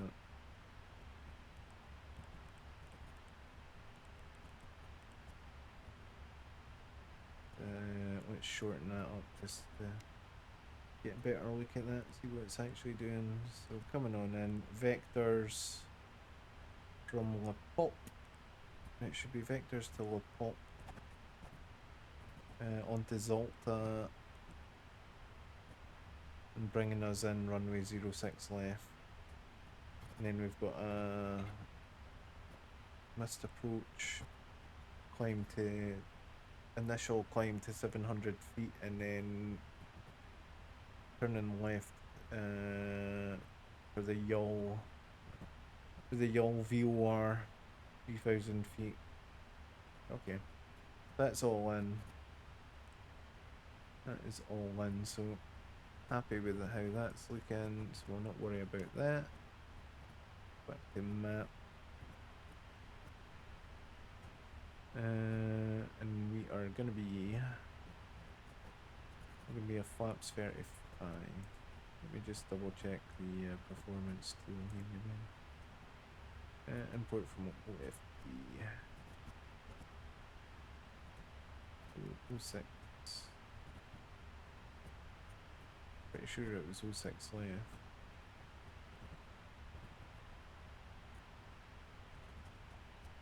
Is it 06 left or 26 left? Or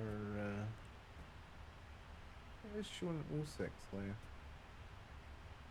Oh, that's that's not the landing dispatch. Here we are. 06 left. It should be dry. Let's just import the weather again. Flap config 30.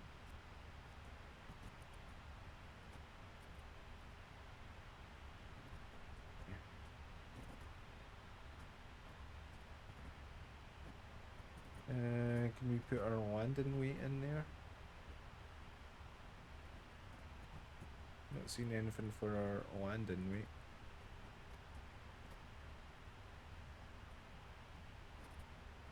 Let's see, 06 left, import aircraft details, 07. We are going auto brake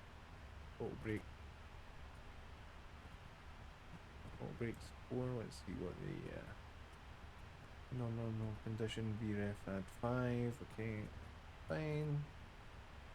Let's import the weather, let's calculate. Ah yeah, loads of room, we don't even need that much auto brake. Auto brake 3. Reversers, no reverser. Yeah, but I'm not even gonna need reverser. Not even gonna need reverser, so that's fine. So that's going to give us 6,313 feet on the runway, which is, let's see here, It's taxi, airport, airport info.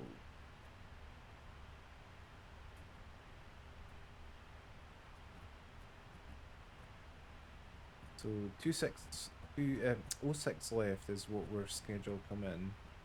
So 6,000 feet is gonna probably put us for the high speed. Probably for the high speed turnoff at Bravo 3. Yeah, we'll probably make it for the high speed turnoff there. Air Canada 304 Heavy, contact Toronto Centre 124.675. Contact Toronto Centre 124.675. Air Canada 304 Heavy. Toronto Centre, Air Canada 304 Heavy, flight level 370.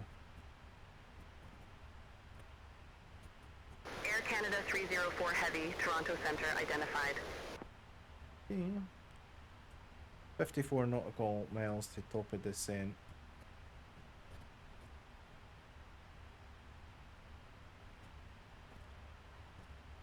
.54 nautical miles, so we should have that on visual on the map. There's our top of descent there. Alright, maybe already at 40 nautical. Air Canada 304 Heavy, contact Montreal Centre 126.575. Contact Montreal Centre 126.575. Air Canada 374 Heavy, bye bye. Montreal Centre, Air Canada 304 Heavy, flight level 370. Air Canada 304 Heavy, Montreal Centre identified. There we go. Right, so we'll probably get told our arrival very shortly. Seeing as we're getting ready to call top of descent, so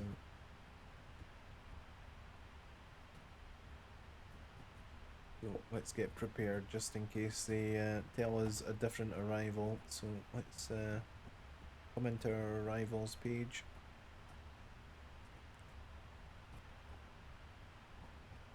Just in case, but yeah, before 7 is our briefed arrival for runway ILS 06 left.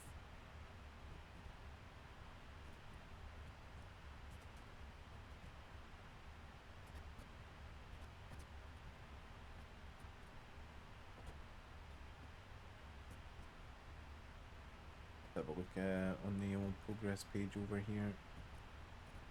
Have a look at our flight plan. Look at progress. Oh, FMC. Did I copy the active? I don't think I did I? I don't think I did.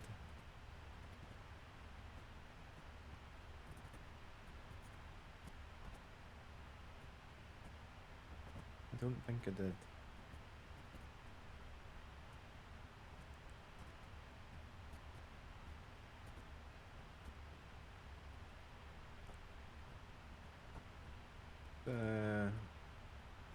Let's just double check our winds here. So if I go into the legs and just reset BMOG, it should update our winds. Let's do that. That should have updated our winds here. Montreal Centre, Air Canada 304 Heavy, ready for descent.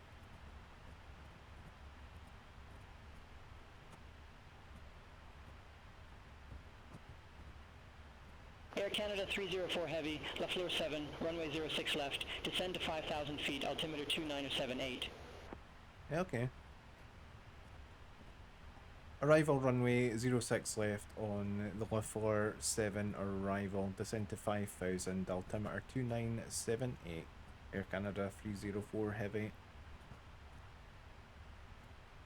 Okay, so descend to 5,000.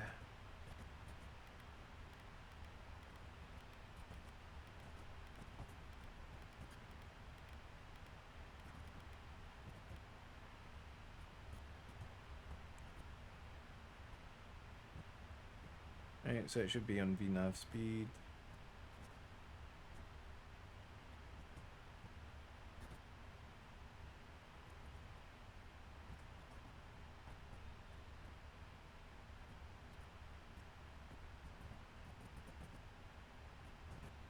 It has got us on the LaFleur 7 arrival, so that's good. Right, so we need some information here off the chart. So we are on approach to 06 left.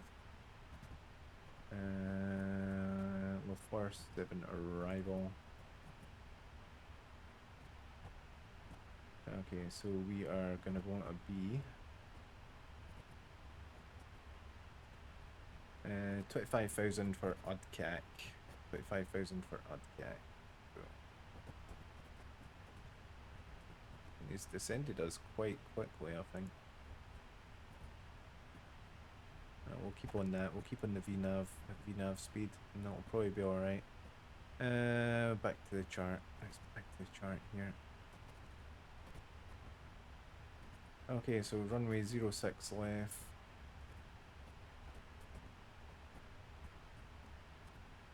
06 left. Let's just have a look at the chart here. So we want 109.3, which is 109.3 runway heading 057, which we have set in the FMC. That's good.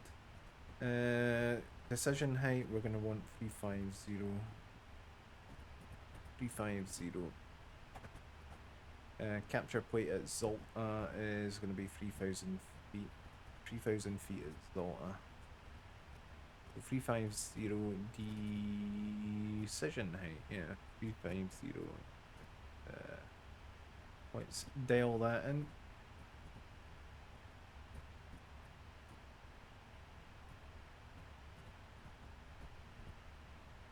Oh, what's these? Come down. Okay, that didn't take long. This is kind of what I'm hoping that they'll you know, they need to do a couple of little changes in TFDI's MD-11. Otherwise, it's been a really good aircraft.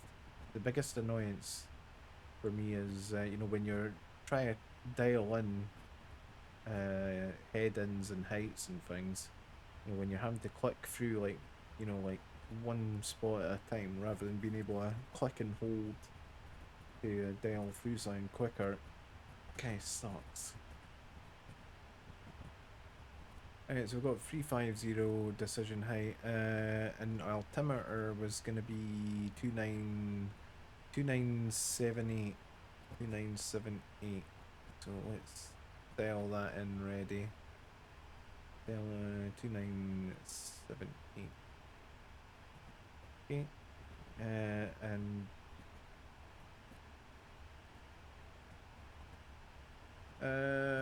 we have now transition level in the US and Canada is 18,000 feet.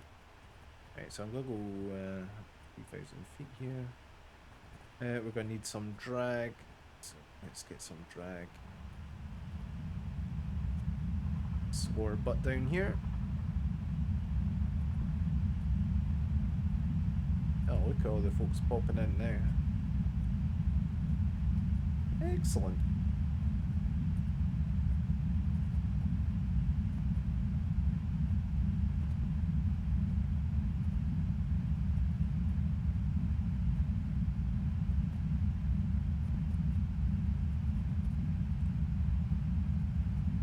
Right, so our flap speed, VREF plus 5 is going to be 137 30 degrees flap for our landing. 137. Yeah, speed brake is extended, we know. It's pumping its thumbs at me. You wanted speed brake, we gave you speed brake.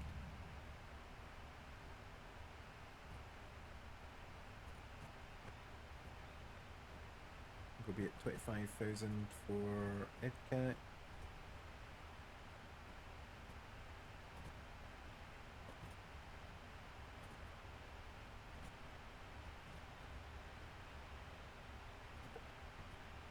I'm not sure on the regulations with landing lights in the States and Canada. I don't know if the landing lights have to come on at transition height,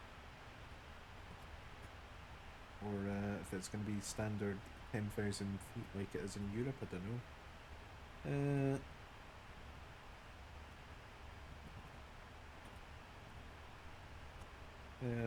Landing light requirements in the US and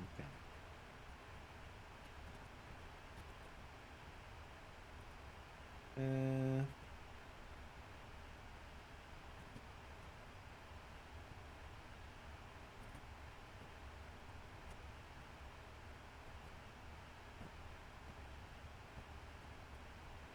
Alright, so below 10,000 feet, it's the same in the US, so that's fine. Same, although not required. In the United States, landing lights are not required or used for many types of aircraft, but their use is strongly encouraged, both for takeoff and landing and during any operations below 10,000 feet, or within 10 nautical miles of an airport. I don't need drag again. Right, let's just leave those out. Leave those out.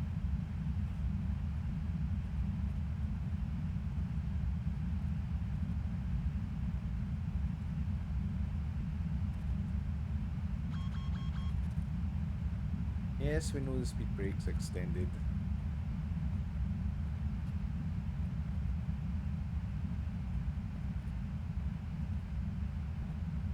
So we've got auto brake pre-selected. Let's clear that caution light. Just bumping its gums about the speed brake being extended. As soon as we don't have it, it'll be where is it? Gimme, gimme.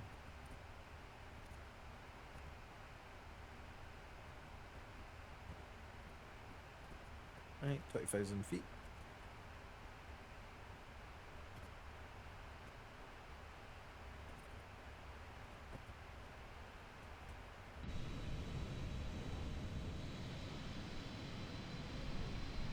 Weather's looking fairly nice. TRJ pilot PC's usually 20s, anyone and anything unusual. Seen anyone and anything unusual. D18S, I'm not sure what that is.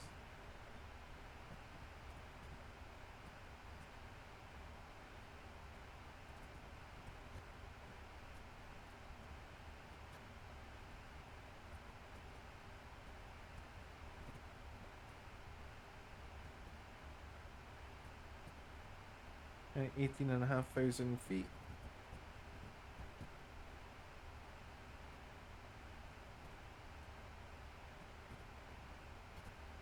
Let's set local pressure.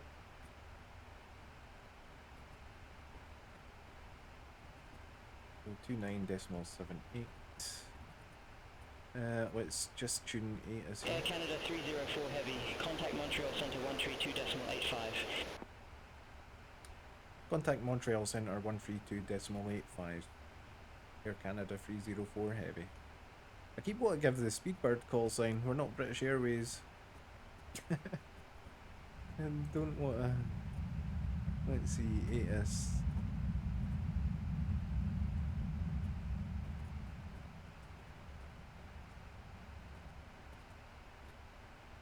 Ceiling 13,000 broken, 25000 broken, temperature 29er, dew point 19er, altimeter 2978, landing and departing runways 06 left, 06 right, 10.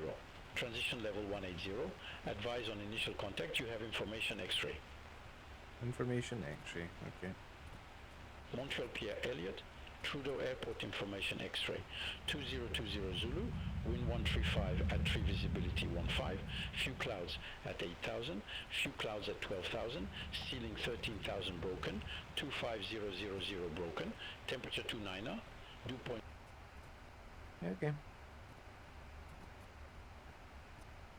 So information X-ray for Montreal.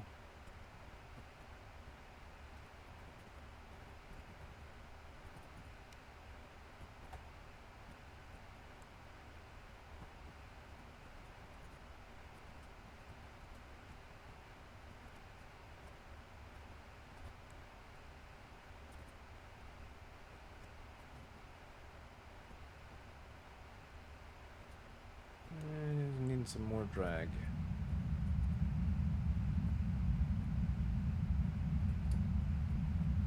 Yeah, we're not far out now. Got a 25 mile ring, 25 mile ring coming up.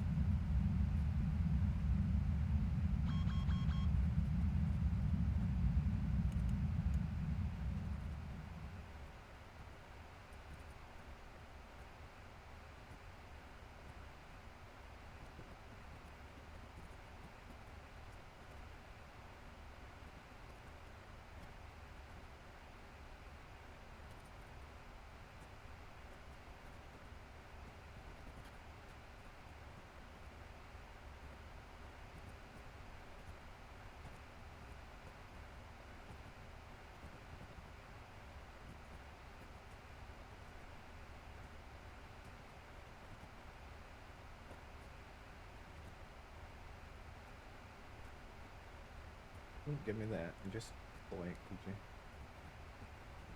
Right.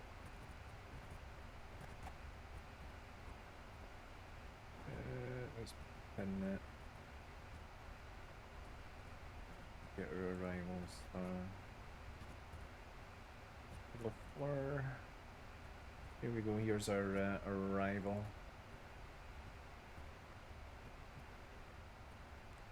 So we are going Pickney, Degby, Obnov, Bibak. So we're coming down this way. Obnov's here, Bibak, and then we'll get vectored after Lepop. Vectored after Lepop, I think it is after Lepop. And we've got Exini, and then Lepop. 10,000 feet. Let's get those landing lights on. Taxi light can come on.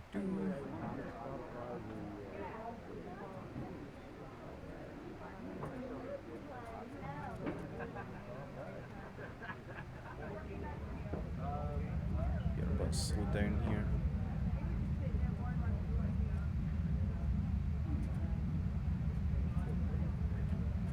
Right, let's just go through the checklist here. So got our approach, blah blah blah. So recall, blah, go through review, landing data, approach briefing. Okay, normal menu, and we've got our approach. Altimeters will be set.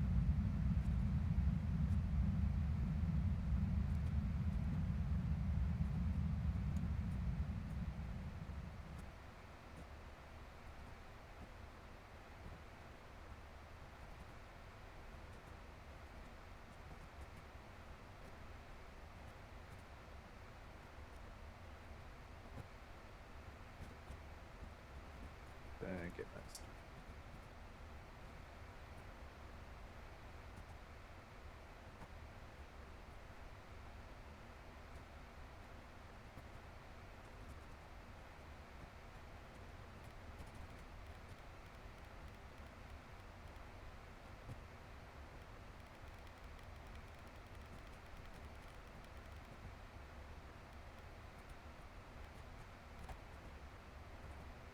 Just get that sorted, just ready, because it'll probably turn us to our next turn. Our next turn is going to be 166 for Obnov, so 166.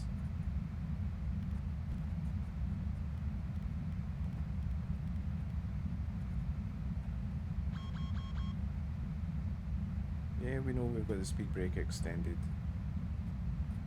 Gotta keep on top of the speed here.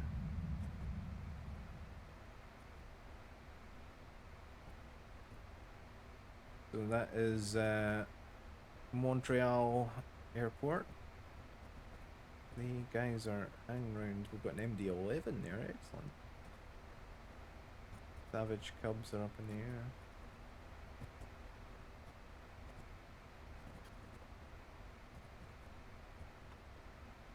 Watch that speed creeping up again.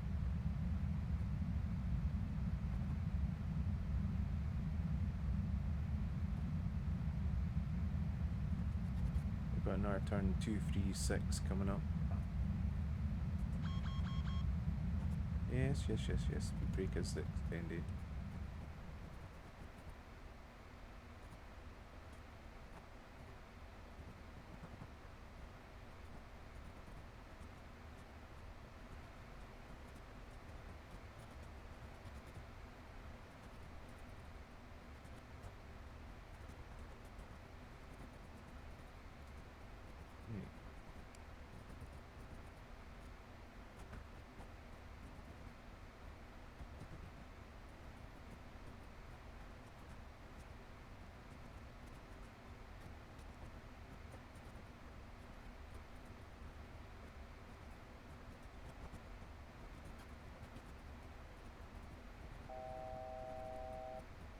Right, that's at 5,000 feet.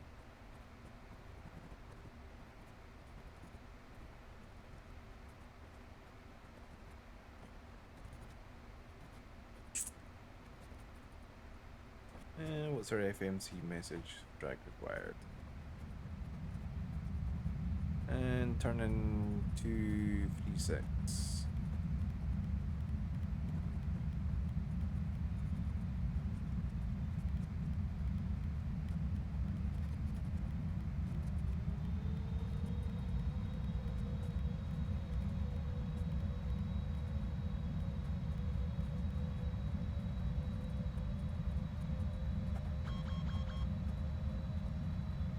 Yes. Bumping it comes about.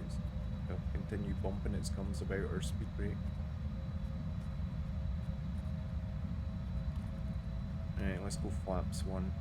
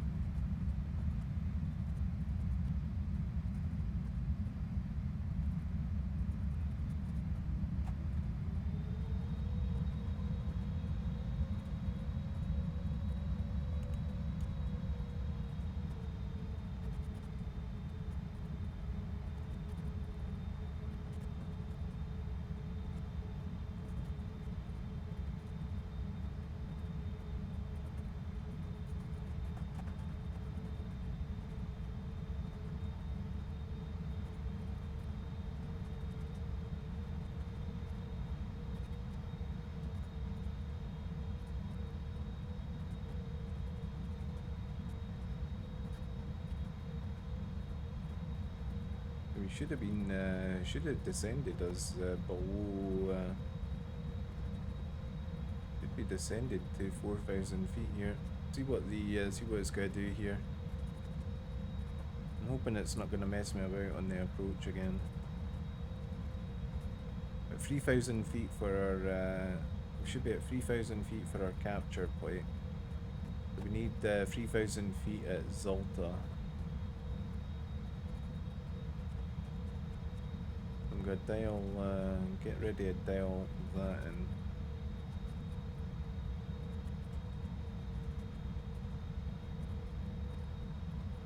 I am expecting vectors here.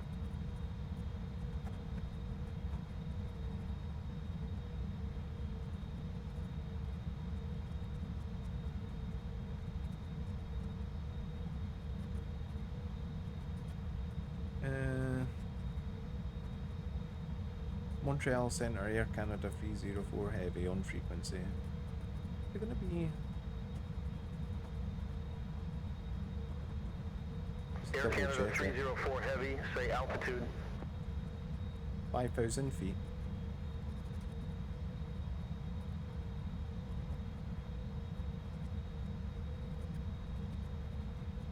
$5,000 feet. Air Canada 304 Heavy, Montreal Center identified. Air Canada 304 Heavy, altimeter 2978, expect radar vectors for ILS runway 06 left. Expect vectors for ILS 06 left, altimeter 2978. Air Canada 304 Heavy. It should have turned us by now. We're on the outskirts of... Air Canada 304 Heavy, turn right heading 250, descend to 3,000 feet, altimeter 2978, vectors for the approach. Turn right heading 250, descend to 3000, altimeter 2978, vectors for the approach. 250? I would have said it was going to turn me left, but... Air Canada 304 Heavy, turn left heading 135. Turn left heading 135 now, okay, so it's changed its fucking mind then. Turn left heading 135. Yeah, I was going to say, why is it descending me?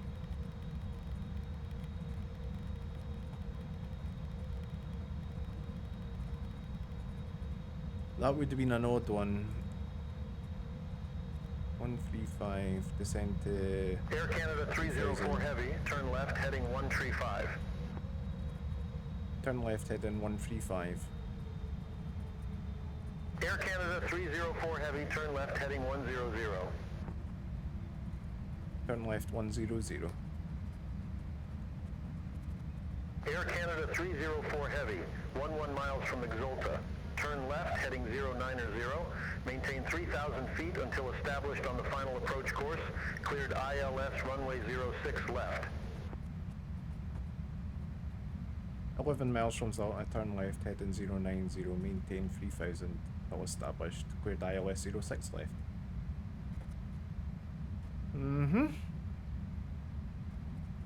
So 11 miles from Zalta.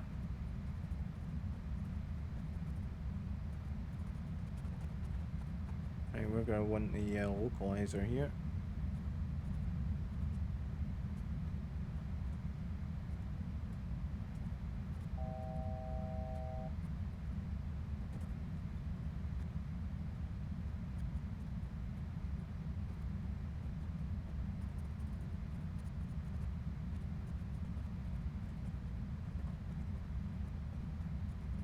Okay.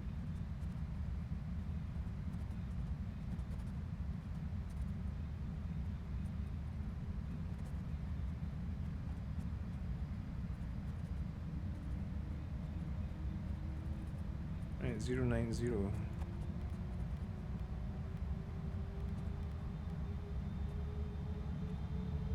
There we go, we've got the localizer.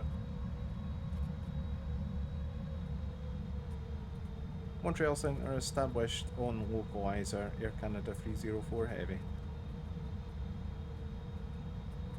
Air Canada 304 Heavy, affirm.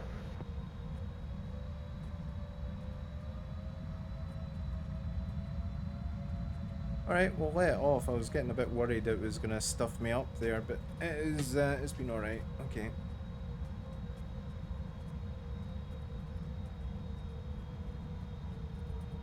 Right, hopefully the sim's gonna play ball, and yeah, we're not gonna have any problems with the approach and stutters like we had the other night.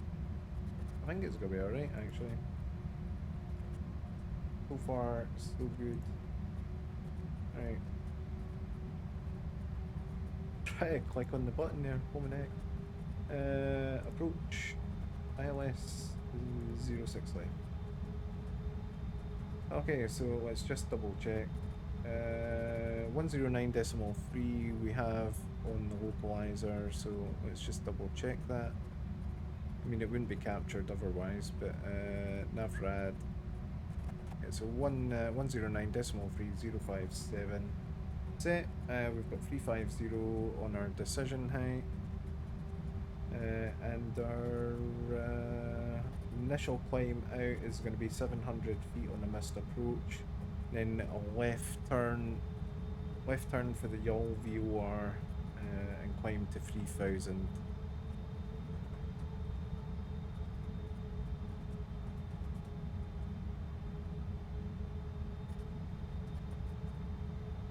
Okay, so it's arm the approach.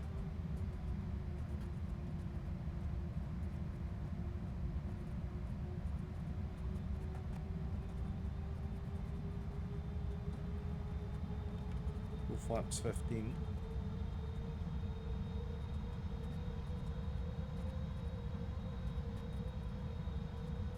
And our flap speed 25 degree, flaps 143.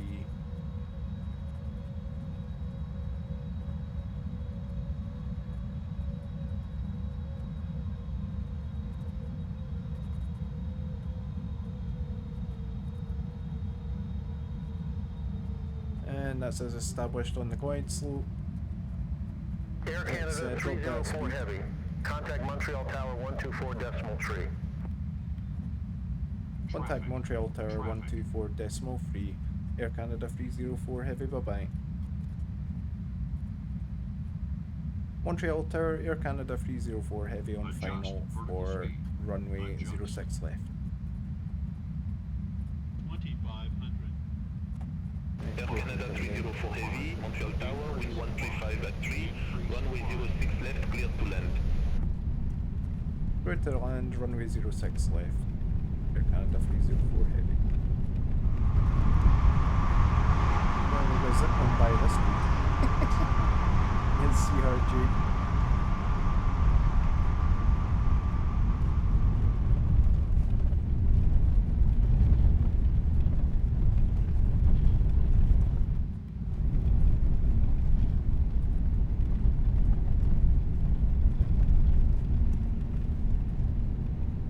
A little bit of air brake here, just to slow our butt down.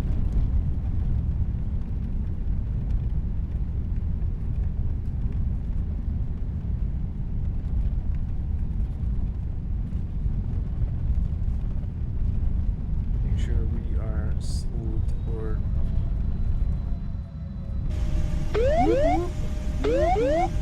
Terrain. Pull up. Pull up. Terrain. Pull up. Come on in.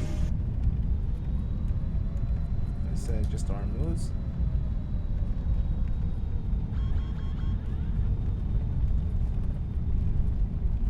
See how we get on here. How the devil are you doing today, Doc? Welcome on into our, we're just on approach here to Montreal Trudeau in the 777. Ooh, we've got low. Let's get a bit more of that height here. Good morning to you. How the devil are you?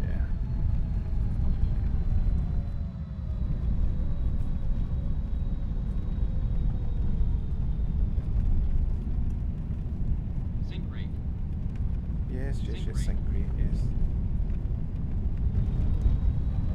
Ooh, getting a little bit of wind here. 400. 300. Approaching minimum slow flaps. Too low. Yes. Minimum slow flaps. Too low. Steady on. Too low flaps.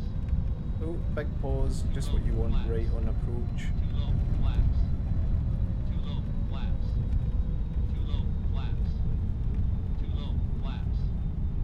Well, we're going to be a little long. 20. 10.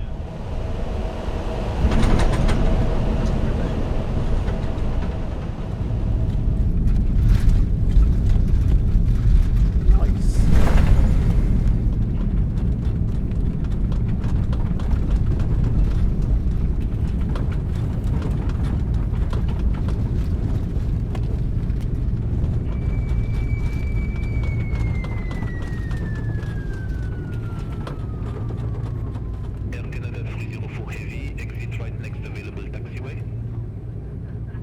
Exit right.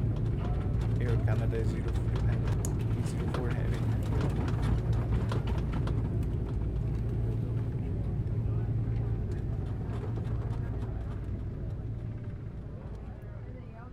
Okay, we are down.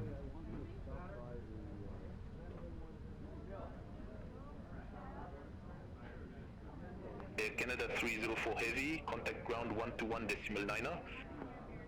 Okay, let's put the brake on here just a minute. Contact ground 121.9, Air Canada 304 Heavy, bye-bye.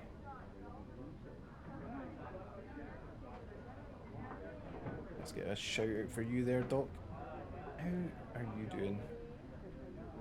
The F-18 update is scary. It wasn't bad, it wasn't bad.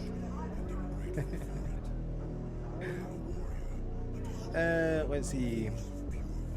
Montreal ground, Air Canada 304 Heavy, request taxi to gate 36. Yes, I did.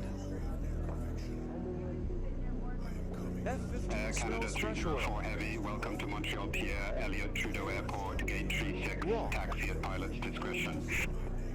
Taxi at pilot's discretion? Roger, taxi approved at pilot's discretion, Air Canada 304 Heavy. They mustn't have the data for this this airport. Okay, let's see if GSX does. See if GSX can help us out here. So we are wanting gate 36. Gate 36. Where the heck's that then? Show me the spot and activate. Yes. Air Canada. Yes. And let's get the little follow me truck here. I've never been to Trudeau before, so let's request follow me. Let's get our landing lights off. We've got our we'll leave our turn off lights. We can turn off the strobe. And we can clean up. Let's get those flaps away. Let's get those flaps away. Disarm the speed brakes as well. Then get up here. We'll wait for the little follow me. Weaver's looking pretty nice here. Right, so 3-6. Parking is way over there, so here comes the little dude. Here comes our little follow me.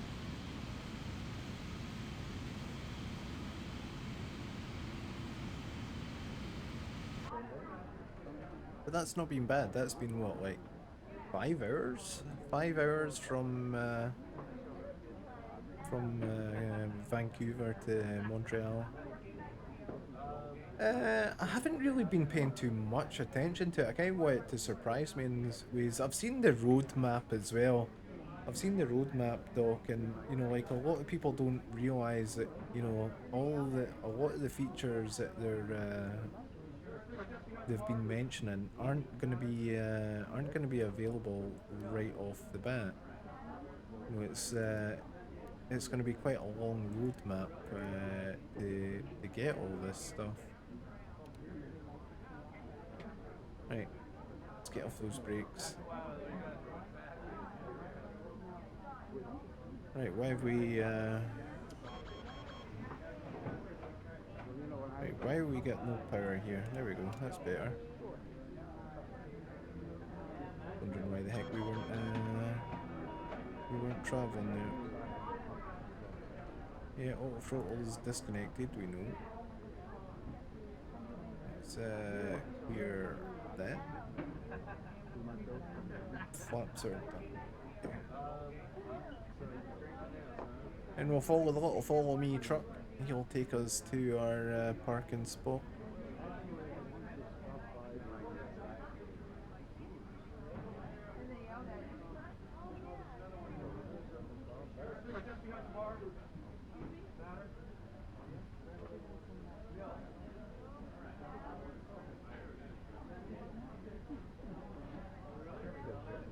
Weather looks pretty decent here. 27 degrees Celsius, I believe, was the ground temperature when we last checked.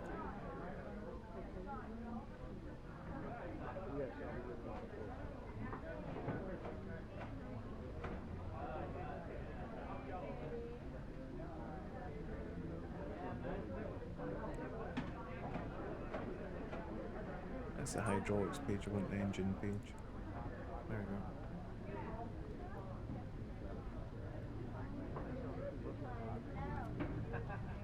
You give it a bit of time before we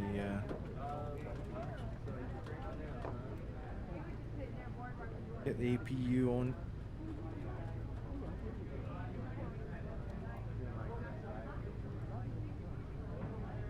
This is another scenery that I downloaded from FlightSim.to. So far, looking pretty good. Got Air Canada's hangar over there.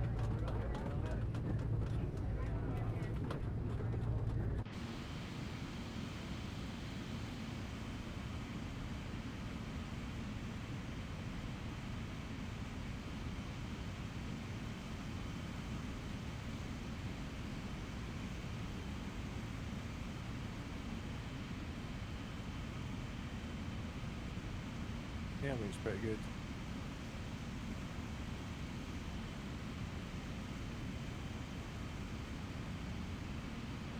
Get some traffic moving around as well.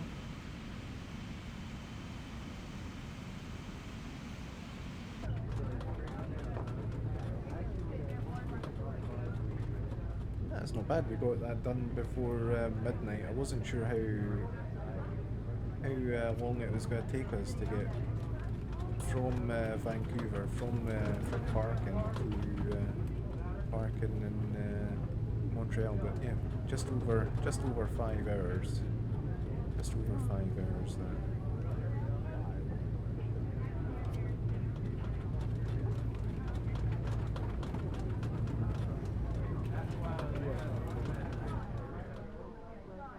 Right, what's he doing? What are you doing? He was worrying me for a second there.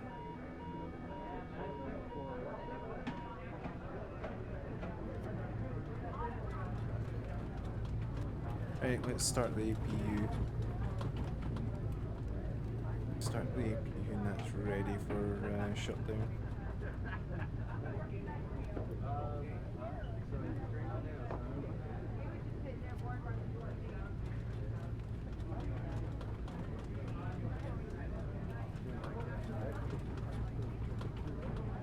It's a big frickin' place.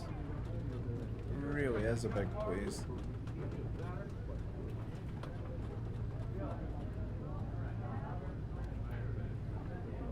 So yeah, the air traffic control was a program called Beyond ATC. You do have a network called VATSIM that's live air traffic control. And it's good, you know, but very unforgiving. You know, like a lot of the controllers can be absolute assholes, and yeah, not overly friendly if you're new to. So we do have a program called FS Realistic that runs as well, and they'll clap for you as you land nicely as well. I turn that off. Because they scream if you have a rough landing.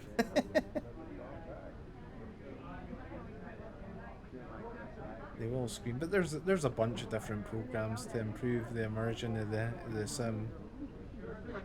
Yeah, FS Realistic's a really good one. Beyond ATC, I have to say, it's very good. You know, and it's only getting better as they develop it. So, yeah, for me, a must. You know, doing a lot of IFR flying. But they are going to be implementing VFR some point in the near future. So yeah, we've got that to look forward to. That as well as yeah, does this turn us here? I think it turns us here. Looking at the taxi marking here. Yeah, they've got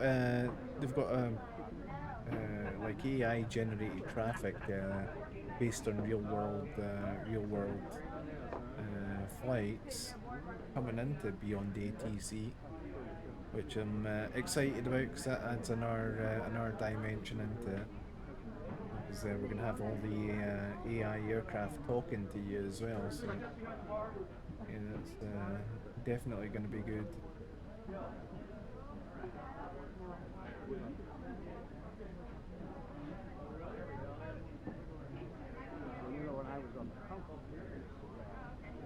Yeah, the AI generated ATC is pretty dang good, I have to say. You know, it's only in testing at the moment. You know, they've released it early for people to get a taste of it. Yeah, that's the thing. It does. It gives you, like, I fly for like a bunch of virtual airlines as well, Doc. You know, I never thought I'd fly tubes. I had no interest in the beginning when I first got into Microsoft Flight. But then I started flying them. Johnny Caput actually got me into flying the tubes, and yeah, I've enjoyed the heck out of it. You know, especially, you know, as you say, you know, finding stuff to do like the virtual airline stuff. I think is good fun. And here's this, we've got all these ground crew as well. This is part of GSX, another must-have in my opinion if you're gonna play around with airliners.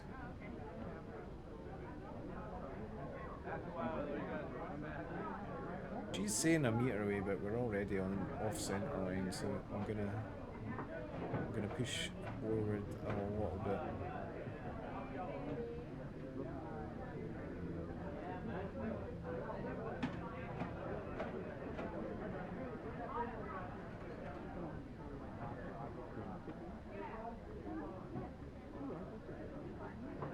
Go with the distance. Okay, right, park and brake on. We can shut down. We've got the APU on. Just double check that. APU is on. Right, shut down.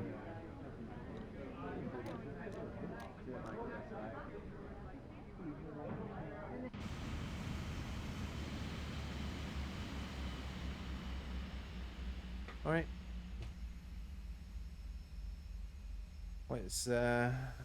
Let's deboard, so let's at GSX get the deboarding started. We can turn off the beacon.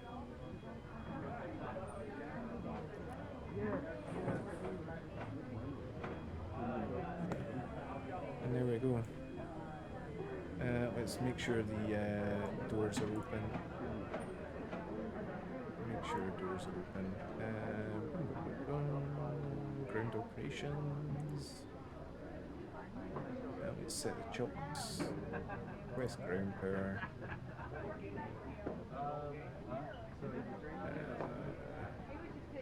And then the page here, door management. Let's disarm all the doors. And we can open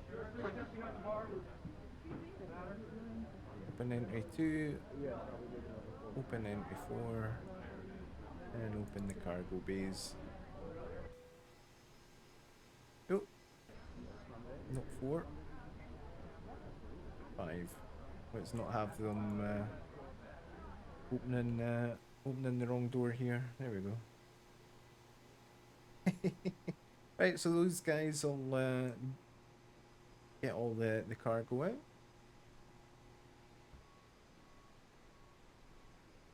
Okay, neat. It's one of my favourite things with the GSX is all this stuff. Let's use one of the showcase cameras and we can get a little better look of the aircraft here. The attention to detail on PMTG stuff's crazy. This is the bits I love, all the little extra programs. You know, it's unloading all the luggage. You know, the passengers will disembark. Yeah, the MD-11's really good. I've got the MD-11. It's got its little flaws here and there, but you know, for version 1, it's very good. I love doing cargo ops. You know, I'm really looking forward to when they add the cargo variant for the 777 because she's a big girl. You know, and I mean, just look at the details in this thing. So freaking cool. And like all the little bits you would never really pay attention to, but you know, they don't skimp on the details. Those G90s are pretty extraordinary. Stop the windmilling.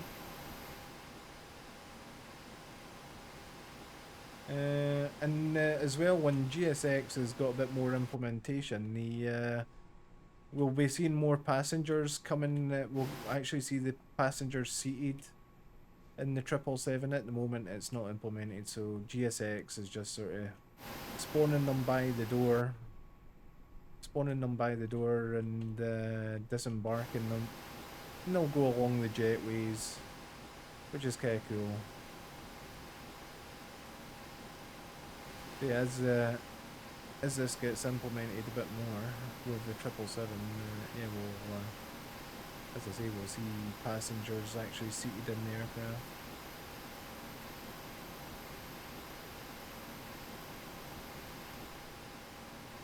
Yeah, the 777 is a big girl. She is a big girl.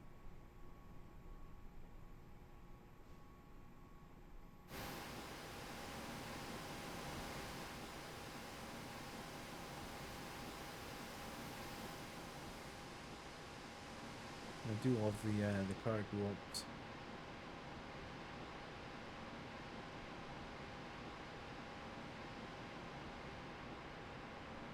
Yeah, in my opinion, GSX is an absolute must-have for the sim. GSX, FS Realistic, beyond ATC, I'd definitely say is worth having, especially when they start implementing VFR. It'll bring a whole new level of realism to the sim. Yeah, I'm really impressed with this airport. This is this was a freeware from fs.to. Looks like the dude's putting a nice little amount of attention to it. At the Marriott. And these guys, you know, these guys are doing this all for free. They're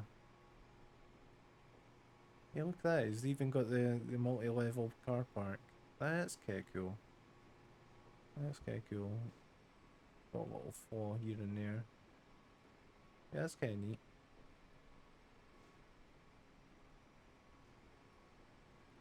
Yeah, and I'm sure he'll build on it. You know, we've only got the only got some satellite imaging on parts of the ground, but yeah, what an undertaking it is just to do that. And to get the main terminals sorted out and looking fairly decent, and then, you know, some of the external buildings. I think we saw the Air Canada. It's pretty good. Yeah, look, these guys coming in. That's this is FS Traffic that's in charge of the flights coming and going. So that's another essential program to me if you're going to be running like commercial stuff, because again it takes care of all the traffic and makes your airports look busy. You know, like sometimes the default is a bit crap. Yeah, really good. Really good. Right, I think we are, yeah, we are deboarded. Cargo is done. Now I should be able to close the door from here using using the FMC. Let's see if I can do that from here. Let's see. Yeah, that's another thing that's PMDG have got, like the details just on like door closings and things. The animations are like properly sorted. Let's see, aircraft. So I go here, so it's going to be in FS actions and doors. Let's close all. Just that little bounce from the actuator I think was really neat, and you get the same on the close.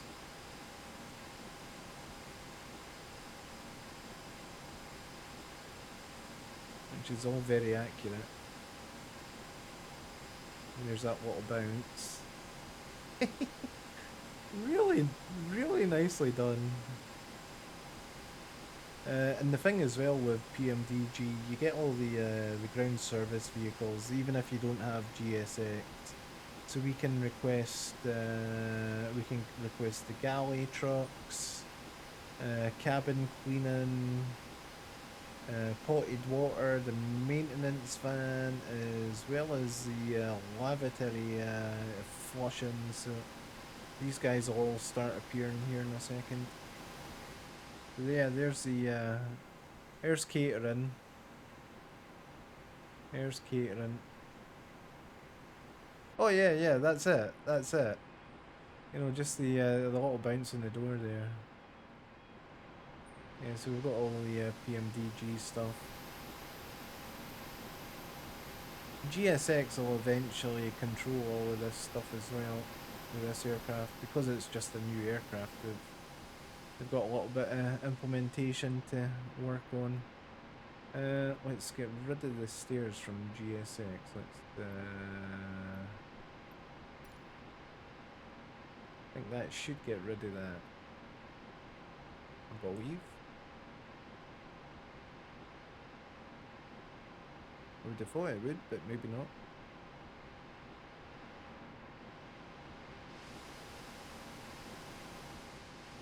But we can control all the jetway as well, obviously, which will be ground connections. So let's release the the jetway. There we go.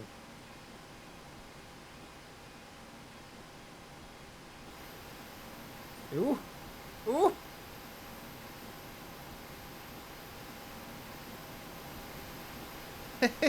Maybe released it a little early. Not getting a little bit of upskirt. Sorry, ladies. Sorry.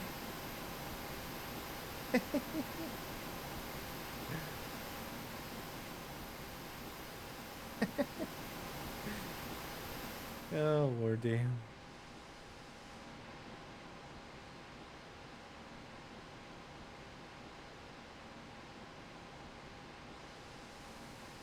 I think their brother was Jesus. Praise Jeebus.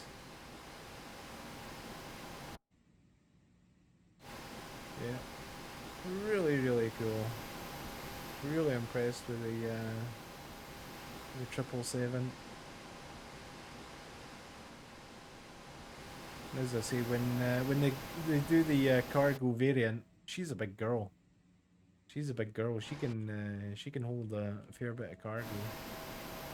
But yeah, I don't know if you've seen the MD-11 yet, Doc. But yeah, she's good. She is good.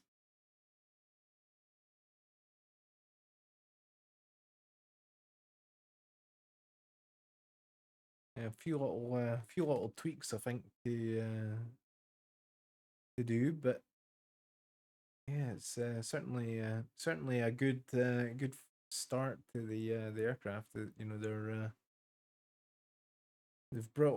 looking to bring in some technical artists to improve some things with it, which is excellent. I'm all for that. You know, they sold like 100 and I think it was like 170,000 aircraft in the first hour, which is kind of mind-boggling. What have we got? Where is she? She's in here somewhere.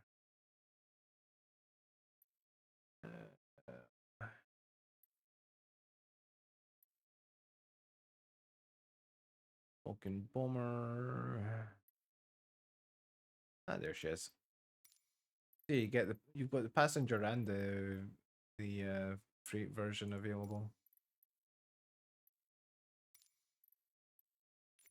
Let's jump to Edinburgh.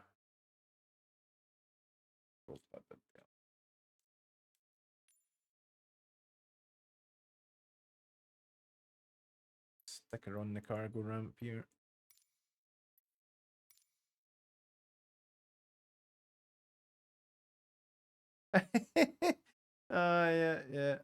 Yeah. Don't blame him. Don't blame him. Yeah, I don't think I'd purchase another aircraft from Razbam. I don't think I would.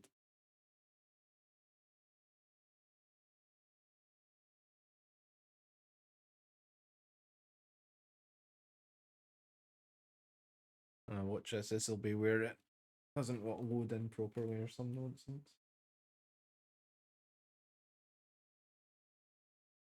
Harrier's excellent. One of my favorite modules, Doc. You know, it's like, you know, I sincerely hope that we don't lose it for whatever reason, but you know, it's it kind of pisses me off that, you know, it's got to this stage with them, because I think, you know, I think they've kind of burned their bridges in a lot of respects. Yeah, MD-11, she's good. I think the MD-11's definitely worth picking up if you want to do cargo stuff. It's a good starter aircraft, I think, as well. It's not overly complicated, and she makes some cool noises.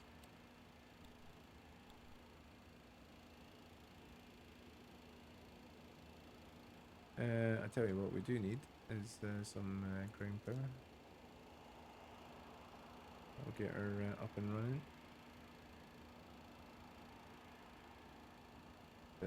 Come back out here. Let's just reset them. Soon as it's gonna be bumping its gums that we've done that. There we go. There. Let's open some doors. Boom, boom, boom, boom. Let's just open all the doors.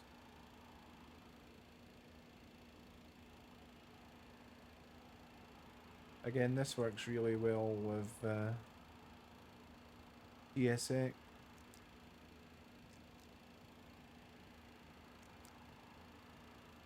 Probably not very happy at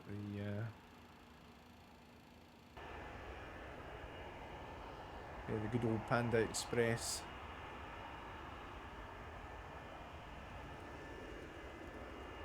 Let's get some GSX working with it.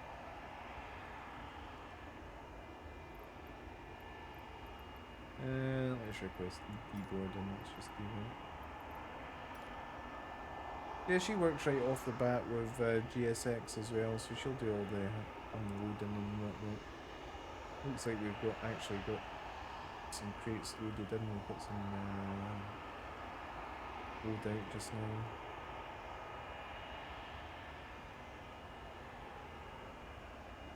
Yeah, I was pretty impressed that they had some implementation with GSX right off the bat.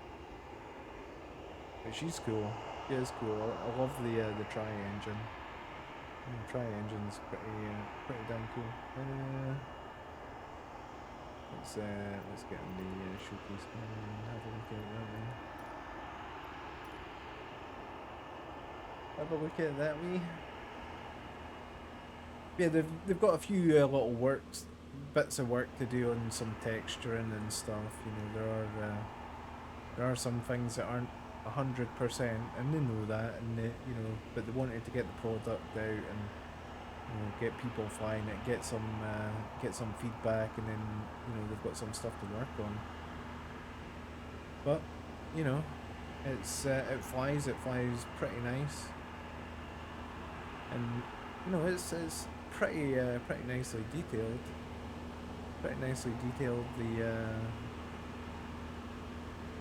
The cabin and everything's pretty good. You know, they've sorted out with some loads and stuff. And the flight deck's pretty good. I have to say I'm pretty happy with the flight deck. The flight deck is pretty cool. She's old school. She's kind of lovely.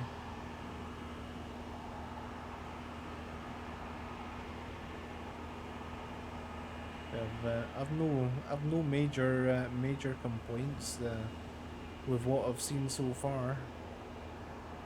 No major complaints at all. And as they update it, I'm sure it's only going to get better and better.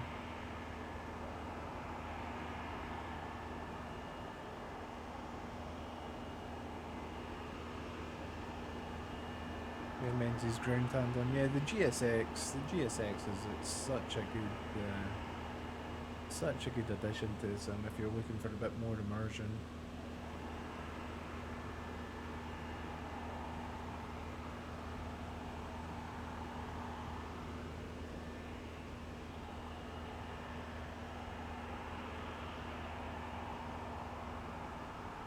When you get the baggage handlers as well, you know, when you see the, you know, like say the 737 getting loaded, I think it's excellent.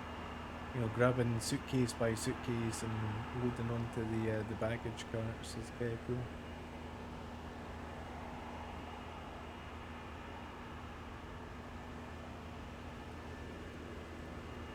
And now that they've started adding aircraft with passengers with GSX. I think that's not a good one. I can actually show you that. I've got one of the aircraft that's implemented at the moment. Let's see. We switch over to the A320 from Phoenix. Probably the most advanced aircraft available for the Sim is the Phoenix. It's beautiful. It's such a good aircraft. And for not a lot of money either. You know, if I was gonna get any sort of passenger airliner right off the bat, it would be the Phoenix. So bloody good. Let's see. Yep.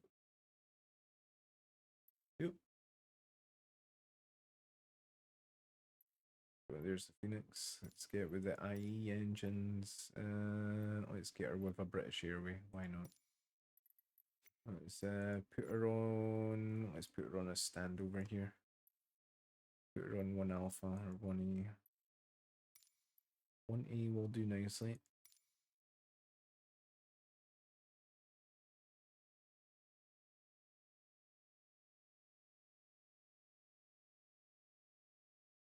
I have a bunch of stuff for the Phoenix. FS2 crew is on R1. It adds an animated co-pilot. Like programs and programs and programs. Just added in. Right, this hopefully should play ball. I've not loaded into it for a little while, so it might take a minute. Always the first time loading into an aircraft after updates and stuff, it will take a minute or two. There we go, that didn't take long at all. Okay, let's request boarding once it's loaded in here. Right, let's request boarding. And we'll be able to see some seated passengers in here. So they've all go and grab some seats in this. Camera.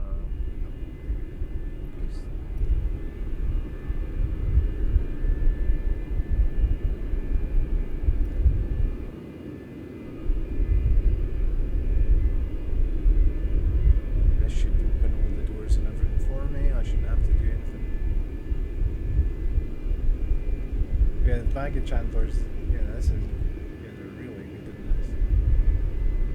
Yeah, the Phoenix A320 is, yeah, definitely the most detailed and more advanced of all all the mods for aircraft out there. She's exceptionally good. A lot of detail. They've spent a whole bunch of time making this thing, like, you know, super good. Like crazy on the details. I'll tell you why we're not getting. Probably gonna want power. There's probably one power here. Let's give them power.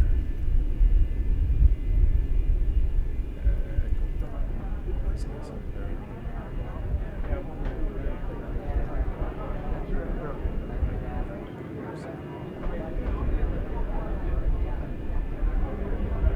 Here come the passengers.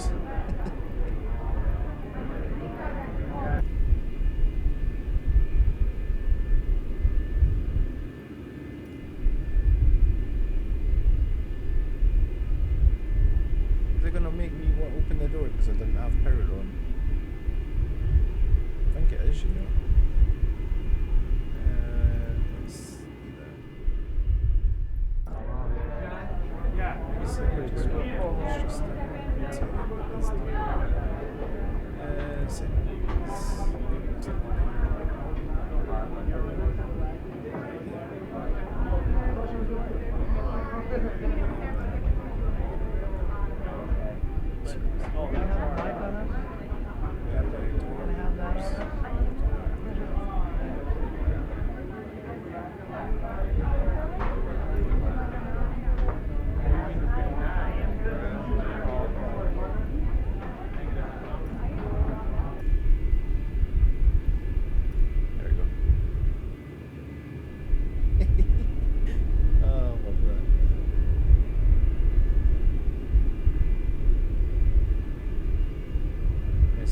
handler, he'll get off his, there we go.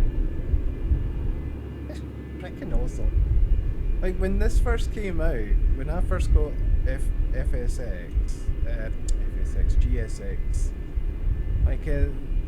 like they just a magic way appear at the end of the, like in the baggage. I never grabbed the baggage or anything like that.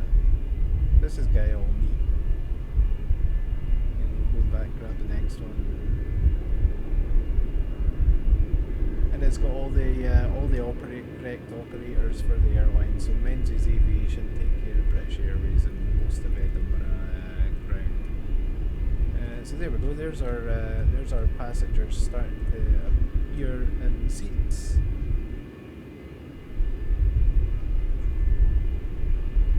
Right, because I don't have a profile set up for a flight set up for it. It'll just load like a small amount. Ooh. Quasimodo! I swear I just saw Quasimodo. Maybe not. But I saw a horror there. But yeah, as it loads passengers, and if you've got a flight set up and it'll load in the correct amount of passengers, and they'll do little things, so like they'll read magazines they'll look on their phone kind of stuff, read a book, you know, all that kind of stuff.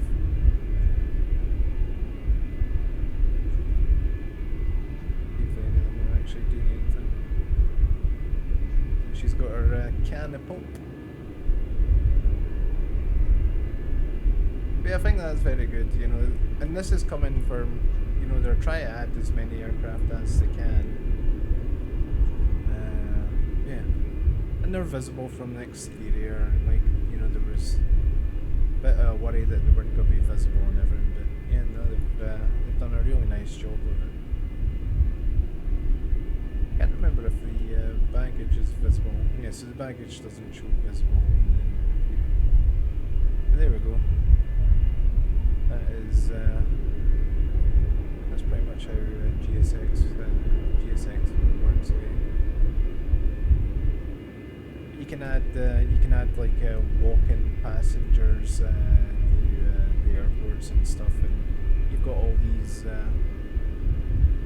gate signs and things that are actually give you all your flight information. I forget what they're called. TCS boards, I think they're called, TCS 24, something like that. They'll give you your off the block time and all that stuff, so you know if you're running late. Yeah, really good. Really good. Yeah, this is probably one of my favourite airports, so I'm a bit biased because it's Edinburgh, but it's super nice. Pyreek development. Put this one on. This one is payware, and yeah, they've got some updates coming for it. The guys like completely reworking the airport, and it's going to be absolutely exceptional.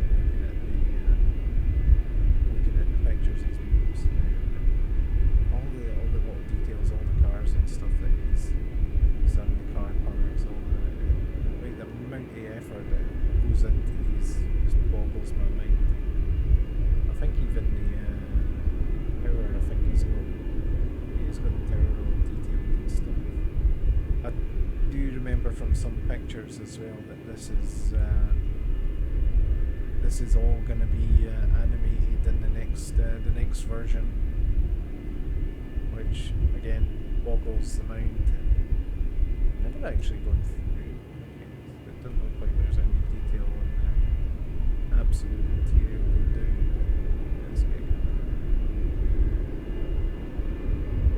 yeah, really nicely detailed. I have never noticed the Spitfire before. I've never noticed that before. Huh. I've never noticed that before. That must have been added in.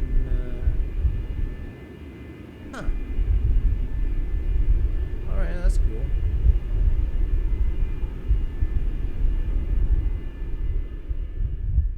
How the hell have I never noticed that before? That's cool. All the little hotels and stuff.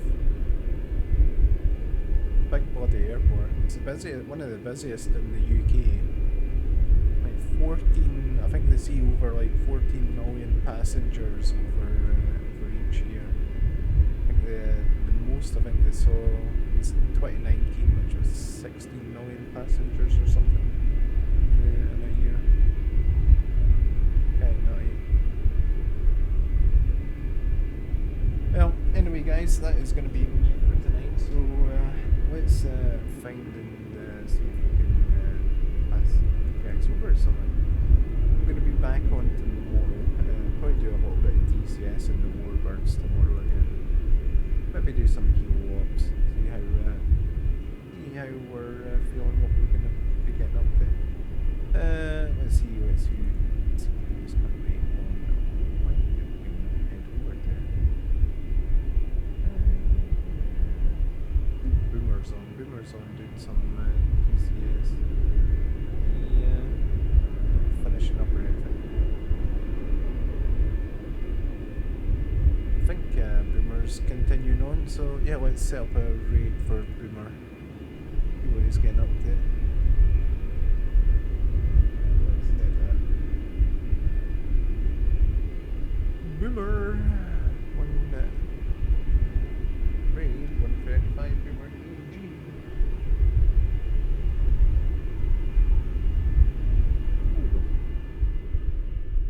Raid is created. Well, thank you very much guys for hanging on out with me tonight. Been good fun. Nice little flight from Vancouver to Montreal. So yeah, hopefully I'll see you tomorrow. We'll be on doing some BCS. So take it easy guys, let's head on over to Boomer and see what he's getting up to in DCS. It looks like he's in the 16 just now, so